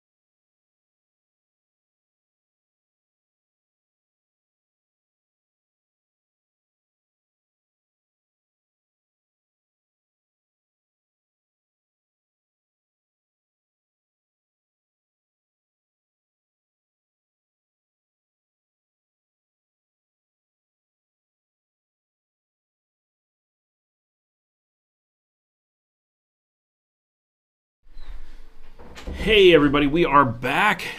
We lost a lot of people while we were gone for that. That was dramatic. Hopefully we get them back. You're so right. Miami to Managua is so expensive. I can still recall when frugal Nicas used to fly out of Fort Lauderdale. Newsflash, that ain't no longer the case. Yeah, I mean, we still fly through Fort Lauderdale, just not to Fort Lauderdale. So, anyone been to Nicaragua recently? I mean, I'm here right now. And tonight's show is brought to you by Unduraga. Let's get this party started. KL7 RCC. Just a few months ago, third trip. Marcelo just came in and let in the dog, and I gotta let him out. There you go.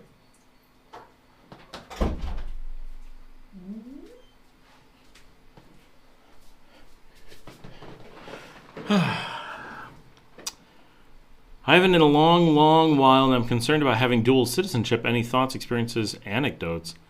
Concerned about having dual citizenship? Like everybody has dual citizenship. That's so common that I can't imagine it being. I mean, what would the problem be? Gooch is here. Es difícil ser un canadiense que cumpla con el grupo demográfico. ¿Dónde puedo comprar una camiseta que diga no soy un turista sexual? They don't sell those here because who would wear it? Wow. And how's it going? First impressions. People are nice and friendly, inexpensive. Hot was in mid-May. Yeah. Oh, May, terrible. Well, April's worse. May's not so bad. Well, Gooch, maybe your name isn't helping if you're in Nicaragua. Se sobreentiende que no estás ni en Tailandia o en Colombia. Así es, debería ser obvio. Sí, es muy diferente aquí. No es como Asia. But it's left about a month ago, coming back in a few weeks.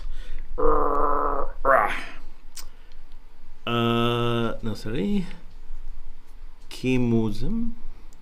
No será que tú mismo das esa emoción. James says, just made it to the east coast of Canada. Got here at sunset, was wondering about thunder. Realized it's fireworks from Eastport, Maine. Happy 4th. Oh, wow. You're really close to the border if you're hearing the fireworks from Canada. Let's see what I was talking about. There we go. Finished off the coffee. I finished off the Pepsi.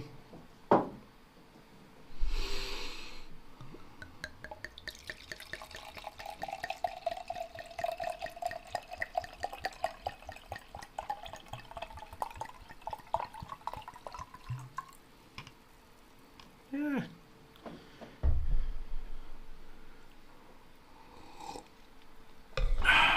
Oh, yeah.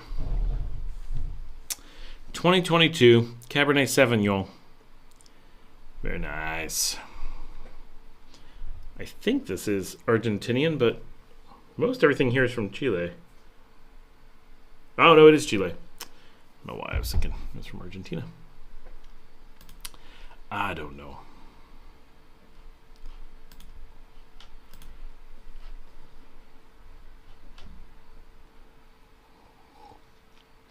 It is 8:30 here, and I did get some food. I got some good pasta, ran out, had a little bit to eat.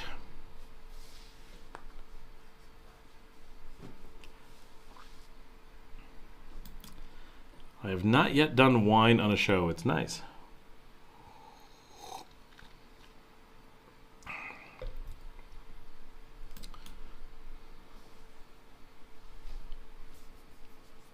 What's everybody drinking there? I know you can't get Tonya.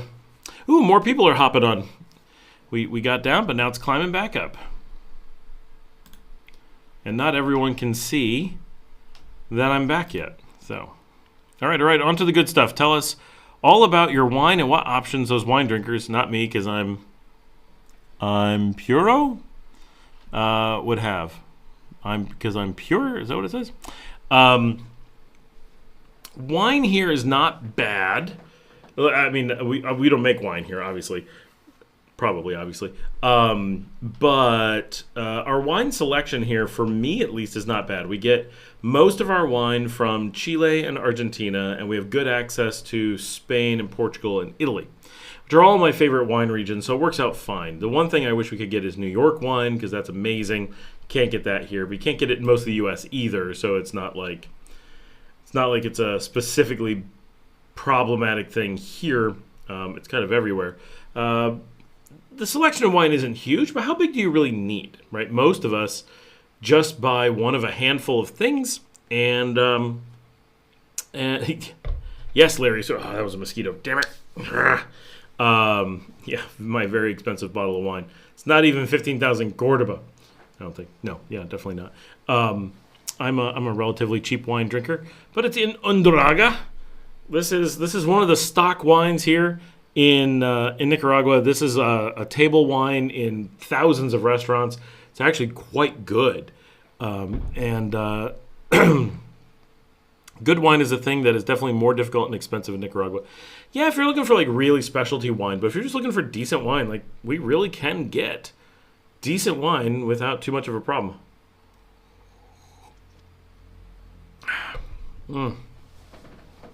But I grew up in the New York Finger Lakes region, so to give you an idea of what it's like, I was in Chianti, in actual real Chianti, and at a wine tasting, and people who are at the wine tasting were saying where they were from, and they came around to me, and I'm like, I'm from New York Finger Lakes. And the person running the Italian wine tasting immediately just goes, I've always wanted to go to the Finger Lakes to get the wine. Like, yeah. So it's, for wine people, it's really well known. For everyone else, they're like, I didn't even know New York made wine. But it's one of the best wines in the world, and it's amazing, right? Really nice growing up there and having access to wine like that. It was very, very cool. But yeah, here I'm consistently able to get wine that I enjoy. Chilean wine is very comparable to California wines. Yeah, well, it's all Pacific Coast, right? It's also comparable to Baja wines, which I'm not a big California wine drinker, but, there's obviously really good California stuff. It's good Chilean stuff. I tend towards buying Argentinian, if I can get it. Spanish is definitely my preferred. Michelle is here. Aloha. Happy 4th as well. One of our few people who is watching from a reasonable time zone, where we're actually a little bit early. Michelle, we have been on already for almost 5 hours.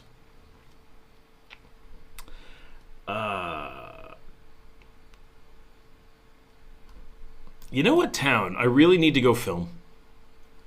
Because nobody films it, is Tipitapa. Nobody ever films Tipitapa.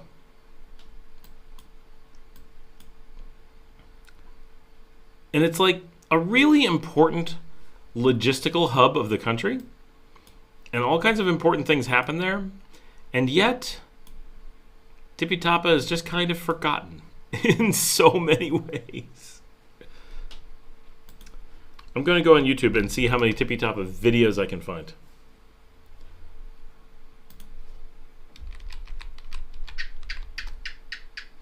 Saw a video where a person got a ride to the border, walked over and went through customs, turned around and did his border run.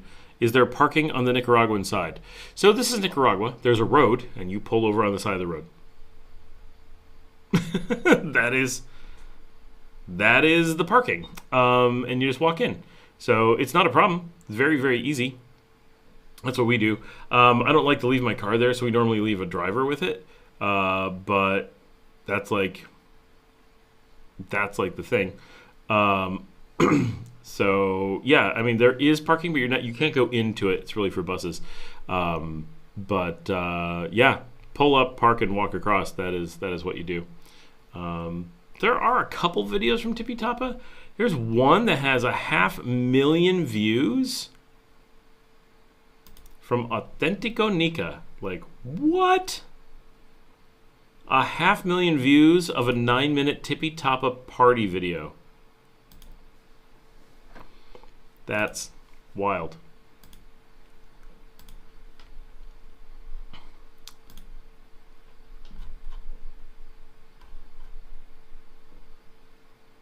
And that channel posted while we were doing the live stream. Interesting. Okay. You need to film the fishermen in Caceres. You need to start at 6 a.m. That's something your viewers would really like. That is true. That would be very interesting. Caceres is a little bit dangerous, just to be clear. Of all the places in the country, we don't normally talk about it because it's like a little fishing village that no one even knows the name of. That's dangerous. That may be, we always forget about it. That may be the most dangerous place I've ever been in the country, which is still in the country, but you notice Caceres. Here's my experience. This is EJ Neva.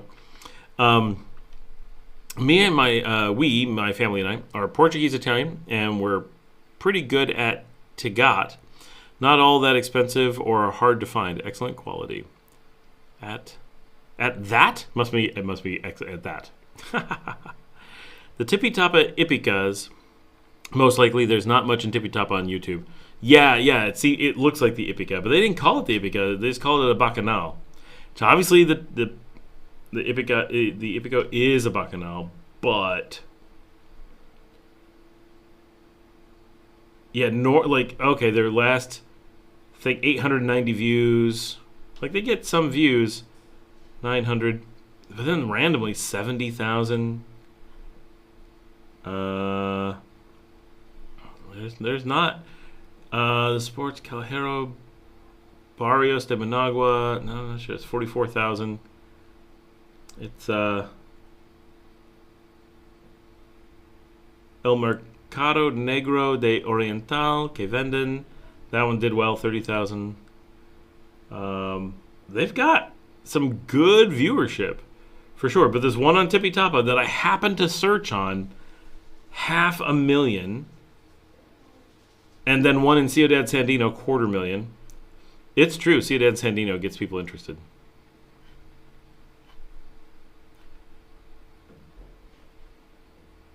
Well, Tippy Tapa is kind of overplayed by the song. It is not overplayed by the song, and the song is not overplayed. Don't ever say that again. And worse yet, all fish consumed in Nicaragua is supposed to be Tippy Tapa style. More views than a RadPad video. Wow, who knew that was possible? It's true. It caught us all by surprise. Man, that's what RadPad needs. Is they need to get on this party video channel, and maybe they'd get some exposure. More about this channel. Only 70 videos. Joined recently. That's impressive. They're rocking it. Go away. I can't really see my screen.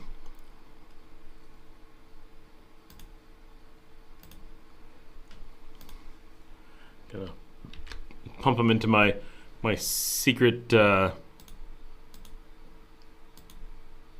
What? Why is this not working? Oh, there we go. My secret channel that tells me how other channels are doing and do a comparison. Let's see how they're doing. Oh, they're not turned on. There we go. Oh, they're a busy channel.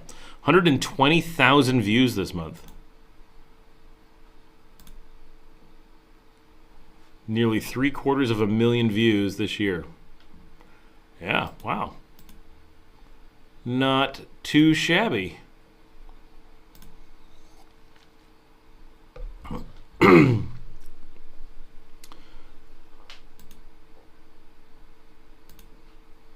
It's impressive. Sorry, everybody got distracted. I wanted to know about it. RadPad is a party. A pity party. Were you on Gooch Gooch? We read the letter from RadPad live on the show. Which, to his credit, he kept it relatively professional. Still a sales pitch and full of BS, but yep. I'll keep asking, does anyone know of where there is a RadPad we can go see in the real world? In Nicaragua, at least.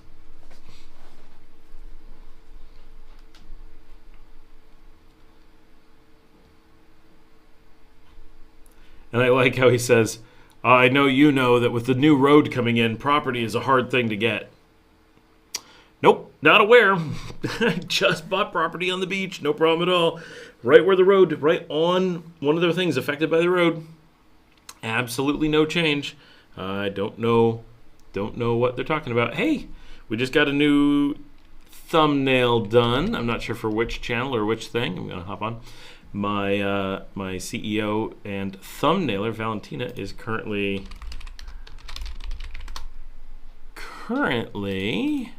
working on the show,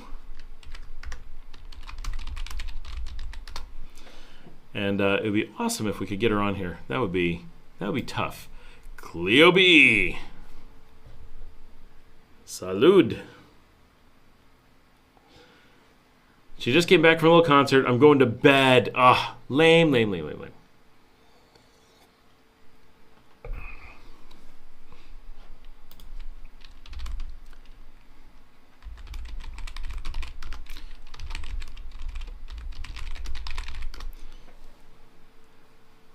We've been on for 5 hours and she can't pop in for a minute. See how she is?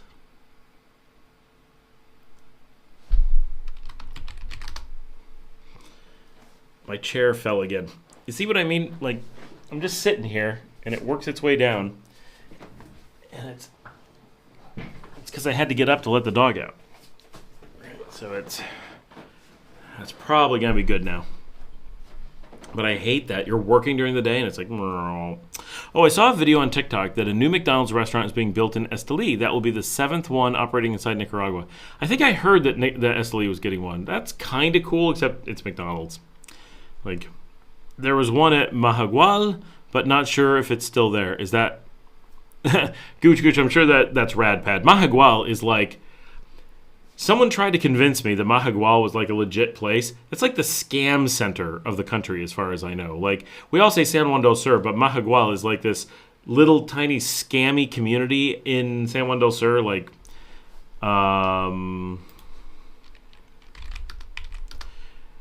stayed several nights in Caceres Hotel on beach. Yeah, Caceres Hotel is kind of cool. On the beach with private jacuzzi. Stayed several times, never a problem. You just have to be careful at night being out in the... It does get sketch. It really does. Yeah, you know, it's weird. Mahagual, everybody tries to rave about it to me, and it's like the things and the people I hear about from Mahagual, every time someone tells me about it, just makes me want to go there even less. Like, it's just... yep, it is the heart of the scams. Yeah, that's my feeling. Like, it's the... It's where Morgan's Rock is, right? Not that Morgan's Rock is a scam, but... or is it the north side of Madeiras?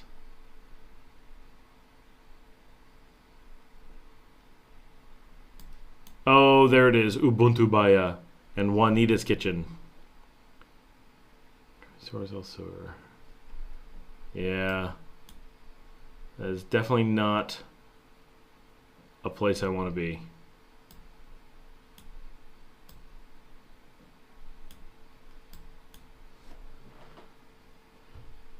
The people there make good money from all the fishing. He's talking about Caceres.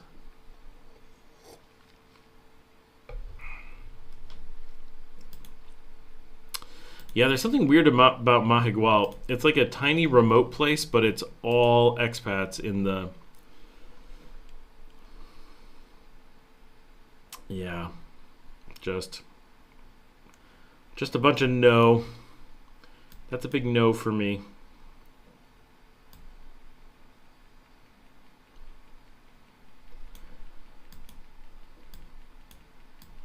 I don't know what drives people to go down there. Like, I get it. Some people like it. TJ says, I went outside to watch the fireworks. I missed if you commented on the chair. I'm looking to get a chair that can fit someone of my fluffiness. Oh, yeah, TJ, I missed that comment. But this Radio Shack chair, you can get them from Radio Shack or from Curacao. They're fine. And I got lots of room on the sides. Like, I'm a good-sized guy. And there's, I've got room on both sides. From the arms, you can put out a leg rest. I don't know why. I don't know who would ever need that, but it's pretty good. I don't like arms at all on chairs, but like couldn't find one without it. One without them, I guess. Here we're back up to 27. We're climbing.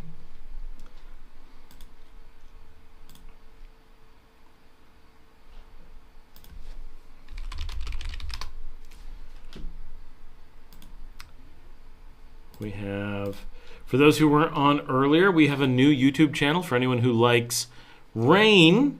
Go check out Aqua, that's with a Q, A-Q-U-A, Elysium, L-I-C-I-U-M, on YouTube. That is summoning the rain in Old Latin, and refers to when they basically did the rain dances in Rome long ago. And yeah, it's just film of rain, nothing else.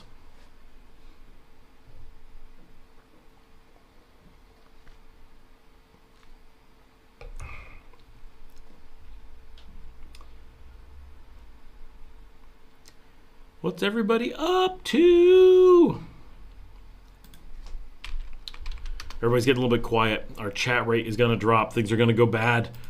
We need more chats. Oh, I got to put in a token. Hate this.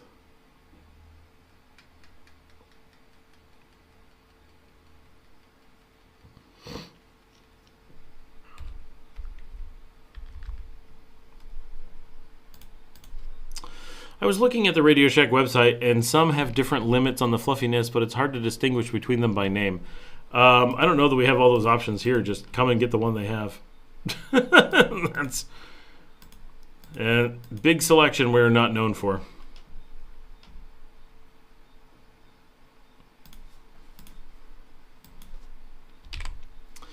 It's my busiest day for classes in a month and a half. Oh, well, congratulations.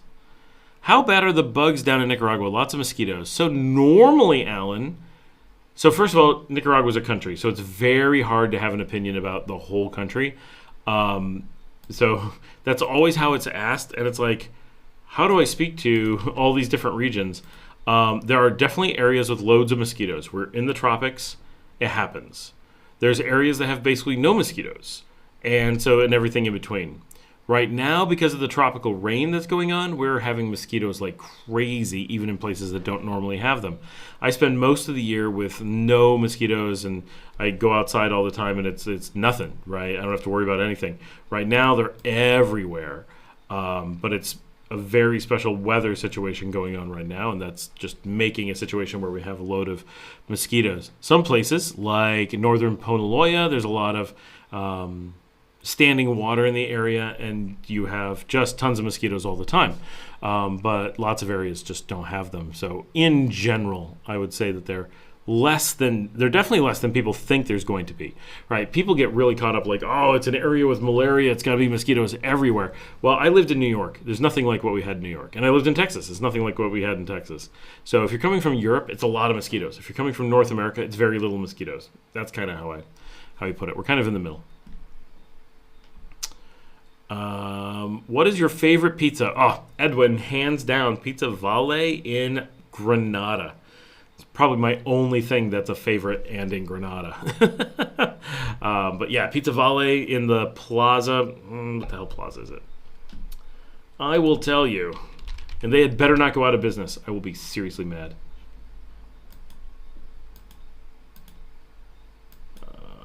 That is Granada. Let's see. If I go from there, go up to there, there is the plaza. That looks like it. It's listed as still there on Google Maps. It is I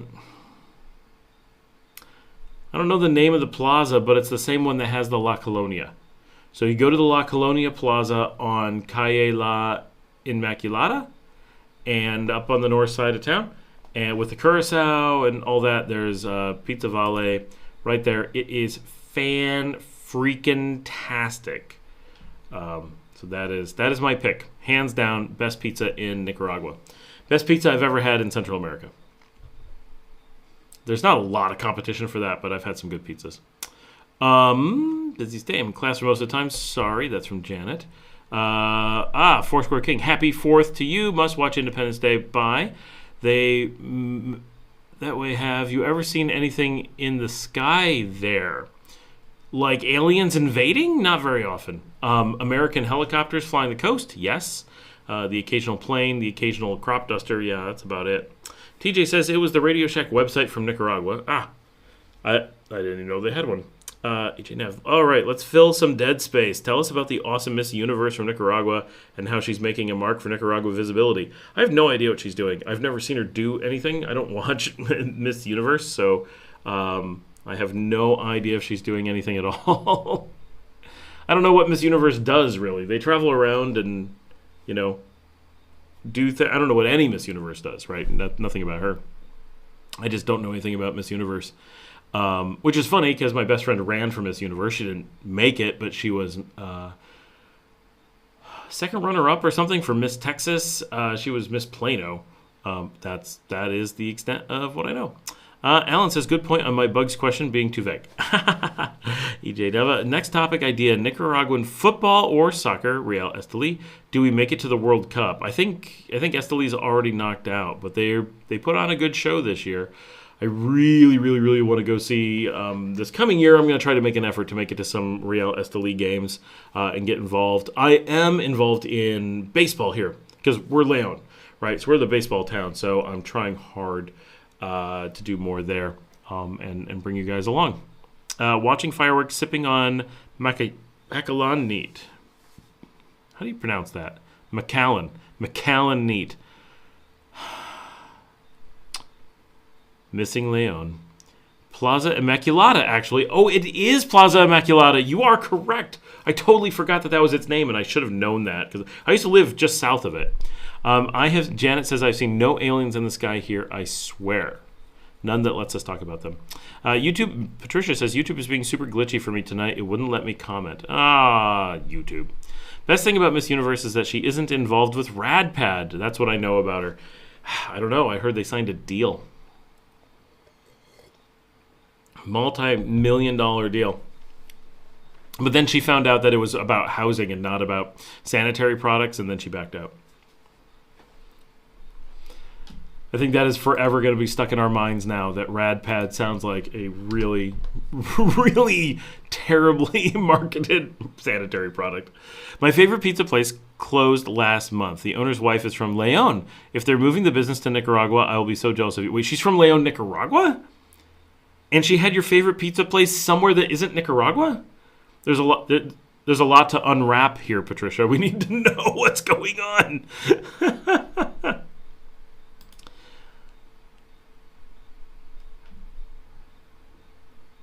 It is very rare that you find Nicaraguan pizza that you're really excited about. Nicaragua is just not a pizza place. I mean, you can get some decent pizza here. Go to Rock Munchies. They're quite good, but it's not normal pizza. It's like specialty pizza. And Sua has okay pizza. Again, it's like Alsatian pizza, which is good, but when I want pizza, that's not it, right? It's like, we're going to Sua, okay? What do you feel like eating? Well, on their menu, their Alsatian-style pizza would be yummy. Okay. But when I have a yearning for pizza, when I'm like, oh my gosh, I miss pizza, well, that doesn't help me because in my DNA, Alsatian pizza is not pizza. And I can say this because I'm Alsatian. And it's edible. It can be really good, but it's not pizza. Gooch is the guy tried the pitch on me. It was a remodeled Amway pitch. It is, right? Like I didn't think about it. It really is. Miss Universe is historically a non-impactful role until this one. Nicaraguan queen who's redefining the role of the most beautiful woman in the universe. What is she doing? I have honestly I haven't heard about her since, other than in our streams, anything. Gucci says, I like a lot of Nicaraguan pizza. I have several that I like. I really like Oasis del Sabor in Leon. Hollywood pizza is decent. Valenti's is okay. I had the cousins of Oasis del Sabor have a place in Ciudad Sandino that was really good, but I hear is not so good anymore. Price Mart has probably the closest thing to New York pizza in Managua. I don't know for sure that I've had Price Mart pizza. They never have a cheese pizza. They always have pepperoni. So that alone isn't very New York. Because in New York, it's cheese, right? But I'm always interested in the Price Mart pizza. I always see it and say, maybe I should make an effort. I have a pizza oven.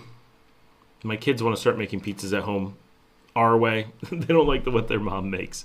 She does not make Italian. She's the Italian. She doesn't make Italian enough pizza for them.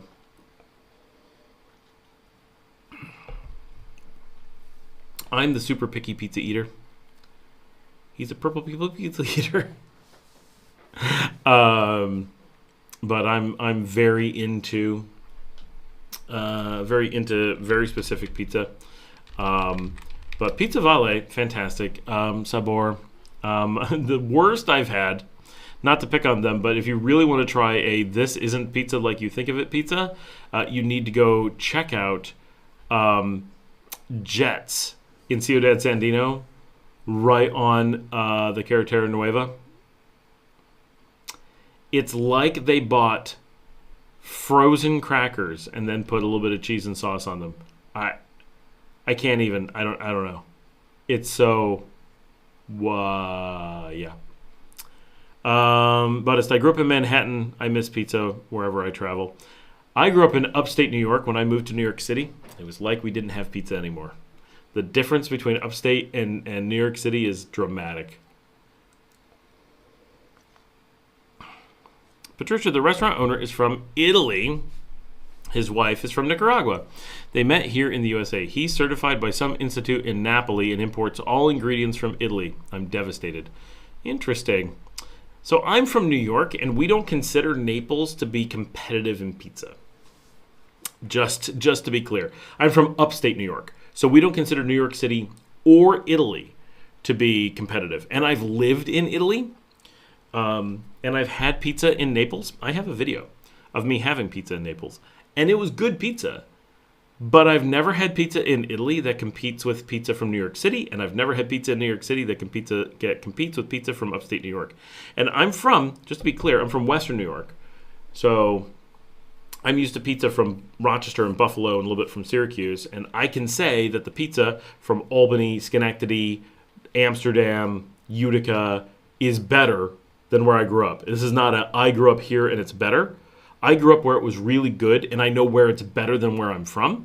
And in New York, you can tell what town you're in by the very tiny deviation in pizza as you go across the state. New York treats pizza the way that Spain treats wine. I'd say France, but France treats wine like it's soda, right? We take every grape in the country and we put it into one big vat, and you get what you get. TJ says, I didn't care for the pizza in Italy. What part of Italy were you in? I've always managed to get good pizza in Italy, but never like groundbreaking pizza, just good pizza. Because they're using great ingredients, right? So they're starting from a good spot. And like, I feel like pizza in Spain was pretty decent. But like, by the time you get into like France, you're getting into like, ooh, is it still pizza? Are you sure? Like, what have you done? France struggles with food sometimes. I said it. France understands baguettes. They've done pretty well with croissants, even though they're from Vienna. No. Are they? Must be. And like macarons, spot on. But what part of Sicily? I used to live in Noto. But my wife is from. I'm gonna verify this, make sure I get it right. Is it It's Giotto. They often just call it Giotto, but it's not its real name. How far out do I have to... How much zooming in do I have to do to find it? I haven't been there in a while. Oh. Because I'm off a little bit. What am I doing?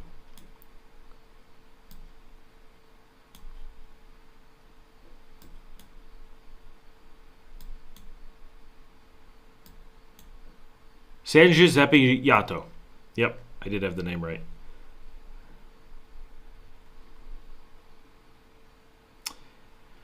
The tomatoes and cheese are the key. They aren't readily available in Nicaragua. No, that's definitely true. That's a huge struggle. The bread is also hard. Like, that's actually... Making full New York style pizza bread is super hard, and a lot of New York bakeries places bring in upstate New York water to make the bread. That's how touchy it is. TJ says, I agree. I didn't like French anything. I found some things in France okay, but mostly it's bread. EJ Nava says, Gooch, I agree. Managua has really great pizza. I'm half Italian, and it's dope. Now for some gringo appealing pizza, you got to go to the tourist traps. I mean, tourist destinations. Sigoneya. Where is that? I'll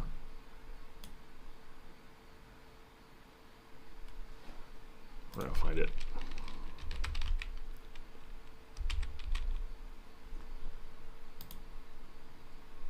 Yeah, it's in Catania. So that was our local airport, TJ.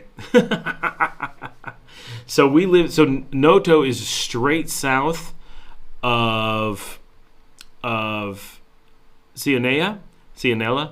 Go south of Syracuse, and Noto is there more or less on the water, just outside of Vola, and that's where we lived.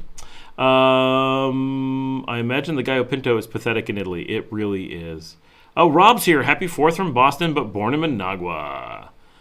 Happy 4th, everybody. Patricia says the pizza was special. There aren't many places with real wood-fired pizza ovens around here. Oh, that's everywhere where I'm from. Not that, so we don't actually like wood-fired that much. It's just, it is really common. Here, too, lots of wood-fired down here. TJ Bailey, same here. No frogs for moi.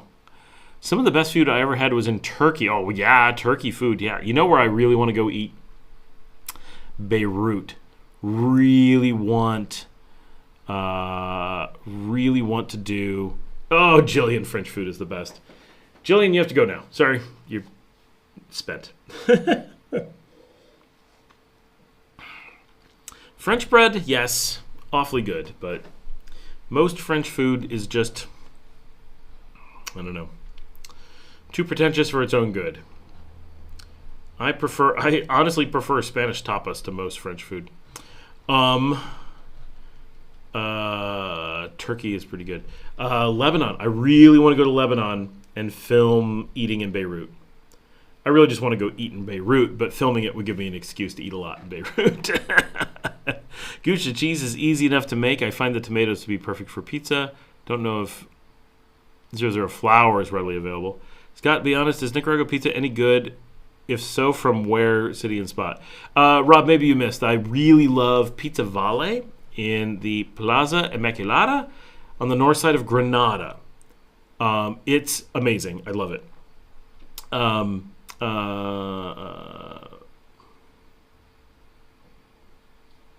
Wow, I knew the name just a little bit ago. Sabor. Oasis del Sabor in Leon is pretty decent with their own pizza.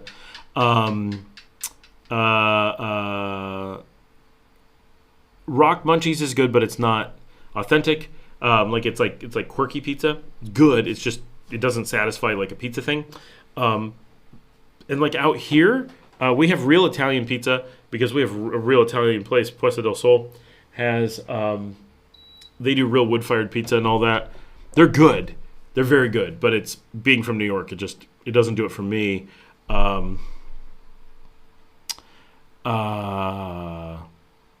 Overall, Nicaragua does not have great pizza. It has acceptable pizza in many situations, has unacceptable pizza in many situations.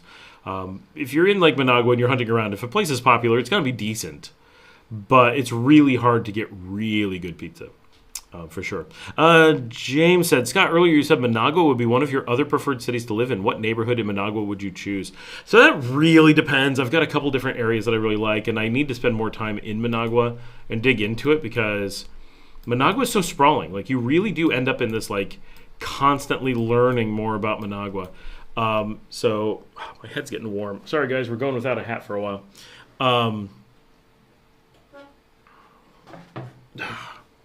So I really like Esquipulas in the southeast, which is really, a lot of people rave about Ticuantepe. It's really close. I just prefer the Esquipulas kind of, it's a little bit closer to the city. But basically, when you hear people raving about Ticuantepe, you'll have people come on here and they're like, Ticuantepe is the best place in the country. Well, they're like across the street from each other, more or less. So I like that area. Anything along the Carretera Messiah, especially a little bit outside of Managua, is super cool. Managua doesn't have a downtown, so you don't have that same, like, you gotta live downtown to get the Managua experience. It just doesn't work that way. So that's a little bit different. I really like the first district. That's Villa Fontana, Los Robles in that area. That's ritzy, it's expensive, but there's a reason, right? It's absolutely gorgeous. It's easily accessible to the middle of the city. Crazy safe, just absolutely gorgeous, good restaurants, beautiful everything. It's fantastic, right? There's lots of places like in the city that I'd be like, I'm okay with this, like Los Robles. Like, I could be down in Los Robles, down in the city.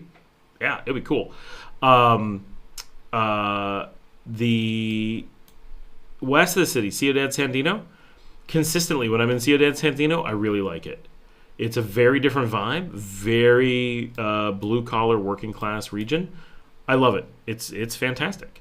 I think there's really very little of Managua where I'd be actively unhappy. I was recently introduced to, let me see if I can come up with the name of it. It's because there's a new road had to be used because of construction. And what is this neighborhood? I honestly don't know. Bataola? It might be Bataola. Near Daniel Chavarria. Oh, Llamas de Basque. Llamas de Basque, that's right. That region, I really like that region. I don't think most people do. I totally do. There's a lot of interesting. Managua just is loaded with interesting neighborhoods, and as long as you find a nice house, you can make almost anything work. It's not a bad city, and it's not that big, but clearly there's some areas like Esquipulas and Villa Fontana and Villa Fontana Sur and Aurora, Los Robles, Bologna. Most of those are kind of in the center. They're fantastic. Like, there really is a lot you could do there, but you kind of have to kind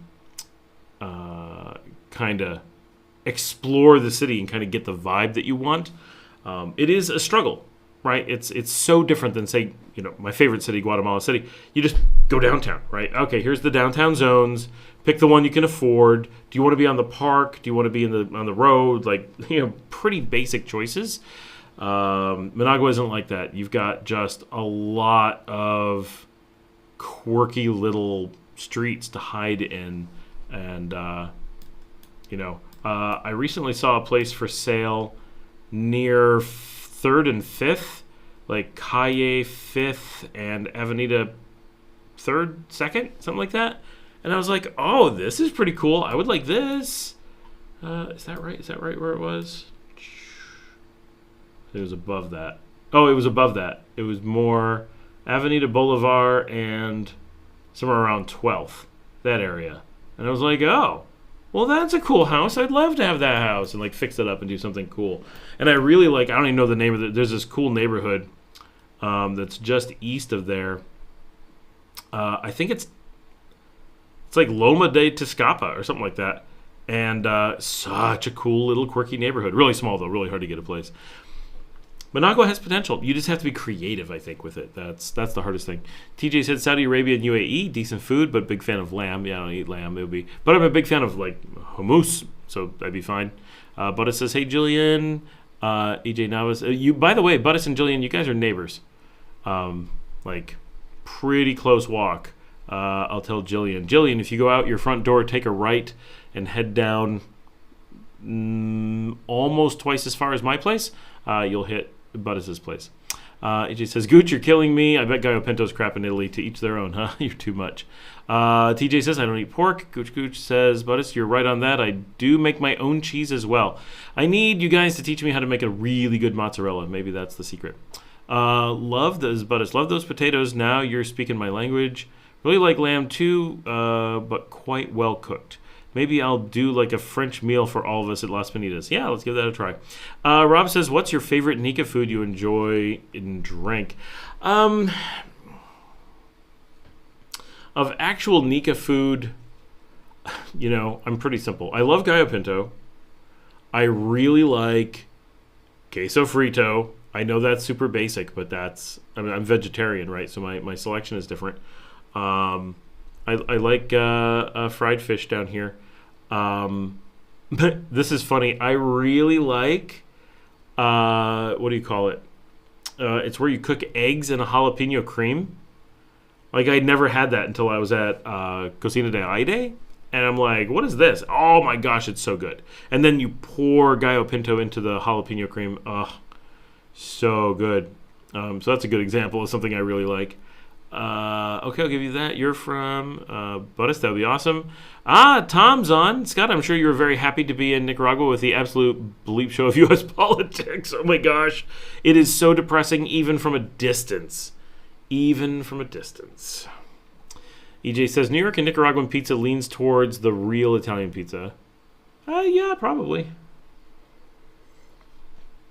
Gooch says, do you find that expats, immigrants, have negative attitudes towards typical Nicaraguan foods? I know that you don't eat meat, so that is a thing, but I have had expats react negatively to things I eat. I don't find that, but I am an expat immigrant, so it's hard to say. But react negatively. I don't know if you guys saw, I had really good repochetas yesterday. Those were really good. That was Marcelita made those. It was really good. Rob, fritanga for all of us, but not Scott because he's special. I do like fritanga. I just can't get very much there. Did not know that. What did you not know, Jillian? I would consider exchanging gratin recipes for cheese recipes. But it's just past Rio Dolce. Gooch. You should try langosta frito. Best chicken fingers I've ever had. Yeah, I could try that. I do eat langosta. I don't tend to like langosta, but I do eat it. I'm not a picky eater, so as long as I eat something, it's like whatever. But I tend away from langosta. It just doesn't do it for me. Jillian didn't know the Buddhist is your neighbor. Yes. All three of us live on the same road. It's a very small road. So Jillian lives on one end of the road. I live in the middle, and Buddhist lives at the other end. More or less. Not quite the end, but close to the end. We are close enough that if any one of the three of us blew an air horn, the others would hear it easily.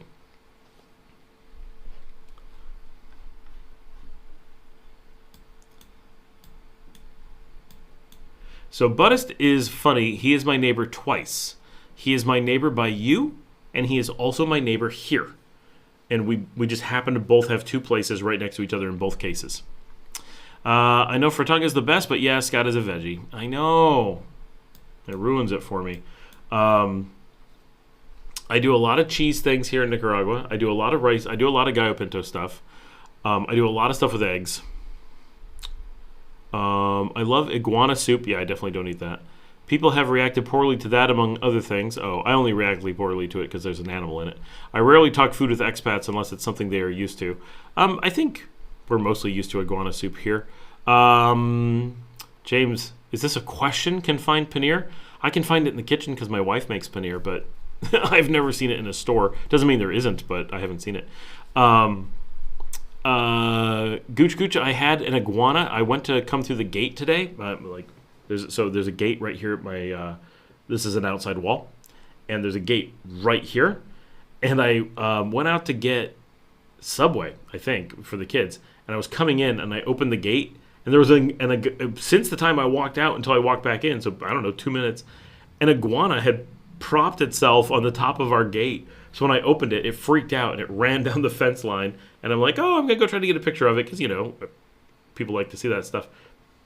And I couldn't, but it ran down the fence, because the fence has bird things, so it's like browns, and then I got into the bush, and it leapt into the yard and ran away. Fish is versatile. Yes, it is.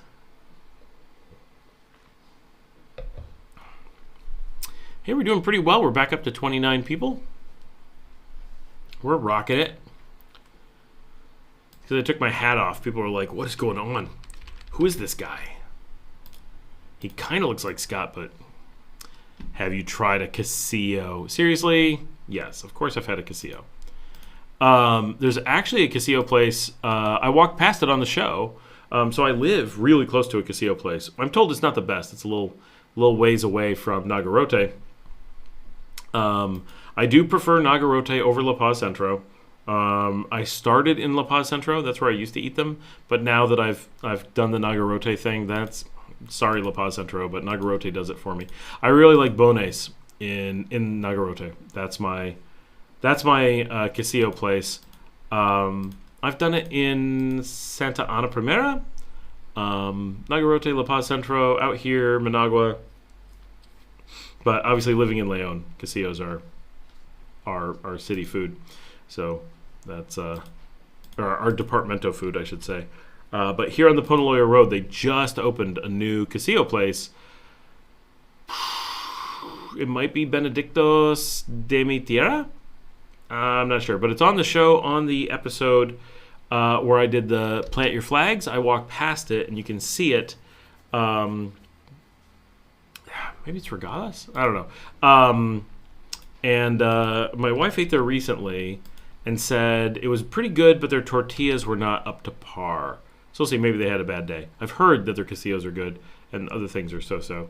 But yeah, it's handy that I can walk to a Casillo place. And my business partner was like, we need to open a Casillo place. We need one right here. And then someone opened one right where he sat. And he's like, see? And they're packed all the time in an area where nothing else is busy.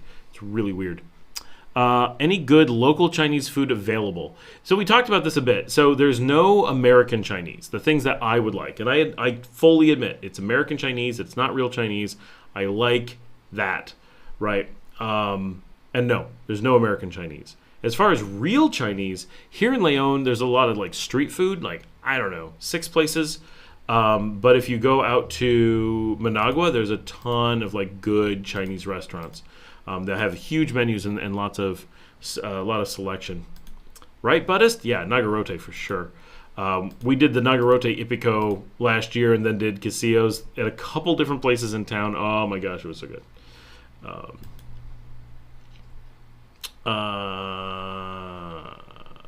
Jillian says, I very much like the queso frito here.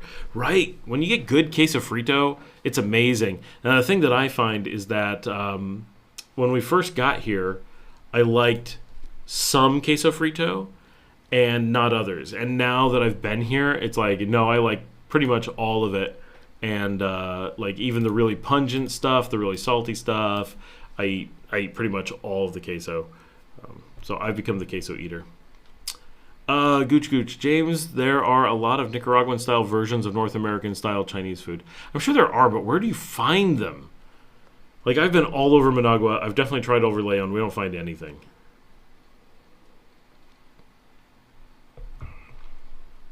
Or do you mean there's Nicaraguan food that is a lot like Chinese food? That would be applicable, too.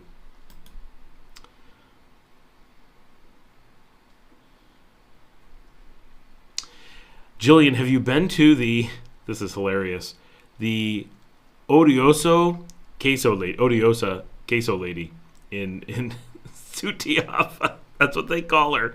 She's like really angry at everybody. Apparently it's really funny that everybody knows who exactly it is you mean when you say that, and she has the best cheese, but that's how everyone refers to her. It is very funny.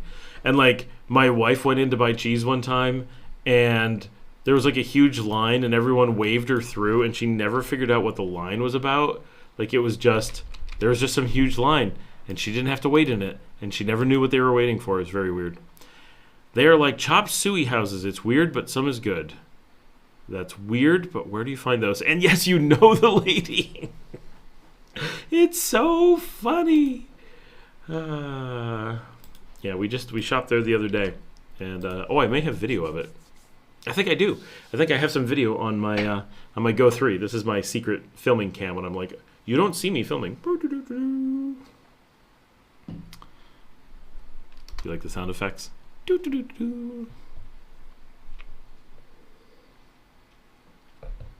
Oh, I think it's time for a wine refill. This is a audience participation show. You should be pouring some wine and drinking along with the host. Feel free to pair some cheese. I prefer the American chow mein to Chinese. Is that chow mein? Is that what you said? Yeah, chow mein. 5 hours strong live streaming. Well, Scott, my man, you were built for this. I am. 5.5 hours, and we're just going. It's far from our longest so far, but we have potential. It is yet early. My family hates me doing the live stream. They're like, oh, you're on the live stream again. That's how they say it. I have seen some in Rivas, Managua, San Juan del Sur. I'm not surprised that it's in San Juan del Sur. I'm never down there. But I can't remember having seen any Chinese down there. Rivas, I've never eaten Rivas. So that's, I need to go spend time in Rivas. It's so far away. You have to make an effort. But Managua, if you find some in Managua, you got to let me know. Because I would like some, especially like sweet and sour bean curd. Like that's my jam. And I just can't find it. Ever. Have you been to Guatemala? Yes, I have. If so, what you like? I like Guatemala. Oh, hold on. I don't drink, but smoked a dub. A doob. Probably a doob, not a dub. What do I like about Guatemala? Well, one thing I like a lot is the weather. Right? Like, I don't know if you know this, but Nicaragua's pretty warm. Guatemala is quite a bit cooler, and it's very good, right? Like Guatemala is just cool. My biggest thing with Guatemala is that it has the big city, and I'm a city guy, right? And my kids are city kids. So being able to go up to Guatemala and have Guatemala City and have this massive, massive city that gives you the feeling of a Mexico City, of a Buenos Aires, of a Bogota, and it's nearby, but it's still our vibe, right? It's still Central America. It's still part of our little group here. But it also is like getting Mexico City and all this stuff. I missed a delicious broccoli dinner last time. I do like delicious broccoli dinners. Yeah, Guatemala. Guatemala is my second choice. If I wasn't living in Nicaragua, I would definitely be in Guatemala. One of my goals with Residencia is to get a car that I can take to Guatemala without any headaches, so I can go back and forth, go hang out. When I just get that urge to be in the city. I do work in Guatemala a little bit, so I can go up and visit the office. Like, I have excuses to go to Guatemala. I have reasons to be up there. So that stuff works out well, too. And I work in Belize, much more than Guatemala. So, like, I can go up to Guatemala and then zip over to Belize. So that works out well. I really, really, really want to have an apartment in Guatemala City. That would make me really happy. It's a beautiful city. It's such a change of pace. It's like enough like Nicaragua that I don't feel like I'm leaving. But everything is different so that you get just a break. And Nicaragua is a very small place. And the same with Guatemala. If you lived in Guatemala, then Nicaragua would suffice in the reverse. But we're such a small place that having a place nearby that's so completely different in the trees and the foliage and the weather and the way the cities are and the food and the cafes and just the nightlife and all those things. It's so different while not feeling exotic. Like, it's still comforting. It's still, I feel like, yeah, I just like I didn't go anywhere, but I get all these different things. And so it's a really nice combination. I don't know how to... Describing different cultures and places is difficult outside of, how much does it cost? Well, they're very similar. And what's the food like? Actually, they're very similar. And what's the weather like?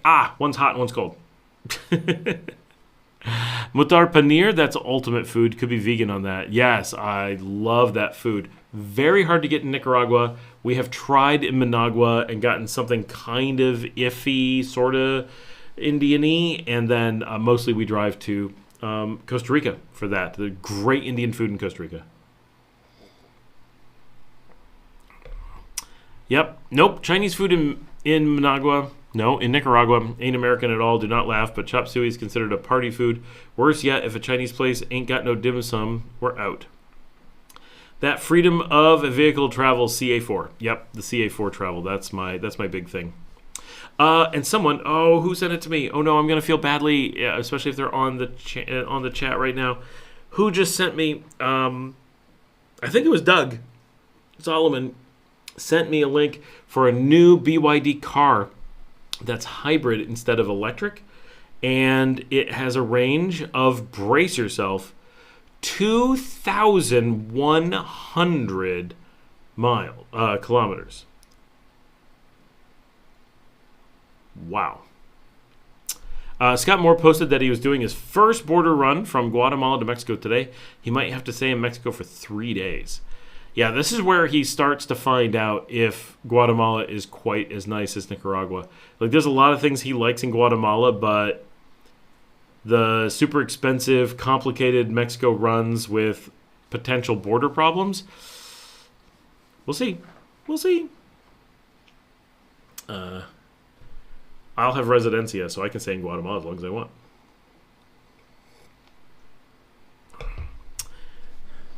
Jillian, we could go get curry. No, I can't leave the country right now. Waiting on my residencia interview. Otherwise, I would be... I'd be seriously considering a curry run. I could use a trip to Liberia. That would be nice. I'm looking up Scott's channel. There he is. Oh no, that's someone interviewing him.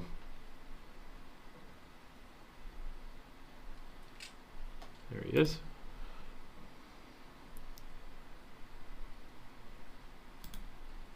Yeah, it's only been 6 months that they've been up there. Hard to believe.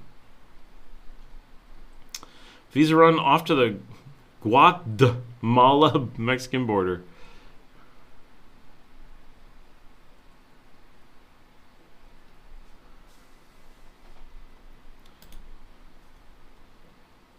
Read that BYD uses a sodium-based battery as opposed to lithium. Oh, interesting. Maybe they do.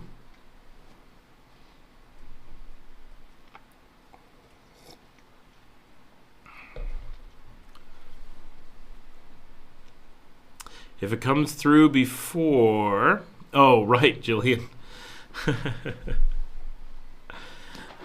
Are you taking the bus or are you taking the car? The car is a pain because it can't cross the border. But the bus... curry and fries, one of my popular pub foods in Britain. Yeah, they don't do curry and fries down here so much. Liberia is a nice city. I just hate having to fly into it. It's so much nicer to fly into Managua. Oh, yeah. I wouldn't say Liberia is a nice city. That's a... It was... When it was part of Nicaragua, it was the second city of Rivas. Like... But... yeah, I don't know. It's fine. It's got some good food. I mostly like to pass through it and get on to San Jose if at all possible. I really like San Jose. Oh, gosh, sorry. That was the first of the night. We are at 5 hours and 41 minutes. And I got very little sleep last night. I had to be up at 5 o'clock this morning to run to the hospital for something. So I have an excuse. Long day. Oh yeah, you've got your move on your mind, so you're not thinking about that yet. But yeah, Liberia, like it's okay. Like if you got to do things in Liberia, like it's fine. But my gosh, staying in Liberia. Oh well, yeah, Rivas is like a real city, right? Liberia is only a city because it got separated from Rivas and it had to carry, the Guanacaste on its own. So it kind of grew into a little thing. It's okay. I don't want to knock on Liberia, but it's a dinky little city with nothing really going for it. It's so not interesting. But San Jose is amazing. Like it really is. A very nice, large city with a lot going on, and museums and loads of restaurants, cool transportation. It has trains. It's got the big airport, and it just has all the stuff. Like it's got a great culture to itself. It's not for everybody, and it's expensive, but as a city, it's pretty cool. So Liberia is 1, 2, 3, 4, 5, 6, 7th largest city, supposedly, in Costa Rica. That's pretty far down on the list. The BYD has a lithium battery. They claim to be producing a sodium, but not available yet. Same story as Yak. Okay. Trains!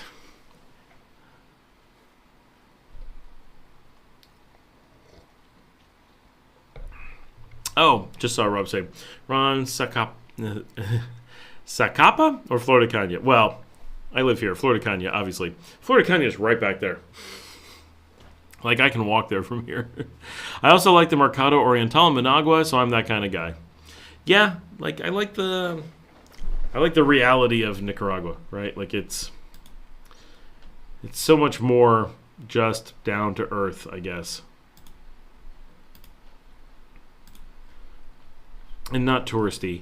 That's the biggest thing is Nicaragua just is not a touristy place, whereas so many other places, like Guatemala is not touristy, but it's got a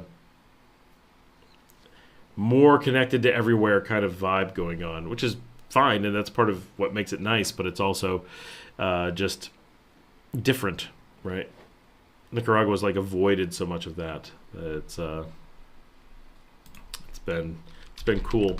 You know what neighborhood I actually I'm gonna find it on the map. Up in Guatemala. See if I can actually locate this. Is it here? Is it near Villanueva? No, that seems wrong. Mixco. Zona 9 de Mixco in Guatemala City. Out west of the city, it's like big city barrios in a way that you just don't see elsewhere. It's pretty cool. I like the vibe. Like little neighborhoods that have absolutely everything. You don't need to ever go into the city. It's like in Managua, you've got that. You need the whole city to do stuff. Of course, you can do stuff in your local neighborhood. You've got, if you're in Barrio Venezuela, you don't need to go somewhere else to do things. But if you want like the nice restaurants, you tend to venture out. Like you're not that contained in Managua. But in Guatemala City, it's so big that like your little barrio, the Mixco area is so its own thing that it's like you could never leave that neighborhood, and you have loads of restaurants, loads of shopping, loads of just everything in one spot, houses and apartments and just all the things in parks, and all within these tight little walking areas and cute little streets with views over the city. And it's just, I like it. I find it all very interesting and cool. And I enjoyed the markets in China when I was there. Managua has a lot of cool places to visit as well. Most tourists have no idea what Managua is like. I always hear it said that there is nothing. The thing about Managua is that it is impossible during a normal tourist's stay to wrap their brain around it. Having lived here, it's obviously a really cool city. I like it a lot, but I can't explain it to anybody other than saying things like that. And it's all very like, you've got to put in the time. You've got to get to know your way around. You got to figure out how to make it work and what it means, because it's just different than other cities. It's not a cookie cutter city in any way whatsoever. And once you figure it out, it's got a wild culture and amazing nightlife and a lot to do, but it doesn't hold your hand in any way whatsoever. It is such a leave you to your own devices kind of city. It's just different. Wow, Gooch, I'm Nicaraguan and grew up avoiding Mercado Oriental, but times do change and every freaking blogger has a video on or about Mercado Oriental. It's true. You know who doesn't? Because it's touristy. I have one about the Messiah Market, but the actual Messiah Market, not the one that people call the Messiah Market. But only because I was shoe shopping. It's like a big city that is so spread out, like way too spread out. That's the tough thing about it. It's really sprawling. Every time I got to do anything, it's like you got to drive and drive and drive and drive. And you're passing very little. It has so much interesting open space. But that's also partially what makes it nice, is that there's all this open space and all kinds of stuff. You know what area is nice that I actually like quite a bit? And I don't know what it's called. It's when you take the Carretera Vieja west out of the city, past the Empalme de Najapa, and it's like, I don't know, San Luis, Cedro Galan, Chiquilistagua. Well, I actually don't know how to say that. Monteverde, Planetarium, that area I find really cool. That whole stretch, like, it's kind of a suburb, it's kind of the city. It's got some really neat stuff going on, all on its own. I need to walk around out there. I think that'd be really interesting. Anyone know why it's called Planetarium? Like, there's literally a neighborhood called Planetarium. There's a air service base out there. Is there like a planetarium at the end of that road? I mean, that would make sense, but like, is there seriously a planetarium in this country? And why is the road called that but not anything obviously labeled as a planetarium? It's like, seriously, there's just a neighborhood called Planetarium. But why? My favorite city is Matagalpa, for sure, Rob. It's very urban. I really like how dense it is. I like its big selection of nightlife and restaurants and the views because of the hills and the cool neighborhoods. And I like how it sprawls into really interesting little villages right outside the city. So you can just walk from the city center into the hills and suddenly you're in these really neat little neighborhoods and communities and villages. I've always had a spot for Matagalpa. And when my company put its first physical offices into Nicaragua, we went into Matagalpa. That's where so technically it's the first place I ever bought a house here. Not bought, I rented a house and had one. And then we used it for offices, but it was my house. James says, like visiting any country, once you get away from the tourist traps, the culture and the people don't live in resorts. Yeah, except for Costa Rica, where everybody does live in resorts. Faux show. It might be the wine talking.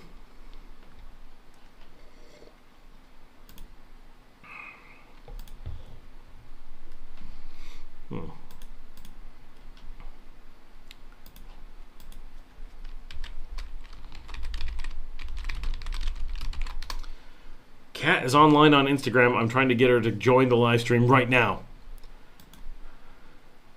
Everybody remember Kat? She hasn't been on the show in a really long time.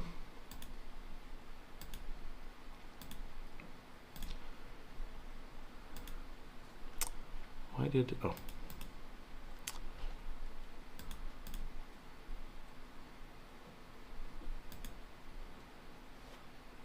Do you miss the States? Not in the least. There's absolutely no thing in the United States that I want to go back to. There's the individual things I miss, like I like Amazon shipping, but no, I did not have any particular desire to be in the States when I lived there, and I left for a reason, and it all turned out to be completely correct. It was not the place for me. I just do not fit ideologically in the United States. I don't like the food, the nightlife, the way that people go out, the things that people do. It's never been my thing. I didn't feel like I fit in the States when I was young and lived in New York. And as I grew older, I never found a place that I really fit in either. I found places I fit in better. Ithaca, New York was way better than Rochester, New York. Dallas, Texas was way better. And, you know, I got to places that I liked and had places that were okay. But never did I ever get to a point where the U.S. felt like home, even growing up there. And it's impossible to state the degree to which I do not miss it. Yeah, most of their videos are stupid. Are these just generic videos? Is that what you mean? Yes, Scott, there is a planetarium in this country. Is it in the neighborhood of planetarium? How do you go there? So, little known fact, I grew up in Rochester, New York, famous for one of the world's foremost planetariums. I feel the same way about Canada. Jillian, I'm not even from there, and I feel the same way about Canada. I am from the border, though, so I grew up with Canada kind of like feeling like home, and yeah. No need to go back there either, but I sure liked it as a kid a lot more than the United States. You got someone outside honking the horn. Hold on, guys, I got a little dog out. Oh, gracias. ¿Quién está afuera? No, okay. Okay. Baby. Oh. The little dog has snuck in. Baby. Baby. Hi, Mia. Everything's okay. I think. Canadians just hide in their houses. That was one of the reasons I feel so happy to be in Nicaragua. Yeah, Americans are the same way. It's, you know, North American culture is hide. Hide at home, stay inside your walls, don't go out, everything's scary. We say everyone's polite, but we're scared of them, right? We don't trust it. It's a weird thing. All right, I want to know where this planetarium is. I'm going to a satellite view. Can we see it? There is no visible planetarium.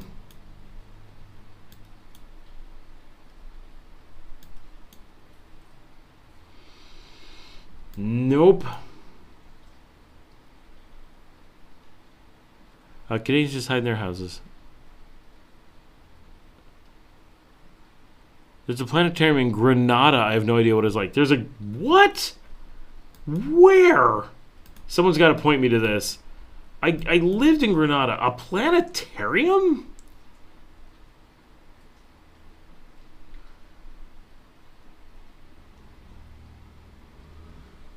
Sky Andaluz. Oh my gosh, the dog.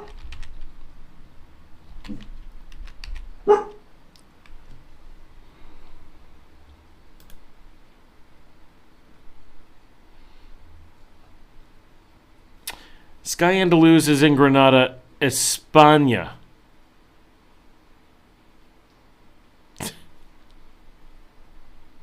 No, not as West Coast Canucks. We're out hiding.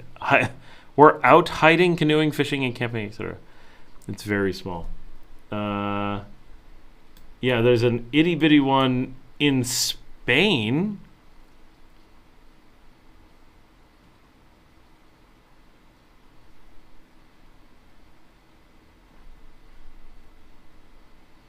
Oh, wrong name.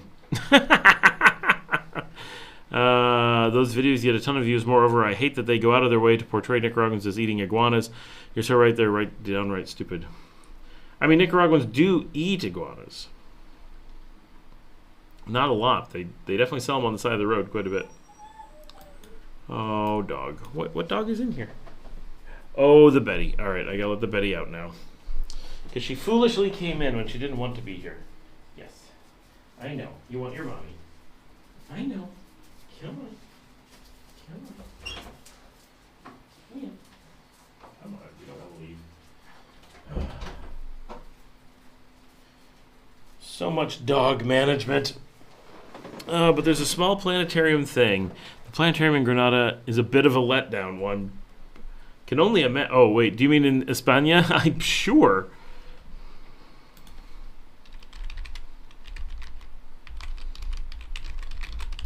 See if I can find. I grew up going to planetariums all the time. So here I got to share.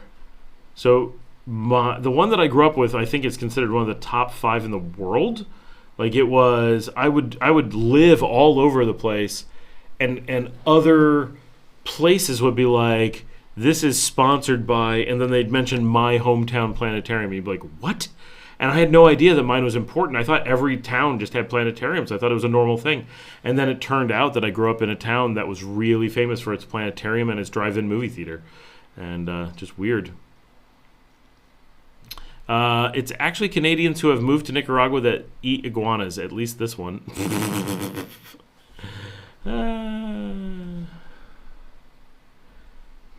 I mean, it's more environmentally friendly than chickens.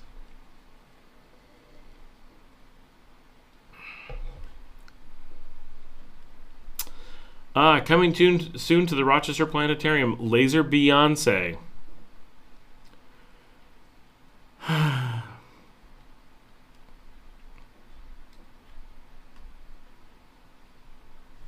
It's so funny. I'm just looking at this stuff. I have not been to that planetarium for 35 years.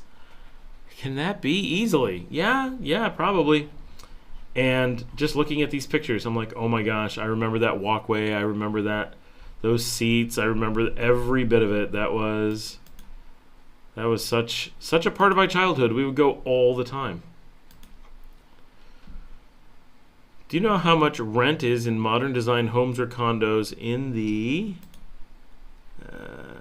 Nica secure areas of, must be nice secure areas of Nicaragua, like a range? Modern designed, I'm not sure about modern designed.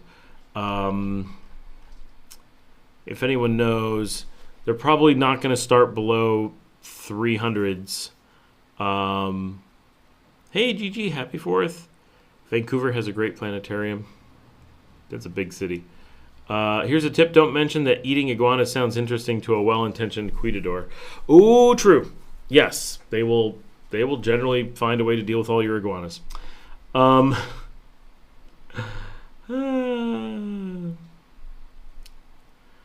don't know what the upper range... Oh, excuse me, that's number 2. Have we hit 6 hours? Seconds to go. It's not a shame if you make it over 6 hours. Oh,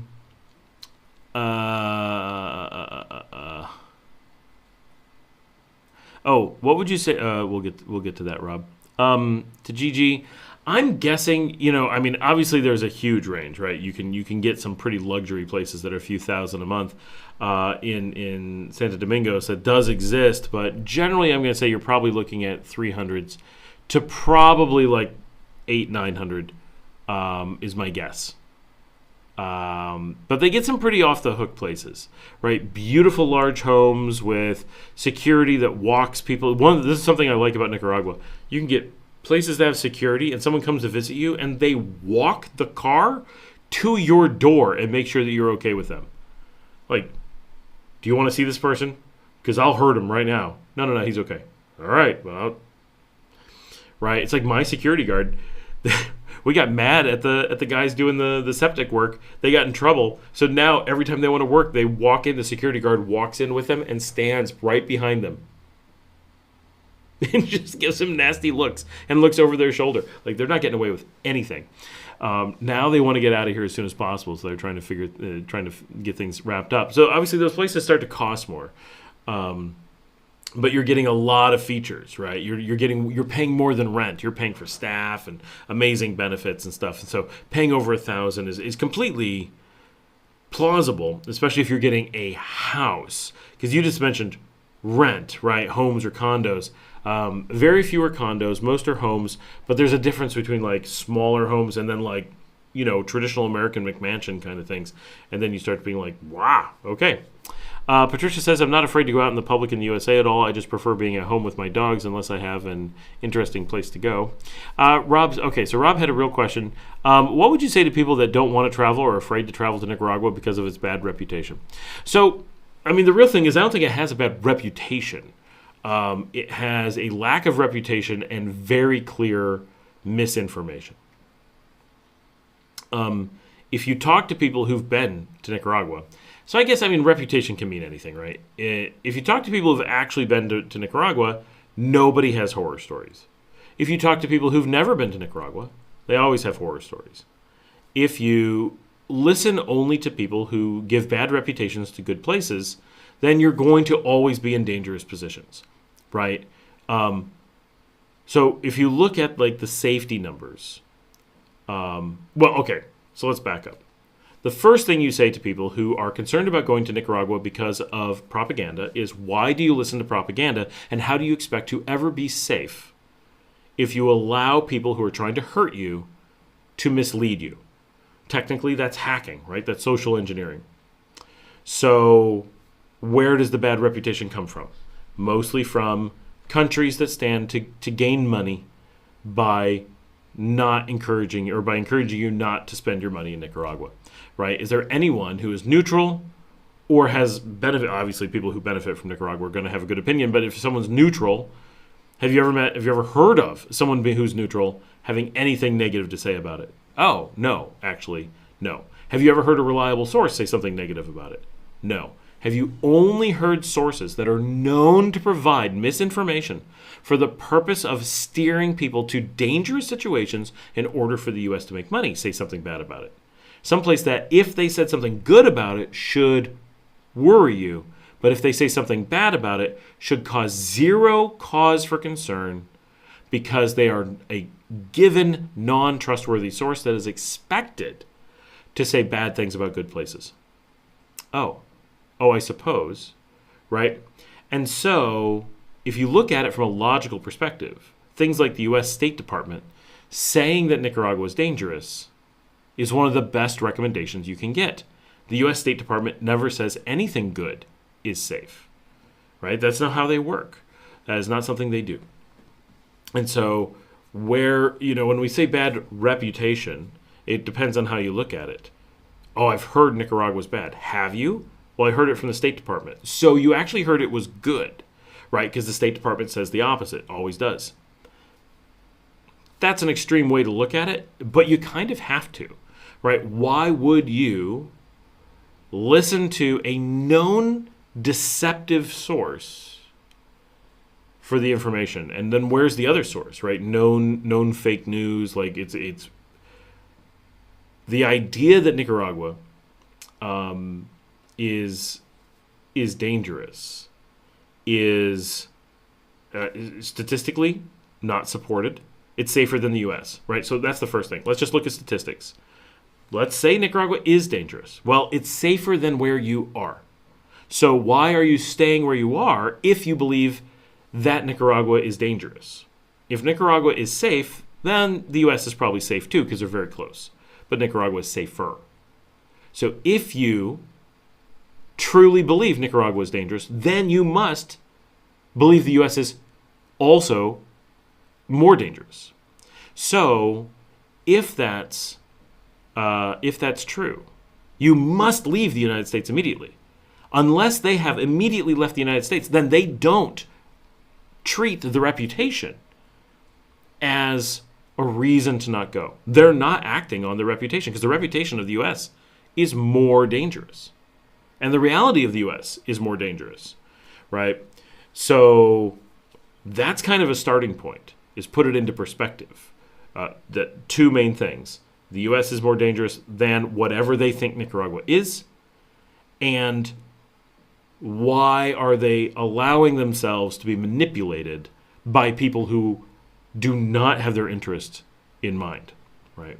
So until you want the truth or until you want to discover the world, you're never going to be able to say things to people, right? A lot of people, Nicaragua, along with other places, represents a breach of a lot of people's worldviews, right? If all Americans truly knew Nicaragua, the United States would be at war immediately, right? It would move from a general distrust of their own government to a completely founded and defensible belief that they were the outright enemy of the people and an enemy of democracy. And they would immediately take up arms and overthrow the government. So the government and the people have this huge interest in not having everyone find out about Nicaragua all at once, because it exposes so many things. The knowledge that once you see Nicaragua, you know the U.S. has been lying to you. You know that their government doesn't work the way it's supposed to. You find out that democracies exist without all that. You're right. The U.S. has to convince people. Oh no, you can't just vote for a president. You have to have all these mechanisms because people aren't smart enough. That's what makes it a democracy, is that you don't actually vote.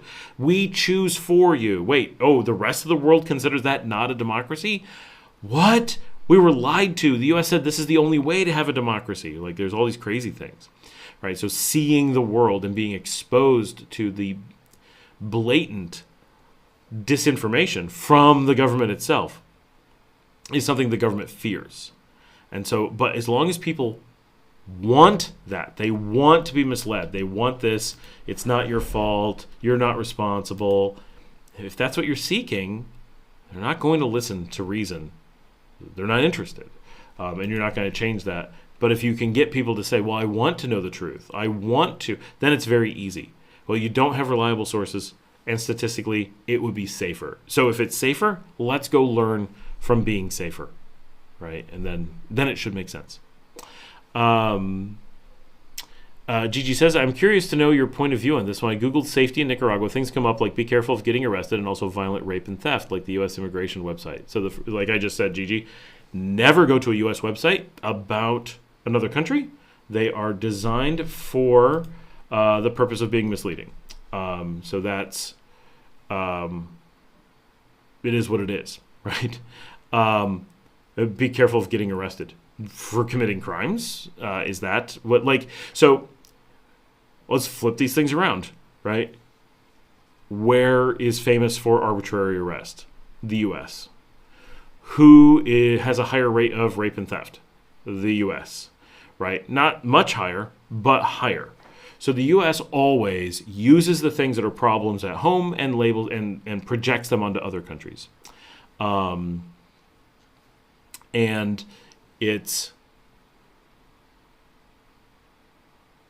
every country has the possibility of getting arrested, right? Do I know Americans who've been arrested here? Yes. Should they have been? No, they should have been executed for their crimes. They committed some truly heinous things that no person should be allowed to live after. And yet they were only arrested. Now, the U.S. reports that Nicaragua arrested that person as be careful of arrest. But if you had committed that crime in the United States, they would also be arrested. And in fact, the crime that he did commit here, the U.S. is waiting to arrest him. Upon his eventual release from Nicaragua, they will ship him to the U.S. and he will then face arrest in the United States if he survives that long, right? It's a very strange thing, right?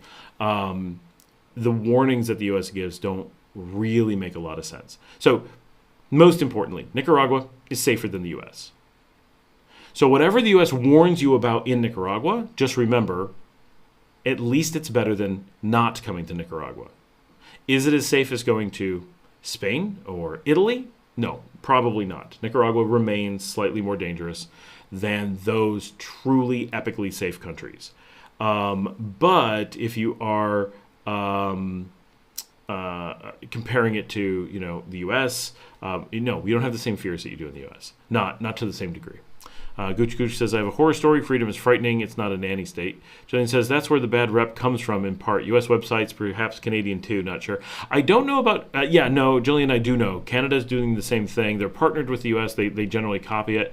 But I know Canada does stuff to cut off El Salvador and Nicaragua by telling Canadians that crossing Honduras is dangerous.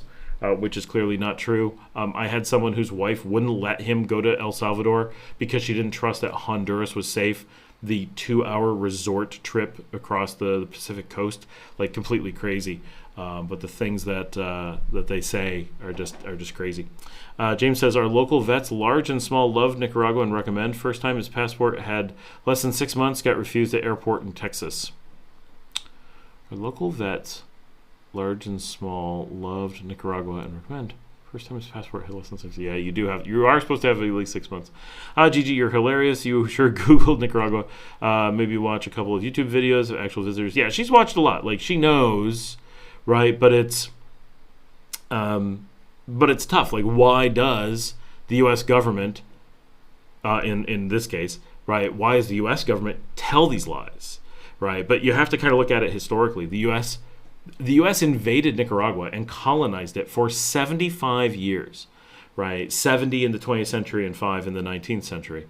And it is caught in a situation where it must attempt to justify those actions to the American people even now, because it continues to harass Nicaragua, right? It continues to try to colonize Nicaragua. It continues to try to block democracy in Nicaragua. So because it's continuing to do that, it has to justify those actions to the U.S. people, because it can't just say, we just really hate Latinos, and so we're just going to mess with any of them that we can. No. They have to come with an excuse for it. And then Americans are like, plausible deniability, now we can be racist, right? But that's basically how it works.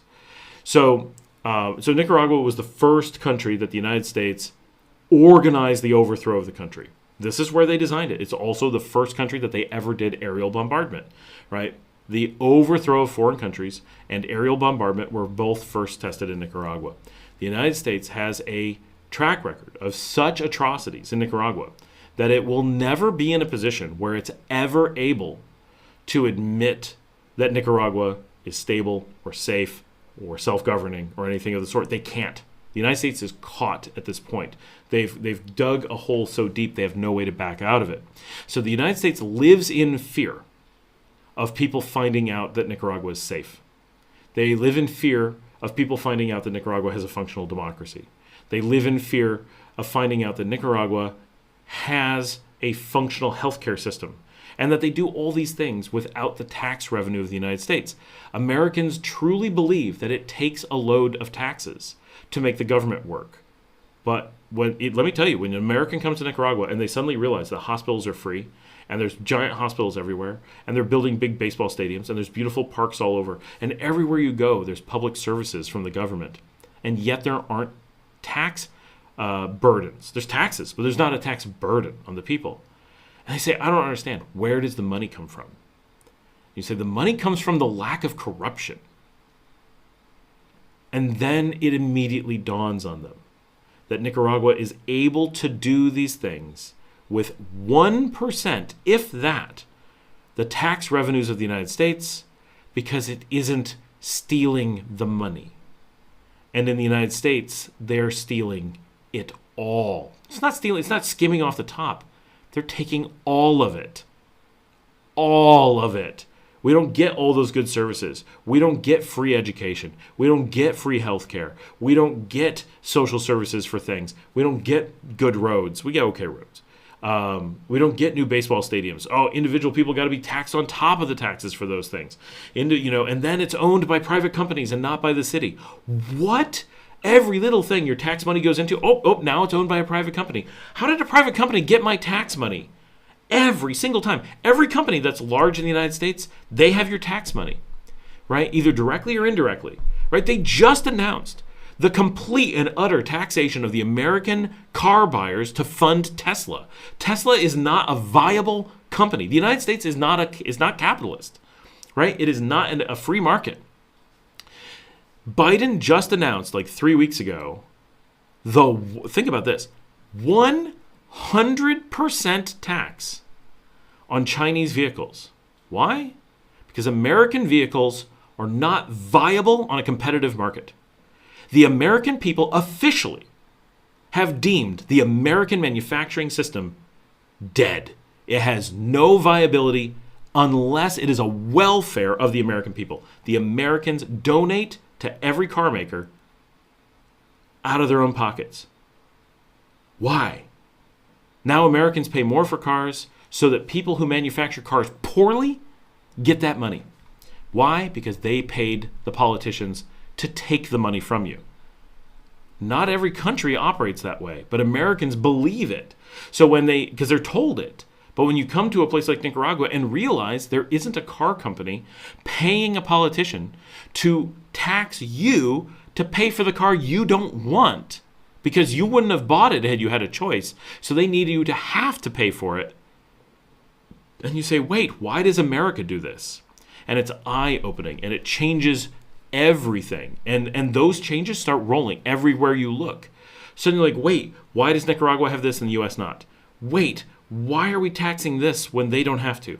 Wait, why is their internet faster and more reliable? Wait, why are they able to produce power with so much little, fossil fuels? How are they able to do these things? Right? And that is what the U.S. fears. And then you realize all these things. And you say, is that why we started bombing them? Because that answer is yes. Right? That's how you have to look at it. And it is what it is, right? This is the American experience.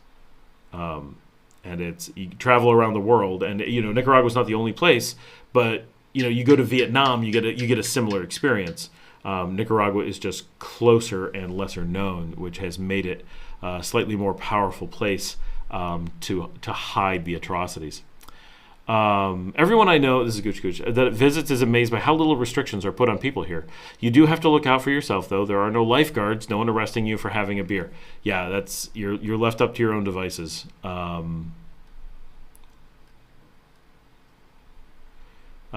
That's exactly why I'm asking him. Let's not put each other down for asking questions. Keep the chat positive. All questions are valid. My apologies. Gigi, you're 100% right. I'll be glad to contribute positively. Yeah, what else is new? We sold out decades ago and elsewhere. Okay, shut up now. Sorry, happy 4th. There was a recent YouTube video of a blog of a woman going to Laguna de Tizcapa viewpoint. She chickens out because she sees some guard standing in the road. Right? He is the park ranger collecting $1 to park. He's also the guy who tells you can't take a good camera in, you can only use your phone. Like, seriously, I can carry in a $1,200 iPhone 15 and take cinema quality movies, no problem. But if I have a $300 pocket camera that I happen to like, you're not allowed to take it? Seriously, that's the rule. What? Yeah, that guy pissed me off. That is literally the Tizcapa. Yeah, so all those American vlogs, right? It's these rant alert. Thanks, Jillian. It's there are so many people who panic. I can't believe how often people say, and this is why I make videos that explain how it works. I was pulled over by the police for no reason at all. What do you mean no reason? You were in a car, right? In Nicaragua, being in a car, and especially on a motorcycle, is reason to be pulled over. Not every time, but at random. That's how it works. In the United States, when you're pulled over, it's supposed to be because they believe you did something wrong. Maybe you didn't, but they believe you did. They have cause to believe. When Americans take cause to believe and then apply it to Nicaragua where it doesn't exist, then the random stops seem terrible. I can't believe they pulled me over. Well, you were driving. You accepted that they could pull you over when you started driving. You knew that 1 out of 5 cars would be pulled over when you started driving. Like, that's how it works. Did something bad happen? Yes, I got in trouble after I freaked out, acted like a crazy person, didn't have my information, couldn't speak Spanish, which you shouldn't need to, but like, what are you going to do? And didn't act rationally, right? Oh, so you acted like a criminal and then were surprised when things didn't go super smooth. That shouldn't exactly be how it works, but that's how it's going to work pretty much anywhere. If you freak out with the police and act weird, bad things are going to happen. And how bad was it? I don't know, you got a ticket, right? In the United States, you'd have been shot. Probably not. But, that's the fear. That cop who pulled you over didn't even have a gun. None of them do. Right? None of the ones that pull you over. They're not allowed to have guns when they pull you over. That's part of the safety mechanism. Right? It's a completely different thing. I got pulled over by my local cop, right? A mile away. Yesterday. Literally yesterday.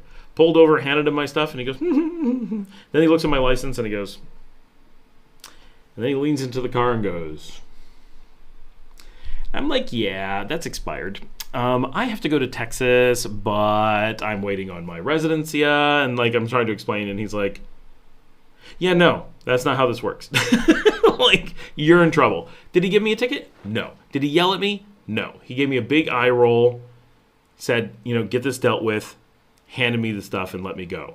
Right? He could have given me a ticket. Absolutely. He could have shaken me down and been like, if I don't give you a ticket, you could give me breakfast or whatever. Like, he had an opportunity to do that stuff. Did he? No. He was 100% professional. And should he have given me a ticket for driving on an expired license when I do have legitimate reasons for not having it? Probably not. And he didn't. He did exactly what he should do. He yelled at me. He made me very aware of what I needed to do. And he gave me the benefit of the doubt that I will go deal with it, which I'm definitely going to go deal with it. That I was already going to go deal with it. That was not new, but I may not have, right? And I may not have known. But, I could have lied to him, but I didn't. I said, yeah, I'm aware. But I do have a valid license. I just have to show up in person to pick it up. They won't send it to me. And he's like, how am I supposed to know that, right? Like, okay, it's legit, right? But that was a random stop. I wasn't pulled over because I did something wrong. I was doing something wrong. That's not why I was pulled over, right? But I had a good interaction because I was friendly. I was sensible. I didn't freak out. I had my stuff ready like I'm supposed to. I wasn't wasting his time, and it changes those interactions, and it's super important to look at it that way. And so many people create problems or perceive problems and write about it and are like, oh, all these terrible, it's like RadPad, right? I can't believe they expected me to pay their salaries. Take the tone out of that. I'm shocked that I was expected to pay them the money I agreed to pay them up front. That sounds crazy when you don't put a rant sound behind it, right? And that's all these people are depending on, all this crazy stuff. No, Jillian, some facts are not exactly as we expect, but true nonetheless. Please keep an open mind. No, the opposite. I totally agree. Don says, my mom's Chinese-made Volvo is a piece of crap. Jen says, oh, Don, that's just sad, but a bit funny. Rob said, I wish Americans understood like you do that have lived in the States and in Nicaragua, the two sides of taxing, living, etc. Yeah, super true. Also, Scott, let's not forget of William Walker, who proclaimed himself as president, but I guess we'd be safe if we would have only allowed the U.S. rule. Yeah. So in that particular case, just for those who don't know, William Walker, 1853 to 1858. So it's a little bit quirky. So at the time, the laws in the U.S. were a bit different, and you were totally allowed to overthrow foreign countries and take them over, but you didn't do so under the guise of the federal U.S. government. You were allowed to do so under the guise of the states. So technically, to Nicaraguans, they were overthrown by the United States. And that is true. It's not incorrect. But they were actually overthrown by Tennessee. It's one of the many reasons that Tennessee is one of my least favorite places on earth. Certainly not the only reason. There's a million reasons why Tennessee is one of my least favorite places on earth. But Tennessee overthrew Nicaragua and immediately began installing a communist dictatorship. So this is important. The first national government that was communist that we know of in the world was in Nicaragua, but it was an American-installed government. And they did this because they wanted an excuse to seize all national assets. So William Walker used the American lack of democracy and the American pro-communist mentality, which under the hood, Americans are the most communist nation, right? Maybe North Korea, but like you look at like Cuba, you look at Russia, at the end of the day, they're not actually as communist as the United States when you look at how the economy runs. Right, the U.S. does it through a deceptive way. Cuba's like, we're communist, and then certain things are not. Right, the United States is like, communism is bad, but under the hood, everything is the government's. Right, every single job role has to be certified. Every person has to go through and pay the government for their job, and then like that's how those things end. It's just. Hold on.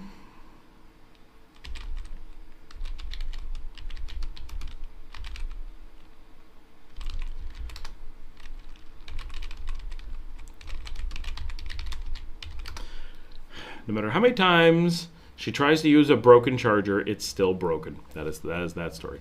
And so, under the hood, like, Oh, healthcare is private. Nothing's private in the United States. They use the term private to get people to stop reacting to things. And it's, at the end of the day, the government controls all the flow of money to every industry. There's these tiny exceptions, but it's really tiny. Just like in Cuba, you can go set up a fruit stand that doesn't get ruled by the communist, central economic planning or anything, just like in the U.S. But once you get to a business of any size, including a fruit stand, suddenly the government is overseeing every little last aspect of everything you do, one way or another. So William Walker did this thing. He introduced communism, tried taking over everything, and then eventually took over so much that Vanderbilt stepped in and was like, nope, your little experiment is over. I have more money than the state of Tennessee. This is not a game. And he came down with Congress and the U.S. Navy, and the U.S. Navy took the U.S. Marines out of and the Tennessee militia out of Nicaragua. But that was a major part of Nicaraguan history. And while it was in time a very small piece, it was very influential, as it would be, but especially considering Nicaragua was only as an independent country about 20 years old. That's something that people miss, that at the time, this was a huge portion of the lifespan of the country was spent as a U.S. colony. And then it was only, 51 years until the U.S. was back and colonized for 70 years, right? In 2 weeks, a little bit less. On the 19th, I guess that's a little bit more. In 2 weeks and a day, Nicaragua is going to celebrate 45 years of being a free country and under its own rule. We are only like 8 years away from it being the longest free period in Nicaraguan history.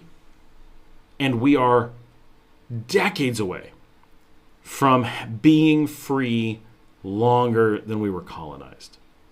In the last stretch, let alone in total. It is crazy. I think they pull you over because burning gas and wearing out vehicles isn't a cost-effective method of policing. Look at how few vehicles are stolen here. I always make sure I carry my paperwork. Oh yeah, no, it's a very good way. No, really, Gooch, I think the thing is that, burning gas, wearing out vehicles isn't good. More importantly, it's super dangerous.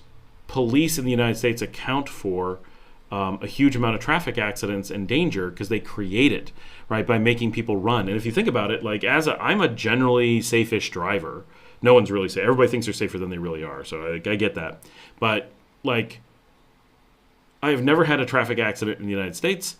When I drive, do I look for kids or dogs or other cars? No, I look for cops. I'm always worried about a cop. I'm always worried about how they're going to perceive me. Not what I'm doing. I'm not worried about driving safely. I'm worried about avoiding the cops catching me, even though I'm driving legally, to the best of my knowledge. But no one's ever legal. There's so many laws, and every town has different ones. You have no way to ever know if you're legal. It's not like Nicaragua, where there's a published list of laws, and you can check them. In the United States, it is literally not your right to know what is and isn't legal, and even the cops don't know. So they pull you over for what they perceive should be legal, and then you find out from a judge whether it is or not. And it isn't legal or not until the judge decides. So there isn't a way for anyone, even if you knew all the laws, which you can't know, to know if those laws were the real laws at the time, because the judge makes it up on the spot. That's insane.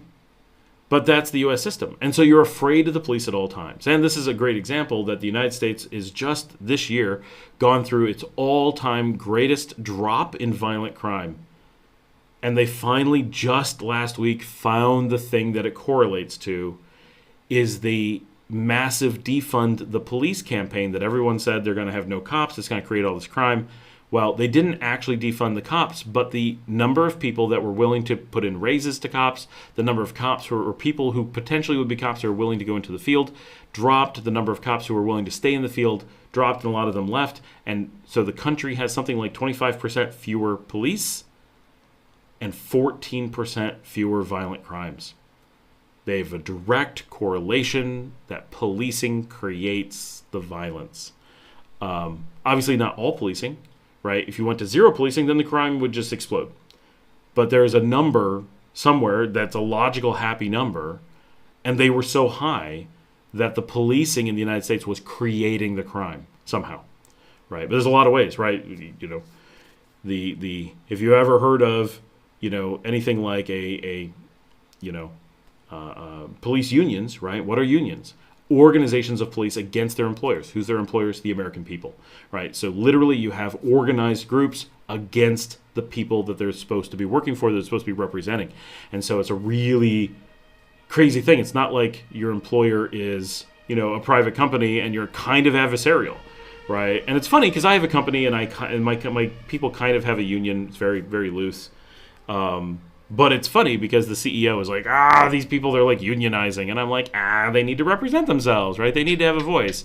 And, it's funny because I kind of pull back and have this kind of high-level view of what it must be like in the trenches. And I've been a union organizer myself because of bad employers. Like, I don't think we're a bad employer, but they perceive something wrong with the boss. And so they put together a group and they represent kind of as a collective bargaining agreement. And it's like, that's cool. Like you're thinking, you're using the tools at your disposal and you got to look out for your families and stuff. So, we're actually here to look out for you as well. But, what if we weren't? You would need to do these things. But when something like the police start doing that, or imagine if Congress did that, we're going to have a union and we're going to fight those voters, right? Oh my gosh, right? Like you're literally becoming adversarial with the public?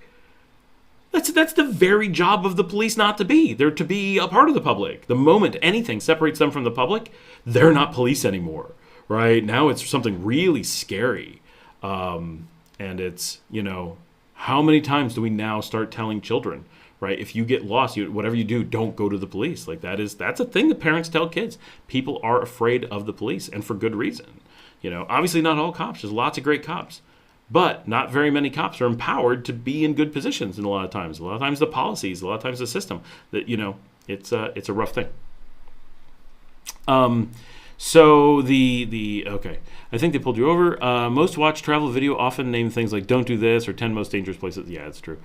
Tesla is not an auto manufacturer. They're a data company. Chinese cars are same. I mean, they're still making cars, just making them poorly, right? William Walker got rewarded for his actions. Only kind of. Like, he didn't make it home, right? He got put on a British ship, taken to Honduras, and they blew his head off. So... it didn't. Whatever he got at home didn't count for much.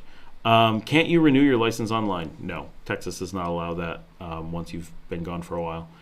He did in spades. I'm just a bitter mofi. Hello, myself as well. Mofo, who was shocked when I learned that he burned down Grenada? Yeah. Sounds like I see a pattern in Iran, Afghanistan, Libya. Yeah, exactly. So when I was in university in the U.S., we actually had to study the government of Libya because it's generally considered during the Gaddafi era to be the most effective civil government in the 20th century. And it's exactly, the U.S. was so angry that Libya was doing so well. They were able to do public works greater than the United States was with no budget just because they had a functional government. Jillian says, I'm doing my border run before the 19th then. Yeah, Jillian, we should. So I'll definitely be in Managua for the party. It's wild. It is a lot of fun. I'll see if I can get tickets to the stadium. Not likely. You kind of got to be somebody, and I'm not even Nicaraguan, so I don't think they're going to let me in, but I'll see. Trudeau says, in Canada, protesting is our right, but don't protest government policy. Yeah. That's amazing. Border run to Costa Rica. Best wishes to you and your family. Yes, to Costa Rica. I had to deal with the cops here in Las Piñas when I lost the dogs in March. They were charming. I still have, I think it's Freddie, on WhatsApp. Yeah, I've always had very good. So I had to deal with them in Sutiava, but yeah, they're always good. Oh, okay. I asked my friend about the planetarium in Granada. I was an indoor-outdoor thing in the hills around Granada. It's gone now as it didn't get much business. I bet it didn't. But why is there a neighborhood in Managua called Planetarium? I need to go explore Planetarium and come up with some, this is this neighborhood and why it makes sense or whatever, because that's just wacky. How did it get that name? Just having that name, I can't handle it. Sorry, guys, it's gonna bother me. And it's a nice neighborhood. Like it's not like super awesome, but it's a nice area. Oh my gosh, I'm just checking the delay on the. Oh my gosh, I'm looking. When I shake my leg, my chair goes like this, and I'm like, I shouldn't do that. The delay on the video is so extreme. Probably because it's running commercials from time to time. I'm just checking the live stream, and it's like, for you guys, I'm still not like when I say this, I'm still not wearing a hat. Oh, this is interesting. The written. I'm going to type this. I'm writing this now. Now, wait to see how long until I say that I'm writing this now. And that'll tell you how much delay I have. My gosh, I'm watching the monitor, and the delay must be, I feel like it's like 10 minutes.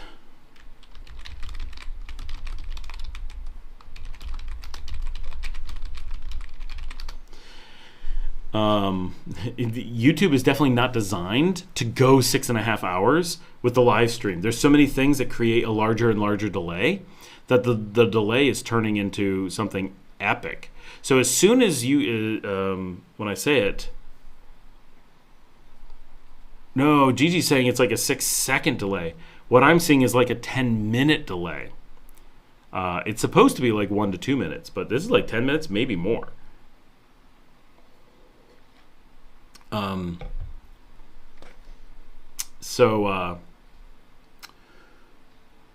What the heck? What was I going to say? Planetarium. Why is there a naked guy in Sutiava, James? Because where else is he going to go? You wouldn't want him walking around Managua. So the story that, as I understand it, is his entire family was killed, and when they died, he kind of just went crazy. And so it's been about 5 years, I think. And so he's mostly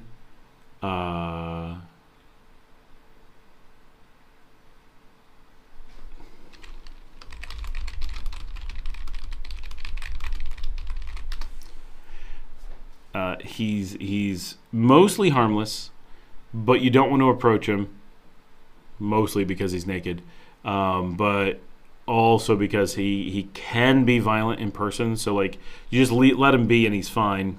But if you approach him, you know, he can be a little bit violent. He doesn't wear shoes, he doesn't wear anything, and he's got places to stay at night, but you know, he doesn't have any family.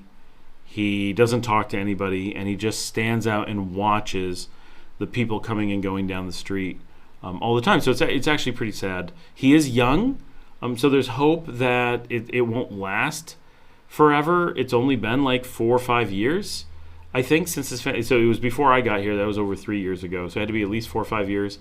I think it may have been a traffic accident, but he lost everybody. And he's only like 20, 21. So he was young when this happened, and he wasn't ready to be out on his own.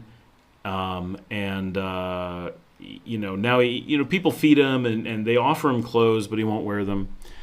But he does get shelter. He does get rides sometimes. Once in a while, you'll see him on a different part of town. But at this point, he's just a sad young guy who, you know, kind of lost everyone in his life, and this is his coping mechanism, apparently. So on a day-to-day basis, you know, it's kind of funny. There's just a naked guy who wanders the streets of Sutiava, and, you know, some days he's just sitting on the sidewalk. Some days he's sleeping out there. Most days he's walking, right? He will walk all across the city barefoot. I cannot believe his capacity to walk so far with no shoes. Like, I walk far, but I wear nice shoes. I've got Skechers with Dr. Scholl's insoles, and, you know, it's a different world. But he's out there in absolutely bare feet, and those sidewalks, you know, there's, you know, glass and all kinds of stuff out there. He's fine, and he doesn't seem, you know, super upset or anything. I think that mostly he just kind of repressed and shut down, and that's kind of where he is now. So So that is what I've heard is the story of the naked guy of Sutiava. So just to be clear, I'm watching on my screen, and I'm nowhere near on my screen up to the point where I typed, I'm writing this now.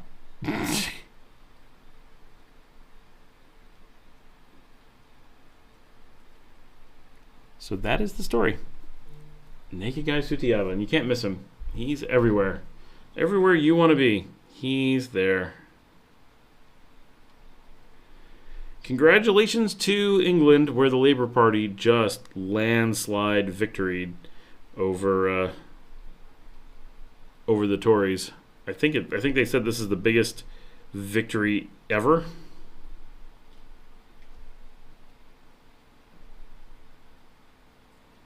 Like, serious landslide. How did you and your wife meet, and where did you first travel together? So we this is funny.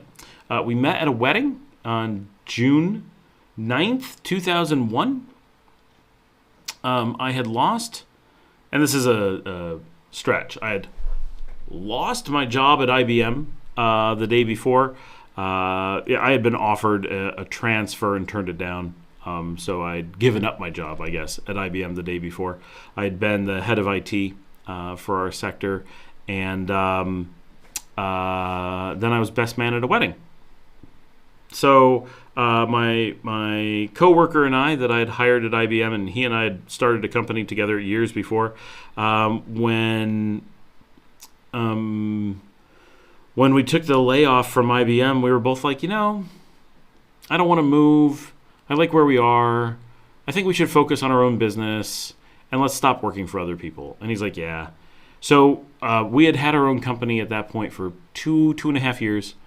And we had grown a lot, as people. Not the company had not grown a lot. We had grown a lot personally. And we felt really ready. It was like, we were really glad we had started the company earlier, but we hadn't been ready to tackle everything. And now we felt we were.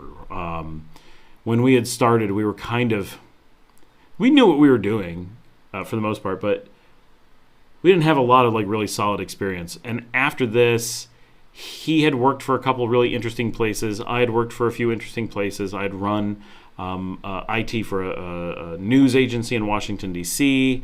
We had built some amazing products together. I went to IBM, got promoted all the way to basically the head of IT. Ended up getting to hire him. He ran as the head of development, answered only to me. We had this amazing run at IBM. It was super interesting. And so when we were coming out, we're like, we kind of went into this starting a company 2.5 years ago. We were sort of junior.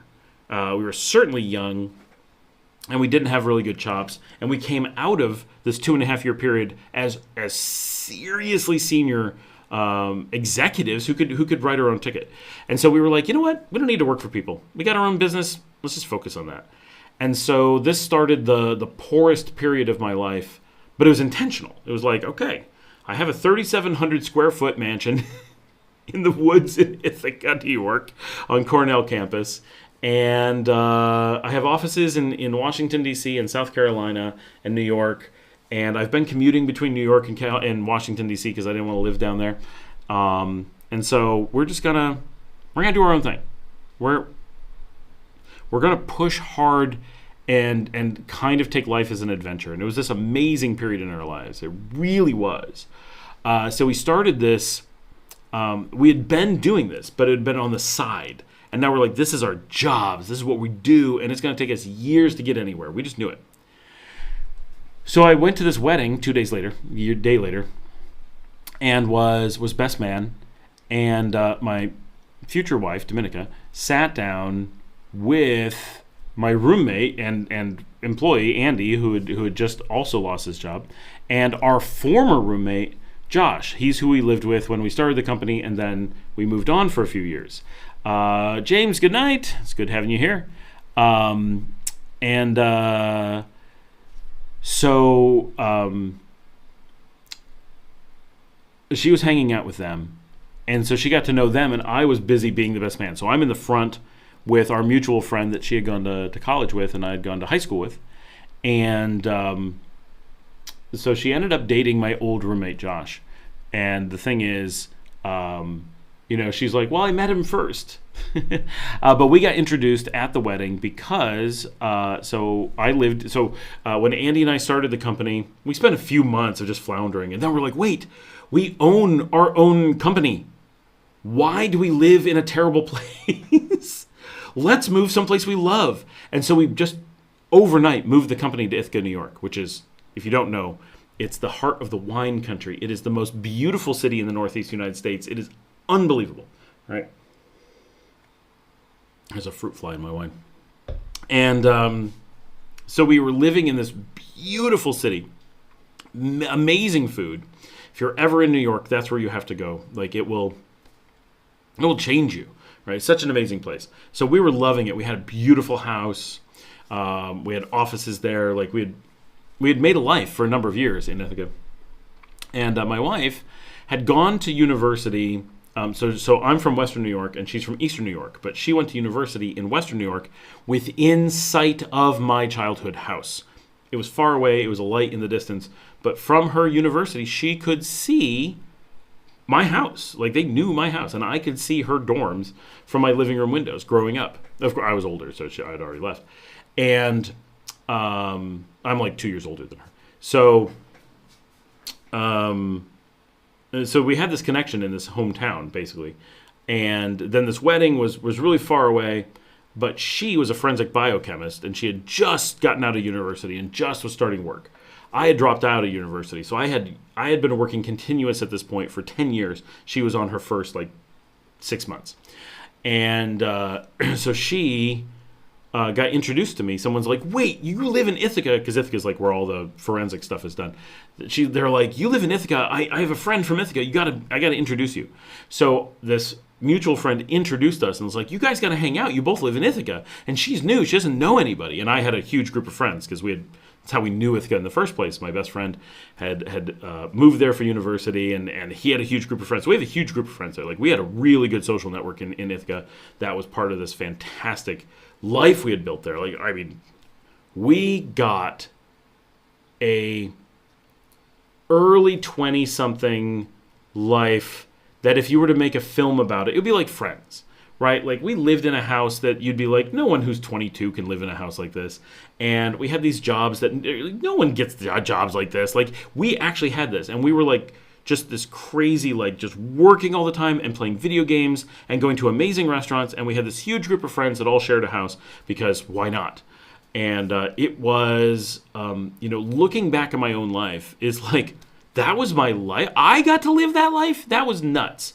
And all we did was work, really. We were not slackers. We weren't hey, we're going to start our own company, but we're going to have some fun and do the 4-hour work week. No. We were we're doing a 100-hour work week, but when we're not working, we're still going to have fun. And we were workaholics. So we were earning this in a way. And so we got introduced. And then, believe it or not, 4th of July, 2001, so exactly 23 years ago today, it was actually, the 4th of July fireworks was actually on July 3rd. I called her up and I'm like, hey, we met at this wedding. And she'd been dating my roommate, but I think they had already broken up because he's a nice guy, but he's a doof, right? And she was like, oh, he doesn't live where I live and he's a doof. So I called her up and I'm like, hey, we were doing the fireworks down. We're just going to go to the grocery store parking lot and sit and watch the fireworks. And she's like, she was already in her pajamas. And she's like, you know what? You don't have any friends in this town. If you don't go hang out with these guys, you're never going to have friends. If you're not going to do this, what are you ever going to do? So she came down and she joined us for the fireworks. And then we pretty much just started hanging out all the time and became really, really good friends. And didn't actually really date for months. We kind of did. It was weird. I was kind of coming off of a multi-year. When I had first started at university, I had a really bad breakup, and I'm like, you know what? I don't need this drama. So I stopped dating for a number of years. I never meant to stop dating indefinitely. It was just you know what? I got to get through university. I'm starting my own company. I don't need additional distractions. It had been a really bad breakup after years, and so the idea that I would even consider dating again was I wasn't ready for that internal mental conversation. So that was July, and then we didn't figure out or I didn't figure out we were dating until more like September. And then, so that was 2001. I don't think that we traveled together in 2001. We traveled together in 2002, and we only went to Canada. But she had never done very much in Canada. I did a ton. I grew up closer to the border than she did. So my family was like, Canada, that's like second home. Her family was like, Canada, you can go once, but it's like a big deal. So it was a very different thing. So we were just dating, and we went and spent some time in Ottawa and had such a good time. We really loved traveling together. And we did a little bit of traveling in the U.S., actually quite a lot. Because September 11th, my office in Washington, D.C. was one of the ones dealing with the attacks. And so she was always going to watch. I guess we were already dating by then for sure. So maybe it was like August. It wasn't that long that we didn't figure out that we were dating, but a little bit. But because I worked all up and down the East Coast, she was constantly traveling with me around the East Coast in the U.S. So domestic U.S. travel, we did a lot. Then we did this a little bit to Canada. And then my mom was really sick with cancer. And so we got officially engaged at the beginning of 2003. And then we were engaged, so we planned the wedding about 5 to 6 months out, which is kind of a good number, right? Long enough to plan, not long enough to worry. And got married in October 2003. And so we're over the 20 years of marriage mark and coming up on 25 years together. And my mom made it just for the wedding, and then died the morning that was supposed to be our honeymoon. But we had known, so we had canceled things. But like, had we gone, we would have landed in the plane. We were going to go to Florida, found out, and gotten right back on a plane back. So it was terrible. So we skipped our honeymoon because of that, and that was a really traumatic kind of start to a marriage. And then the next year, I was in Washington, D.C., working, as I always do, and I was talking to some kind of business partners, and we're just sitting out on the waterfront in what was it? Town. Oh my gosh. Anyway, outside Annapolis, and in Maryland, and I brought up some maps, and I started showing them. I'm like, you know what? My wife has always wanted to go to the Canadian Maritimes. She's always wanted to see Nova Scotia and Prince Edward Island. And when I was 16, I went up and I did photography up there, and I loved it. And I'm really into Anna Green Gables, and I did all this stuff. And I grew up going to Bar Harbor, Maine every other summer, and she's never seen any of this.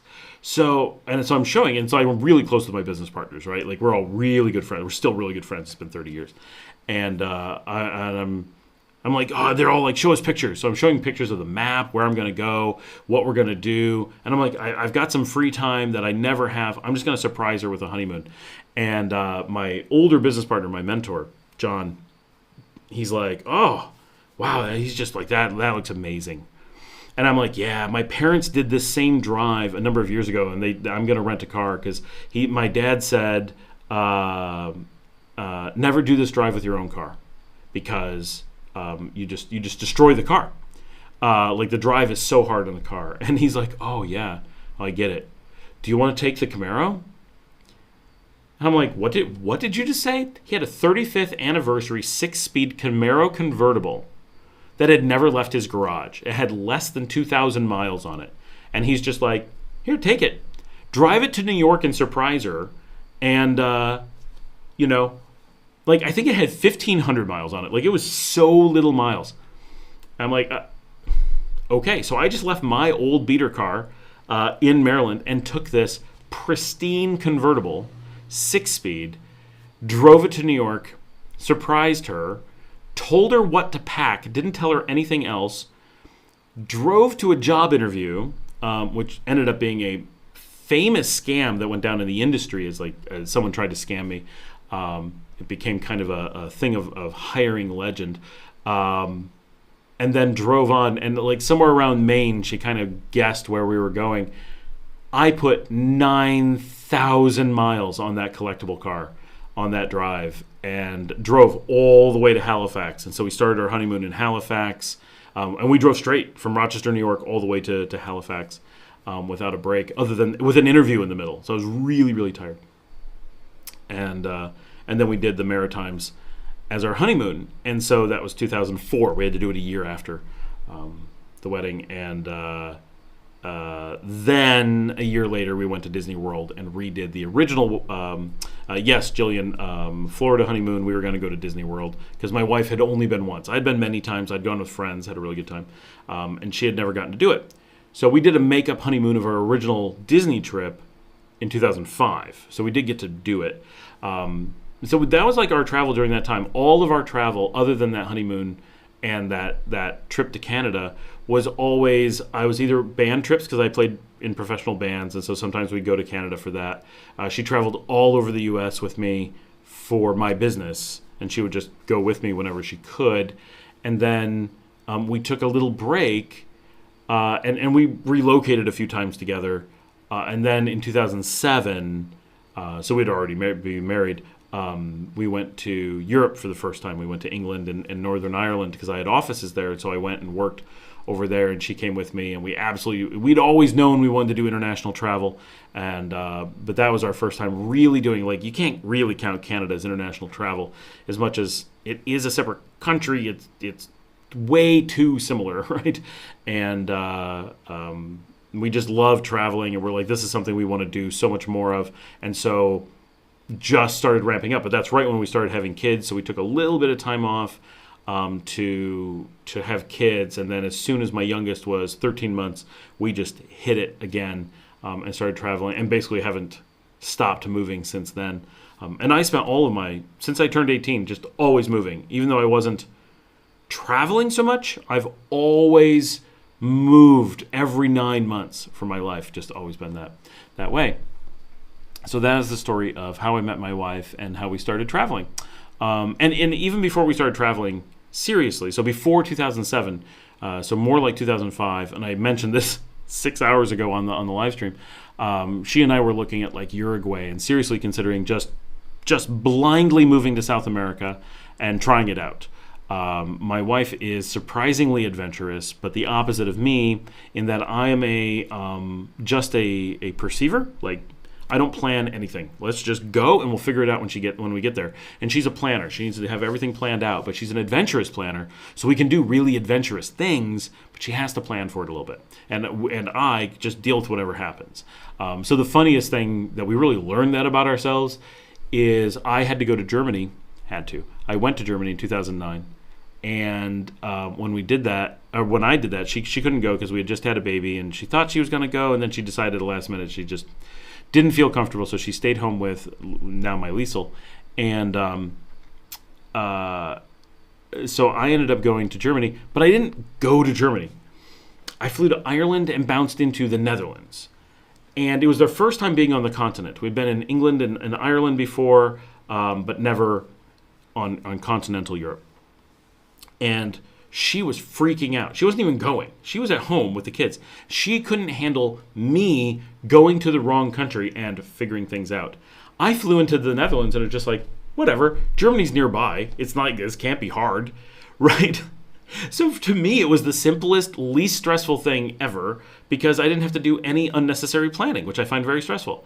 And she was like, How are you holding it together without a plan? You don't know how to get there. I'm like, why would you need to know how to get there? Like something, like I have to buy a ticket on a train. I have to get a taxi. I have to take a plane. Well, I don't know, something. Like, it's not far away. I'll figure it out. And she just couldn't. And to me, the stress of trying to figure it out ahead of time was too much. Like, why? And for her, the idea of going without a plan was too much. So we complement each other that way, that she can make a plan and then I can deal with it when it falls apart. But it's other than that, we both really love travel. We've done a podcast together. If anybody wants to hear my wife talk about travel, back when we were able to get her on video and on audio, go to like Apple Podcasts or Amazon or any Spotify, Audible, and look up Kidding Around Europe. And it's an adorable drawing that my cousin did of my wife and I and our two daughters from when we first did the backpacking trip around Europe in 2012. And I think it's really good. And someday I hope to get her to finish that series because I think it's excellent. I'm going to take a break and read some of the rest of the questions. Gigi says, seems like you've been together for a long time, and congrats on that. That's something very special. Yeah, thank you. It's weird for sure to me. I feel so young, and so often I feel like, sometimes it's like, we haven't been together that long, and we do so many things apart from each other. We live so much apart from each other. Like we just have very divergent day-to-day lives. Like she's in one side of the house and I'm on the other side, and I'm in my office and I'm working and I'm doing the live stream. She has nothing to do with the channel, and she deals with like different parts of the business. And there were times where we worked really closely together. She came and worked for the company for a long time, and now it's so often it's kind of like, I don't know, it just feels weird. Like we're like, how can we have been together for so long? And when you start putting together those numbers, you're like, we're just about to hit 50% of our lives together. Nearly all of our adult lives together. It's like, wow. Like, I felt so old when we met. Like, I was a senior director at IBM. I had been a director at multiple other companies. I was already at retirement level within my jobs. I was already the president of the Professional Review Board for the State University of New York when we met. I was doing work that would be roughly like PhD work when we met. I was established. I was, I didn't need to go anywhere at that point. And now it's like, that was so long ago. How did we, and it feels like multiple lifetimes. We've had so many stories and things. Someday, hopefully, I can get her to start being on the show with me. I think you guys would really enjoy it. She's really not into being on camera. James said, good night. Gooch said, nope, it's 10:30. EJ, whoa, the naked guy story is really sad. It is, unfortunately. As, most times when you have someone with a mental illness issue, it's unlikely to be that, he won the lottery. He was so ecstatic that he decided to shake his thang for all to see for all eternity. That's unlikely to be the happy story behind that, right? And generally, people don't put up with it when it's a happy story. Well, okay, that's great. You won the lottery. Put some clothes on. But when it's a tragedy, then people work around it, and that's kind of just how it is. Hopefully he can turn it around. He has support. Like, there's opportunities. He's got to decide to come out of that shell, I think, on his own, pretty much. EG says, being in the U.S., Gooch, we're insensitive to the homeless and their mental health issues, but sad but true. Hope that this young man can escape the trauma of losing his family and find help. Jillian says, sorry about your mom. Thank you. It's been a long time now. It's hard to believe how long she's been gone. It's weird. I'm getting closer and closer to the age that we lost her. Gooch says, yeah, Canada's the same. People don't care about other people. They look at people who are down on their luck and enjoy feeling superior. A lot of expats in Nicaragua think because they have a few... I don't know where the rest of that goes. Think because they have a few. Jillian says, yeah, okay, love my Disneylands. Yeah, we just did Disney World a few months ago, and I didn't film it. It was just... we knew it was the last hurrah with the kids. As kids going to Disney World, so it was our final really close family vacation with children kind of thing, which is, boy, it's hard to believe. When I was young, I was so like, I'm meant to be a dad, right? Like, I always felt like I was meant to be a dad, and I have been a dad, but now, my kids are. Okay, they're still kids for a little bit longer, and they're very much like, no, we're still kids, but you can see the time coming to an end. Like, all the diapers are so long past, and all the the hand holding and little things. Like, now my kids are they're talking about what apartments they want to have together in another country, and where they're going to live, and careers, and my youngest will just go cook dinner and find recipes and bake a pie and go does amazing art, does all these things, and so far beyond me in so many areas. And it's like, where did childhood go? And they're super like kids, like they're really not into growing up early, but still it's like, how did I live through my kids' entire childhood already? Like, it just seems impossible. That's what makes me feel old, that all those golden years are passing by. EJ says, yeah, I get it. Canadians are perhaps a bit more civilized than your stereotypical American. Being Nicaraguan, I felt glad that Canadians chose to live among us. Like E.T. Gigi says, your story is awesome. Thank you for sharing and cheers. Wine with fruit fly to a lifetime of happy times and love for you both. By the way, I'm sorry to hear about your mom. Thank you, Gigi. Maxim, hope you liked it in Italy, Scott. I did. I loved Italy.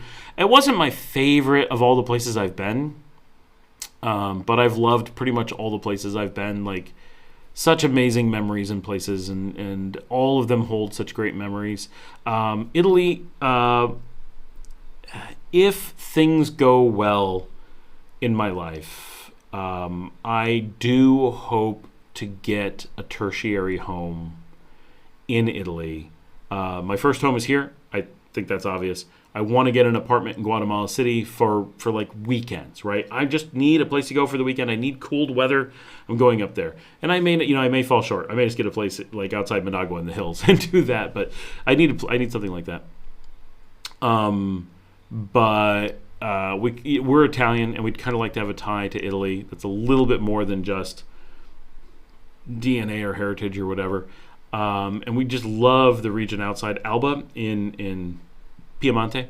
And so if I can pull it off, I really want to get an old traditional fixer-up hill town house in a really traditional village that's struggling, and just have a place for when we want to be away, when we want to be over there, and have something that the kids can have to pass on eventually. So I'd like that. We'll see. But if I'm going to have a place in Europe, that's where it's going to be. Not that Italy's my all-time favorite, but Alba in Italy kind of is. Like, it's really a pocket of Italy that's so perfect that it really works. And my wife is the Italian, so it's in Italy, and that like is like a emotional fulfillment for her. And it's really close to the Swiss border, and I'm Swiss, so it's like this halfway, like, yeah, it's in Italy, but almost Switzerland. And she's from the south, which we had mentioned long ago on the show. And so it's kind of like a place that merges the two of us together a little bit. And both of us, when we're there, are just like, we like it better than Switzerland, and we like it better than Sicily. It's this little place that's just perfect for us. But I don't want it to be home. I want Nicaragua to be home. But when I'm in Europe, it would be nice to have a little base and just have a place and stuff. Janet says, you are young, actually. Just keep telling me that, Janet. EJ says, wine with fruit flies is all the rage, GG. My beer ain't got no critters. Bad thing? Yes, it's a bad thing. That's where the protein comes from. You can't just have alcohol. You have to have protein. I'm not going to look at it, and I won't notice when I swallow the fruit fly. Some do, some don't. Some choose to live locked behind gates in Nicaragua. That isn't the life I want. I'm happy to be a regular neighborhood. I want to fit in. I like regular neighborhoods. I also like the gates and have it quiet. Like, I split the difference. Gigi says, Americans are civilized and great people. Americans do care about the other people, and there's programs to help homeless as well. There's people to help them. It's true, and there's on their own as well. You know, I lived in Newark, New Jersey, and there was a lot of homeless, as you can imagine, in Newark, which is weird. Like, it's cold. It's not forgiving weather in New Jersey. It's pretty rough.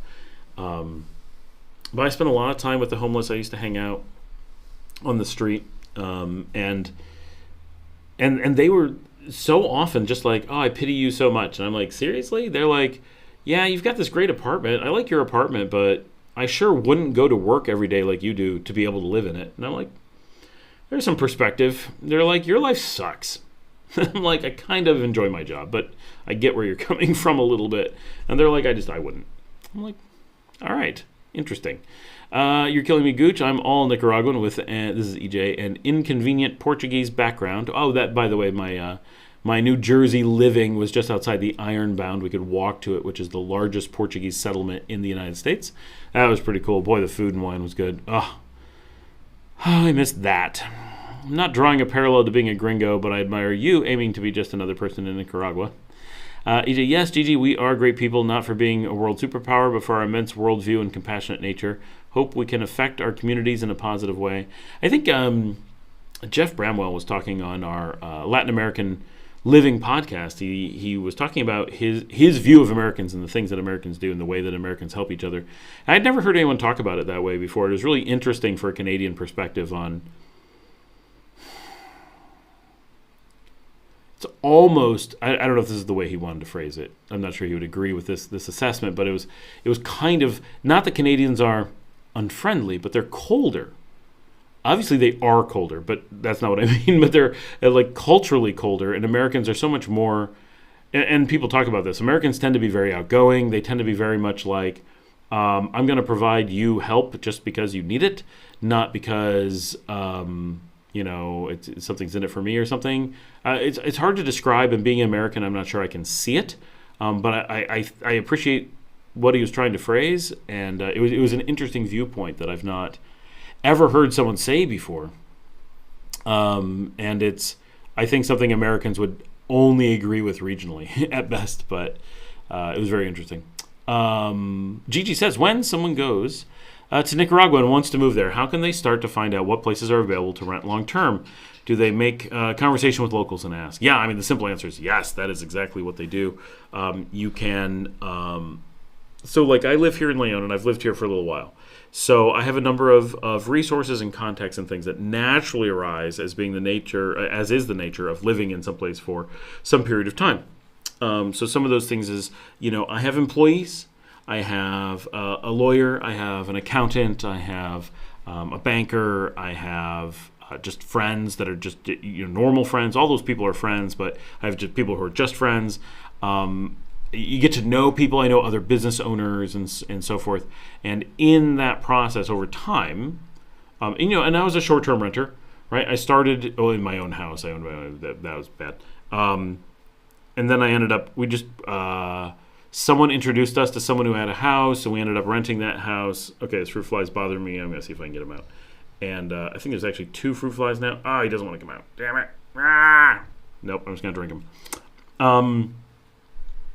And then we lived in that house for a while, and while we were there, we're like, okay, so this is okay. We found a house that works, but it was just a year rent. And then it was like, let's start a really serious search for something better. And so, we're on Facebook Marketplace, and maybe you haven't noticed, but I walk around the city, I'm looking at things, and we're talking to people who know things. In our particular situation, the house that we ended up in, it was our lawyer who found it. And in this case, it was not for rent. The lawyer called the owner and said, look, you're never going to sell your house. No one wants it. But I know you're not willing to rent it, but I've got people who've been in town. They've been around. They're able to afford the rent. They're actually have a reason for wanting your place. They're a perfect fit, and I think you should give them a shot. And the owner is like, well, I guess I really don't want to go back to that house. I don't want to deal with it anymore. All right, let's meet them. And she flew in from the United States. Now, she's a Nicaraguan, but she's moved to the United States long ago. And she flew in and she met us, and we looked at the house multiple times. We looked at other houses. And at first I was like, this isn't the house for us. I didn't like it stylistically. I still don't like it stylistically. Like, it's well done. It wasn't my style. And but it ended up, the other place that we looked at had some negatives, and this just had enough space. I was like, okay, all right, let's look at it again. And then it ended up just working out. And so we're the only people who've ever rented it. And it was all because we put in the time and knew people and asked around, and people helped us look and called, and it was because there was a personal relationship where she was able to vouch for us, and she was friends with the person she needed to vouch to, and we had built up clout by being here. So ours is an extreme example, and we need an extreme example because I have a studio, and we just need a lot of things, and we needed special things because of our dogs, and we needed special things because of our kids, and we need special things because of the business. So we're real extreme compared to a normal person, but the idea that the nature of being here and putting in the time creates the human connections that gives you access to find out what's out there is important. And that's how Nicaragua works. And it's unfortunate when that's a struggle to do, that Nicaragua can be hard to deal with. And when you have those things, then suddenly Nicaragua becomes very easy to deal with. And it's very different than the U.S., where a person who just moved to town and a person who's been there for 10 years are basically equal. there's nice things about that, but there's also nice things about, oh, we're putting in the time, we've built our relationship with the community, and now we're reaping more and more benefits by having references and having connections to know people and building up resources of stuff. So it goes both ways. But that's a big piece is short term, temporary, long term, real long term. Work your way towards your final home, if you ever have a final home.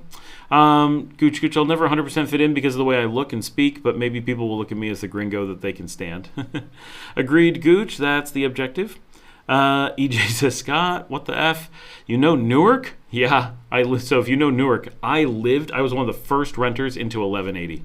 I'm shocked I was born in that private hospital on Grenada, but my mom was flown into Nicaragua via the U.S. base in Panama. Oh my gosh. Janet says the fruit flies getting my kombucha. Anywho, I'm actually from Kearney, New Jersey, besides my being born in Grenada. Wow, that's small world.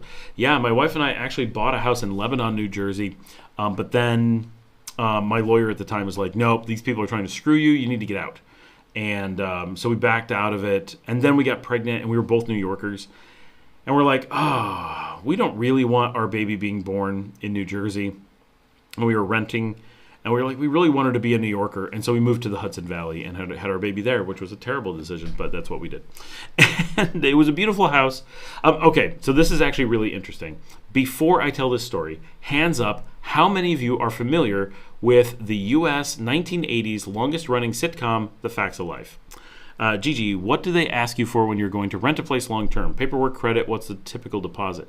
Pretty typical deposit is first month, and it's not that different than the U.S. Typically, a long-term is 12 months or longer. Sorry, everybody. I did swallow a fruit fry. Nope, it's still in the glass. That was just my imagination. Credit doesn't really exist here. I'm told it does, but it basically doesn't. Paperwork, I don't know, honestly. Passports, stuff, like basic stuff. And then it was first month's rent and a deposit, which is the equivalent of a month.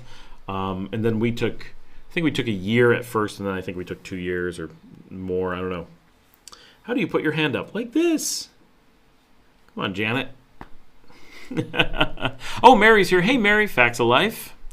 Yep, okay, so we got a number of people that know the Facts of Life. So if you remember the story of the Facts of Life, not the detailed characters, but the story is that they went to a private girls' school, and they give a bunch of details about the location and stuff throughout the series, and it's basically this sprawling campus of small houses where these girls live, and they go to school in this central building. And in the show, I don't think it was supposed to be a Catholic girls' school, but it was kind of a girls' school-ish thing. Well, in real life, there was a Catholic girls' school that exactly fit the description of the school in Facts of Life. Facts of Life is basically a secularized version of an actual Catholic girls' school. And the Catholic girls' school had a central school. It had the outlying buildings. It had a central dorm as well, and beautiful grounds, the rolling hills of upstate New York. Really downstate New York in the Hudson Valley. And I grew up a huge fan of the Facts of Life. Always watched it. Now, of course, on one side there's this story as I just described. On the other side, the Facts of Life is essentially a sitcom serialized version of Little Women by Louisa May Alcott, right? Like, for those literary buffs, all the characters map to characters from from Little Women. Joe is no, I can't remember the Little Women's names. Anyway, she's no, Joe is Joe, right? Like, it's actually, they kept the name because it became Joe's Boys. That is the character from the Facts of Life, right? It was a very unveiled attempt to retell Little Women, which is a great story. I grew up loving Little Women and Anne of Green Gables and that stuff. I had a very interesting literary background because I chose all my own books. I went to a private school that was very far behind in things, and so I would just go to the bookstore and buy loads of books and read novels as a kid. And so I read most of those books when I was like 4th, 5th grade rather than at the ages other people do. Janet figured out the emoticon for putting her hand up. That's awesome. So anyway, so the Facts of Life takes place in this girls' school that actually is a real place. So when we got pregnant with our eldest daughter, we bought a house in the actual Facts of Life grounds. So my kids had their early years inside the sitcom Facts of Life. For all intents and purposes, our offices for our homeowners association were inside the main like classroom area of the school, and our house was on the grounds. So it was like we were like one of the little houses that they obviously it was a set for the show, but they were designed to look kind of like what this area looked like. We had a little stream in the back, and it was this adorable little rolling hill community in the woods in southern New York, not that far from New York City, where there had been this girls' school and now is a housing development. And so right outside of where they would have played outside in the Facts of Life, that was my kids' playground. They had an actual playground and swimming pool there, and that's where they did stuff. So it was as someone who grew up in the 80s and loves sitcoms, and my eldest daughter loves sitcoms, my youngest hates sitcoms, it was this amazing tie-in between my adult life and my children and this part of my childhood. It was really cool. EJ says, Gooch, I've been in your shoes. I've been the Chele on the block. Mind you, I'm Western European and not Anglo like you probably are, but you're bound to be welcome with open arms. Yeah, and I mean, I'm pretty Chele, right? Swiss, Southern German, Alsatian, some Dutch, Scottish. About as Chele as they get. Gooch says, trying to learn Espanol is difficult for sure. I'm going to try taking lessons, like proper lessons. The app thing does help, though. Yeah, I do a ton of Duolingo. I hope everybody did their Duolingo tonight. But, and I can't go super late tonight, as if we haven't already gone super late, because every night my children and I do the New York Times Wordle and Connections puzzles, and we have a year-long streak or so. So that's something I do not skip, and we missed it last night. We normally do it at midnight, so we got to do it before midnight to hit it today, and then we'll have another one after midnight. So we'll get to do 2 in the next hour. But what did I miss? What do great about Facts of Life versus All in the Family or Full House? Yes, I'm that old. My kids grew up, so All in the Family my kids never watched. Full House is the one sitcom that both of my kids watched. And so we watched all of Full House, loved it, and then Fuller House came out on Netflix, and both of my kids, like every episode as it came out, we were just riveted in watching those. And that was a special one for us. It was neat because my wife and I both grew up loving Full House, and then my kids ended up liking Fuller House. I feel like if the naked guy Sutiava is accepted, all us weirdos should be fine.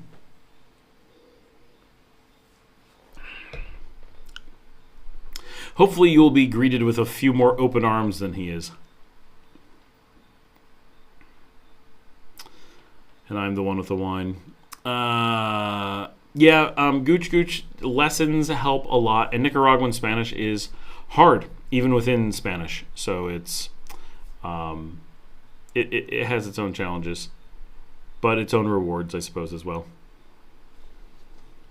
We're just about to hit 7.5 hours. And it's easier now, right? Like in the middle is when it gets rough at like 4 hours. You're like, there's a long way to go and I'm tired. Now I'm like, oh man, we got to wrap up before midnight. Man.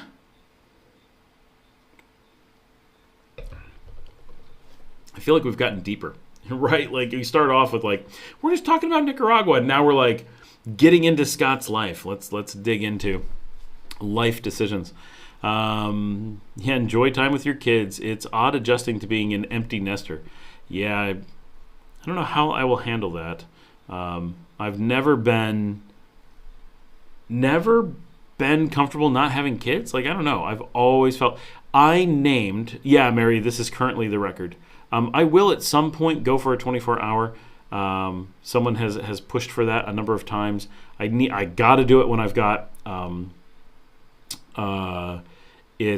when I have a producer who's here to help. I've got to do it when I'm not swamped with work. I got to be really ahead of the game with editing. Like I got a bunch of things. Today I had to be up super early, so I had very little sleep because I had to get someone to the hospital. Not an emergency, just a scheduled thing early in the morning. So I've been up since, I've been up for 19 hours already, which is not tragic, but it makes it more difficult than if I had a free day and had nothing I had to worry about and didn't have to worry about connections with my kids and they were on vacation, so they're not like missing me. And then I'd easily go for a 24-hour day. That'd be awesome. But this is the longest for a regular one. And as it is, when we were doing 4 hours, people are like, how do you do a 4-hour live stream? And even now, Marcella will see me. She saw me at like 2 hours and she's like, are you done? I'm like, done? Like we just got started. Yeah, my kids are quirky and don't really plan on leaving. So we'll see what they do. They're inheriting a company, so their lives are very different than a lot of normal kids. We'll see. I don't know. They're interesting. I will be the naked guy of Tola, searching for the bride of Tola. Is Nicaraguan Spanish hard because of the different words for things or sounds of the letters? So Nicaraguan Spanish is especially hard because it is colonial Spanish. So everything you learn other places is a little bit off. There's tiny bits of Spanglish, like caro instead of coche. There's a ton of slang. That's not too bad. Every Spanish has its slang, and you just kind of memorize that. It is what it is. But it's got a colonial form. It does not use vosotros like they do in Spain, but it does use vos like they use almost nowhere else. So you have a different set of verbs, and you need to learn those verbs. And hold on, my little dog is here and wants to come in. You know it's late when the little dog wants to come hang out. Oh, it's you. It's not who I thought. Oh, you're tired. Poor little baby. I thought for sure it was my Boston Terrier, but it's actually Betty. She ran in and laid down on the bed. She's so sweet when she's not being a nut. So Nicaraguan Spanish is this really old colonial Spanish that is, with the Vos form, is so much harder to learn, and Nicaraguans don't tend to pronounce the last sound of letters, and it is a spoken language, not a written language, so it's very hard to convey because, like, well, Janet, the hard thing is with Vos and 2 is not that they're doing it, it's that the verbs are different. You know, when you're hearing tienes, and you're like, okay, I don't need the 2, two tienes, but people don't say 2 because you don't need it. Tienes tells you it's 2. But when you hear tenes and you're like, I've never heard this word before. And there's these never heard before verbs for everything. You're like, what?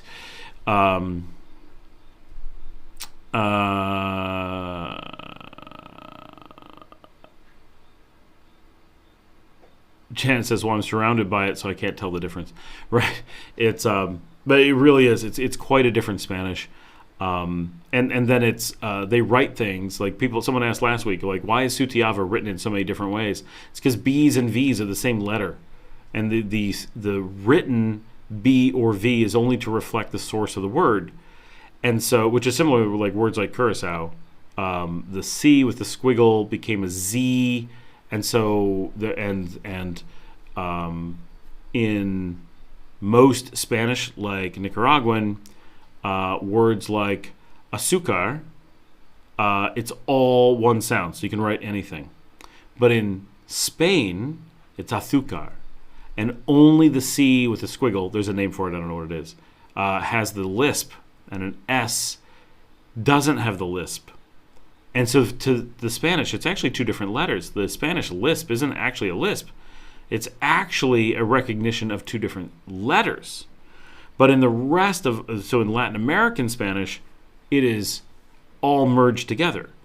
And so it's things like that. But in Nicaraguan Spanish, not only is it merged together verbally, it is merged together written because there's no formal written Spanish. So it's Yeah, yeah, as Jared says, it's almost impossible to read text. If you see Nicaraguans writing to you, they will use the letter K to represent QUE because phonetically it's similar and it's a phonetic language. So to them, K is not an abbreviation for QUE. It is QUE. That is confusing. And a lot of things like we are very clearly taught. So if you learn Duolingo or you learn Spanish in an American classroom, you are taught está bien, right? It is okay, or he is okay, whatever. But here, it's the word está bien, single word, 8 letters. And you see this written, and that one is pretty easy to figure out. But to Nicaraguans, they are not saying 2 distinct words, he is well. They are saying a single word that is está bien. And they're not necessarily aware that it's 2 separate words. And you're like, what? Oh my gosh. This is really hard. If this is the stuff I know and it's this hard, how hard is the other stuff? And so you're constantly seeing things and being like, I don't know. And like in America, when we're taught, let's say that I'm going to bathe myself, right? Which is a weird thing to say, but that's what you're saying in Spanish. Bañarme, right? Bañarme. That's how we would say it. But a Nicaraguan will say bañarme, and with a very distinct V, bañarme. And you're like, what are you saying? Is that related to vivir? I will live myself? I myself will live? What is it you're trying to say? And they'll look at you like you're from the moon. Like, this is such a basic word. How do you not know this? And then you're like, oh my gosh, you're saying bañarme, but you're pronouncing it with such a distinct V that in my mind I can't picture that it's a B, but it is. And I was like, holy cow, this is hard. And then when written, they might write it with B or V, because to them, it's all one thing, because it is. And you're like, what? Janet says, so if you read it aloud, you listen to the sounds, I lost it, and figure it out. That's what Ramon and his cousin did once to understand a message a relative sent. Simple cheat to mastering Nicaraguan Spanish. Do not use tu at all. We exclusively employ vos like Argentinians, so Argentinian verb conjugation is the same. And the flag is close. Yes. The flag is way too close. Yes, that doesn't help, though, because try to find anything that teaches you Argentinian verb forms. Oh, they don't teach that either.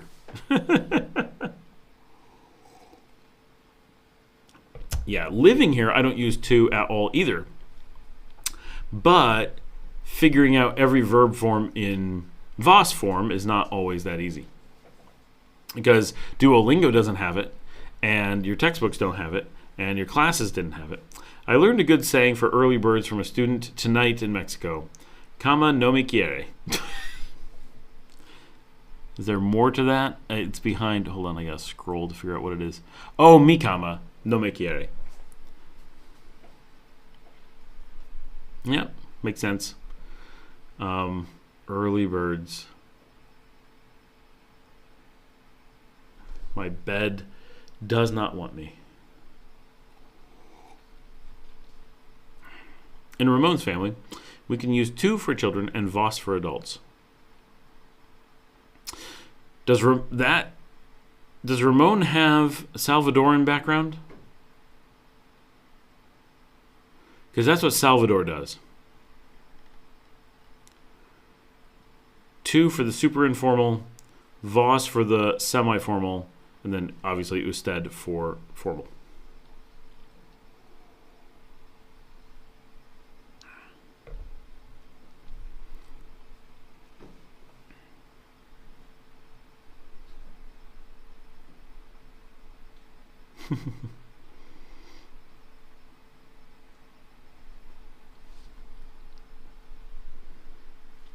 I still have the Facts of Life theme song stuck in my head. Thanks for that. Well, sorry, Patricia, but you take the good, you take the bad, you take them both, and there you have the facts of life. The facts of life.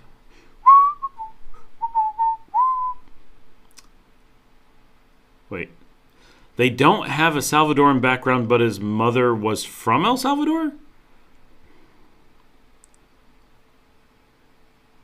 How is his mother from El Salvador, but he has no Salvadoran background? Now I'm lost.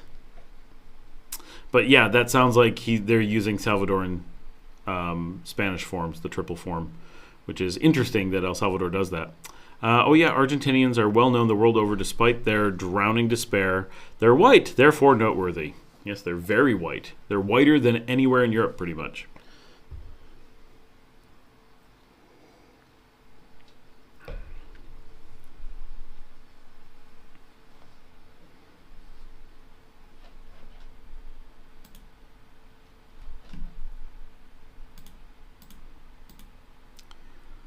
It is.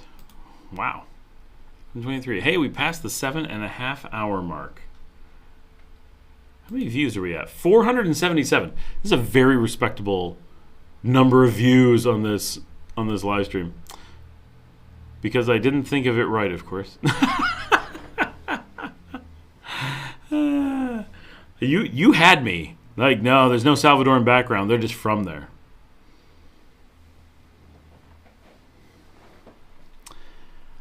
I mean, you can be, right? You could be Nicaraguan, move to El Salvador, have kids, and then those kids move back and are like, we're not Salvadoran, we're pure Nicaraguan. We just lived in Salvador. Oh, well, that makes sense.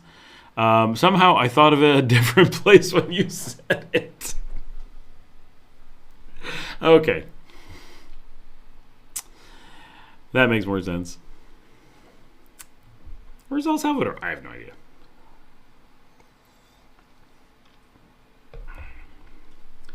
It's funny here because being from El Salvador here is a lot like being from Ohio, where I'm from, right? Like New York.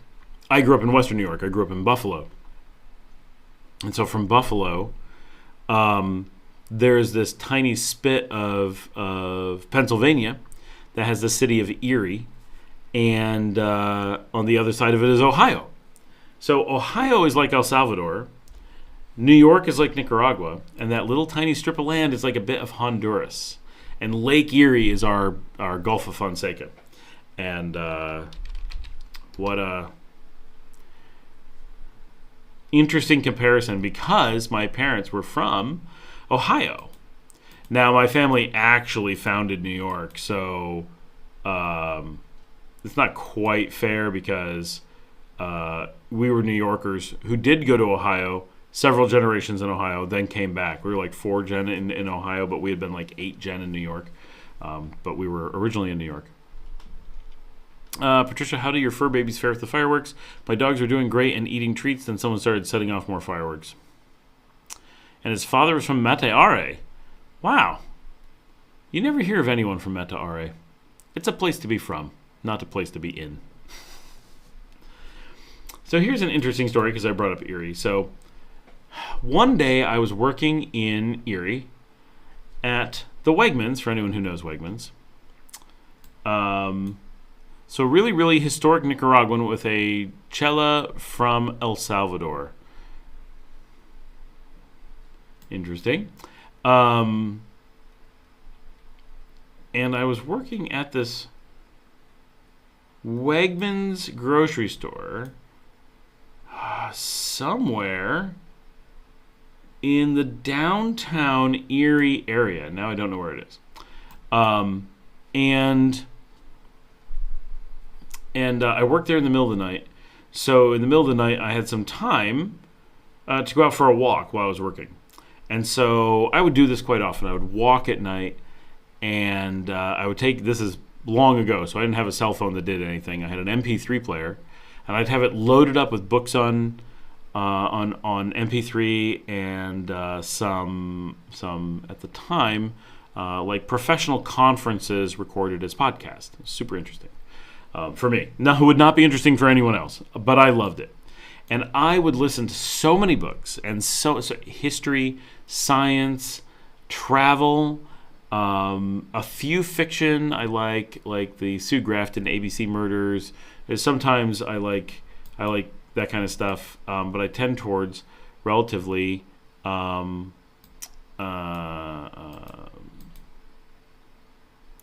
relatively serious work-related stuff is normally what I listen to. So anyway, so this one night, I was working there in Erie, and I set off with my MP3 player, and I walked Presque Isle and went all through this long park out into Lake Erie, and it was so cool. And it sticks in my mind after, oh my gosh, it's been at least 19 years, and I still remember this walk on Presque Isle, just out and listening to the water in the lake, and with my MP3 player. And I had a little iRiver MP3 player, and it had a little joystick that I remember so much. And it's funny, the joystick on my Fuji camera is very similar. And it had this little joystick and this beautiful little LCD display that was, of course, black and white, that would light up all bright blue. And it would say the name of what I was listening to. And it was just enough technology that I love this little unit. You just throw a AA battery in it and go, and be good for days. And the audio was good. Like, everything just worked. And I just loved having podcasts and audiobooks on an MP3 player in that time. I don't know why. It was just, it was an era when I had this free time to do long walks at night. And, of course, walking streets at night in the United States is very safe. Traffic doesn't run you over. There's sidewalks and stuff. And I read so many books, listened to so many podcasts, went through so many conferences. It was so educational during that time of my life. And every night I would walk another city. This one was really special, walking this state park out into the lake. It was just outrageously interesting and special. And 19 years later is still one of these really great memories that I have. That memory is so much more valuable than the work I did that night. Like who cares about the job, but the memory of being out there and walking and exploring was really something. Anyway, that was a throwback, that just because I had mentioned Erie, Pennsylvania. EJ says, how dare you, Scott, compare all of us Central Americans in one monolithic lump? We are, but how dare you?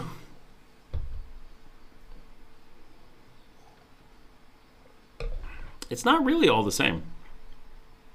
Southern Salvador and Nicaragua actually are the same. But northern, you go back to the Spanish conquest, they were actually the same. That was all the Nicaragua. So southern El Salvador is Nicaragua and speaks Nahuatl. And then western Salvador is Mayan, and part of Guatemala and Honduras. I'm not exactly sure how they drew the lines for El Salvador. I don't know what the history is that made El Salvador its own region, rather than, like, why didn't Nicaragua continue through San Miguel? And why didn't Guatemala include San Salvador? I have no idea. That would be an interesting historical study. At one point, Nicaragua did include Choluteca. And maybe Nacaome. Like, that whole area was part of Nicaragua 200 years ago. And at some point, Honduras is like, no, that's ours. But Choluteca was an important Nicaraguan city for a while. It's weird to think of cities like changing hands between countries, because the people who live there, right, all those people in that part of Honduras, their great-grandparents were Nicaraguans. And now it's like, and they're not. It's pretty weird. And now it's like, no, we're Hondurans.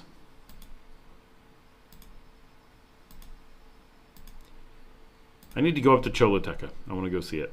I've been there, but I haven't spent time. Seems like a nice city. And legitimately, oh gosh, here we go. There's number 3. Pretty Nicaraguan. We are still at 30 people at 7 3/4 hours. It's pretty epic. Nearly 500 views Average view duration is high. This is really cool. I'm glad we started early today. It was a nice change of pace. It was nice having a 4th of July to just hang out. Janet, how rude. Central Americans are just rude. Okay, Nicaraguans are generally more respectful, civilized than our neighbors, north and south. Generally.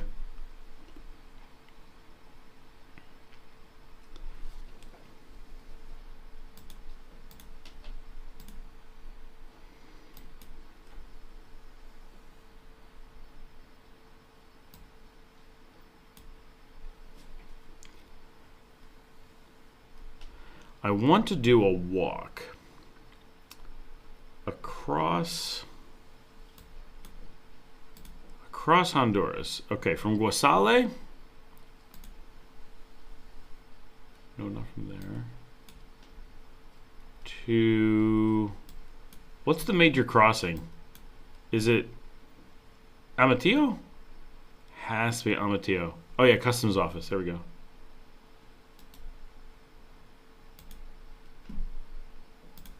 Okay. 28 hours of walking. That's a long walk. It's awesome to have you chat with us. Wish you could share more. Oh, Janet, it's awesome to have you chat with. Yeah, for sure. Oh, Janet, I'm doing the walk up to the fortress on Sunday. Is Ramon walking? Are you walking? It's a long walk. So, EJ Nava 1. I do talk a lot. All right, the walk across Honduras is 123 kilometers. That's a long walk.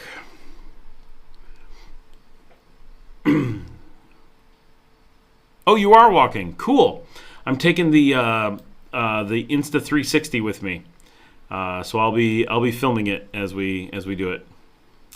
Can you find garden seeds in Nicaragua? Well, Tim, first of all, welcome to the live chat. You're here at the 11th hour. We're here at 7 3/4 hours. We're only going to be around for so much longer, but welcome. Yeah, you can totally buy garden seeds in Nicaragua, but the last time I got seeds, I just bought them from the U.S. and had them shipped in. So I just went on Amazon, bought some, and now I have them. So you can definitely get them here because people garden here all the time.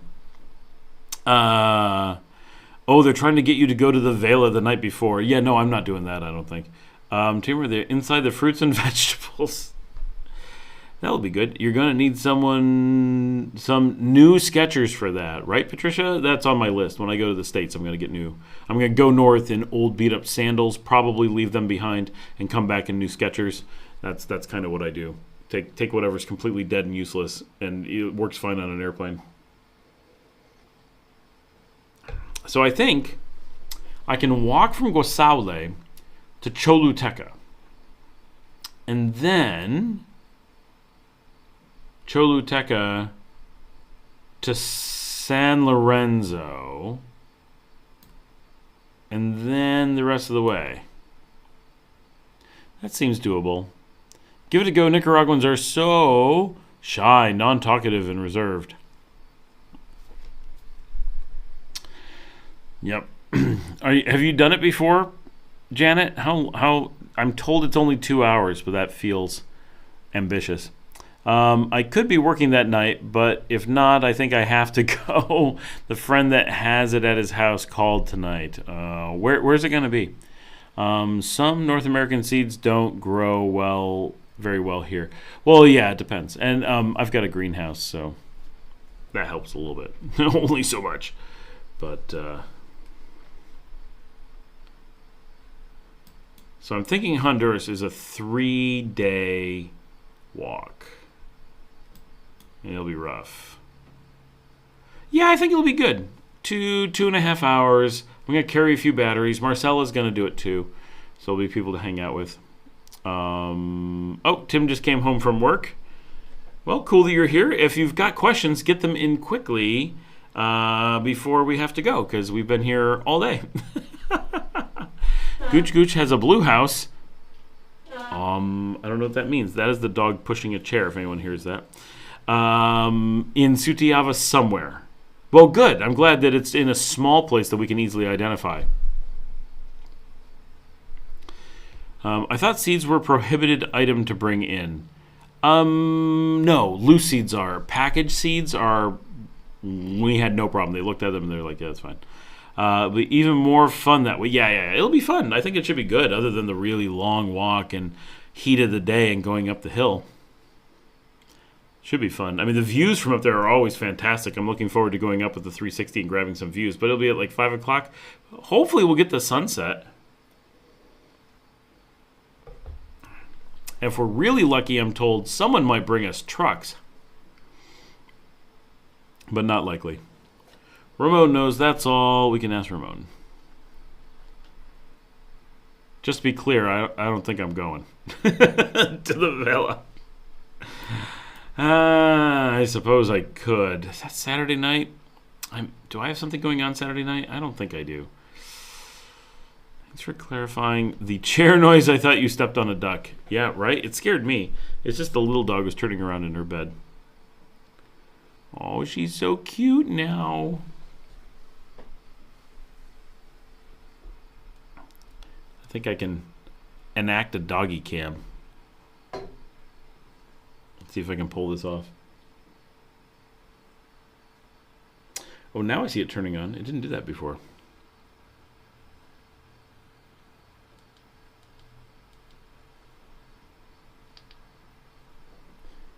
All right, let's see.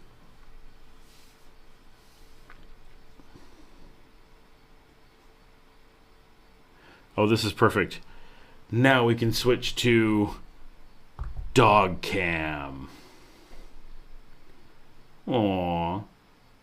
She's so sweet. She was sleeping, but now she's awake. The big dog is across the room. EJ says, Tim, kinda, yeah. Not that the region has much in terms of diversity. It's the opposite. They don't want us to bring in our diversity out. He's talking about the seeds. Yeah, if you're bringing in like garden seeds, normal things, it's not been a problem. I don't think you'll have a problem bringing it in. Don't bring in like huge trunks of it or anything. But I flew in with it, and no problem at all. They were in sealed plastic bags, though, so maybe that was part of it. She's a good little dog. She gets really rambunctious, but she's sweet.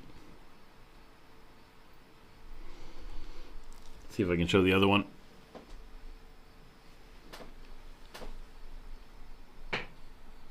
She's the black and white object way over there. Oh, there you go. You can see her.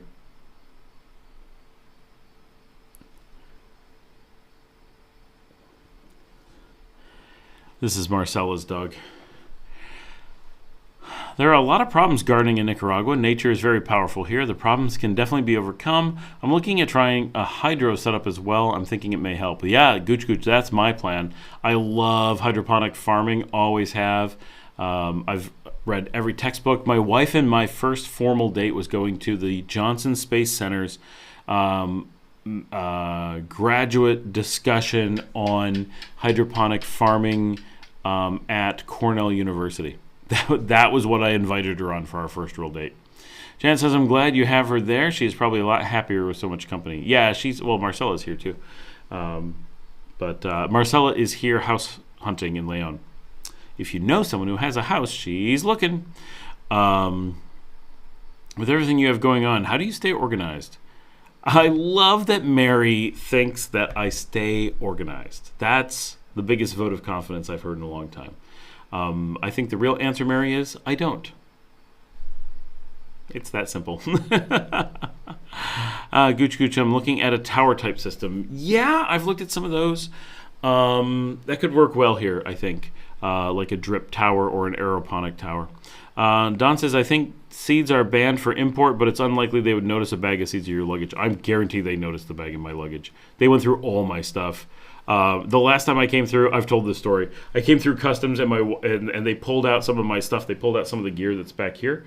I guess it's hard to see, but they pulled out some of my gear, and they're looking at it, and they were going to give me a hard time, and the regular aduana guy was like, I don't know, and then his boss was like, yeah, you're gonna he's gonna pay. It's gonna be a problem. And then the head of Aduana came from border control, and they had told him who I was.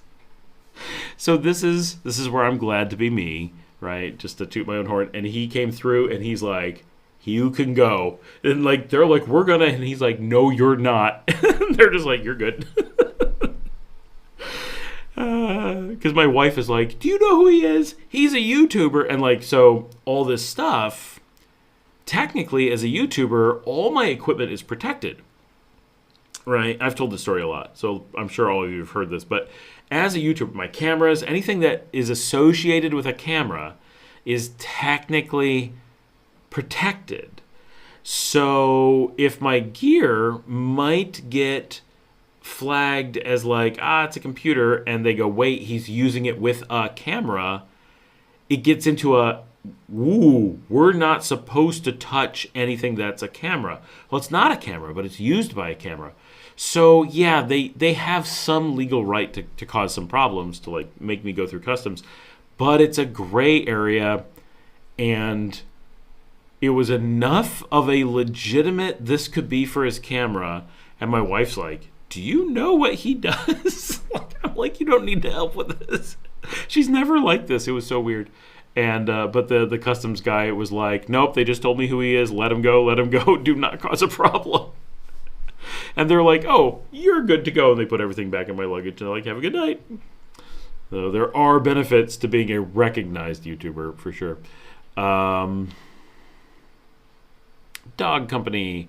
I'm a juice drinker. I do not see kale for sale when I was there. I don't remember seeing kale. However, kale is just broccoli, so it totally grows here. Just I don't think anybody grows it in that way. There's a Nicaraguan gardening Facebook page. Facebook pages. Would she be interested in a RadPad? I know a guy. Ooh, that's what's needed. Boy, Gooch, I did not. Why didn't I think of that? That's what she needs. That would be the place. Her and her kids, and the dog, they could all fit. The dog. Oh, she disappeared. My camera died. It goes so fast. They could just all fit in a RadPad. Foolish me for not thinking of that. There's a Minsa sign at the airport. There is. Mountain Man, Gooch, I'm going to take the time to find the superb achievements of a simple gringo in San Juan del Sur. Never have I seen such passion and success. It's true. That guy's an inspiration for all of us. Tim says, I get pulled over every time I go through customs. What are you bringing, Tim? Gooch says, I can't wait till I'm successful in San Juan del Sur. If I make it, I will flee to Costa Rica. If you can make it in San Juan del Sur, you can make it anywhere. Don says, I had a suitcase full of Legos. They looked at them for a while and then asked if I could make a drone with them. I said, no. Can you make a drone with them? Oh my gosh. That's a hilarious question. Patricia says, if you can't build your own drone, you're not very good with Legos. Yeah, I'm with Patricia here. Like, what kind of crappy Legos did you bring in? Tim says, I am planning to move to the Esteli area in the very near future. Congratulations. Esteli's fantastic. Gooch says, I'm sorry to hear that. Sure, you'll be welcome in Costa Rica. We're all getting punchy. I've nearly finished a bottle of wine.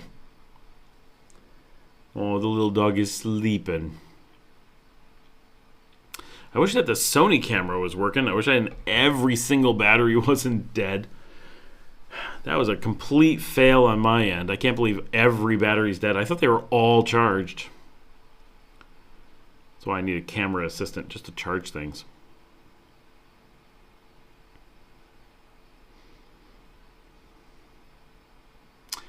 All right, guys, I'm going to call it a night. We're hitting the 8-hour mark. I got to do connections with my kids or we're going to miss our time for that.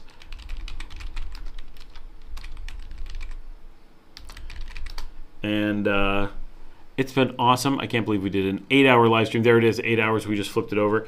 Thank you so much for coming, everybody. There's no lingering questions. Tim, I'm sorry we didn't have a lot of time to hang out with you popping in, but definitely pop in next week. Tell us what your plans are for Esteli. Let's hear all about that. That would be great. EJ is coming right behind your gringo ass. We're assuming you're a gringo. Maybe your name is Tim and you're actually Nicaraguan. We don't know.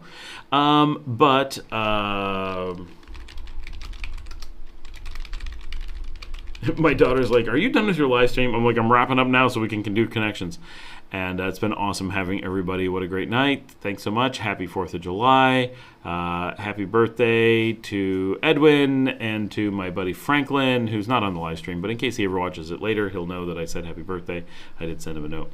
Otherwise, for those, if it does look a little bit different tonight, we are on the Fuji XS20 after we updated this just like 2 days ago to the latest firmware, and this is the brand new Reala Ace film simulation, which is only available for the handful of cameras that have the new 5th generation processor. So we're lucky that this is the lowest end camera that allows this new film simulation. What do we think? Are the colors a little bit different? Did it have some like pop or anything? Does anyone even notice?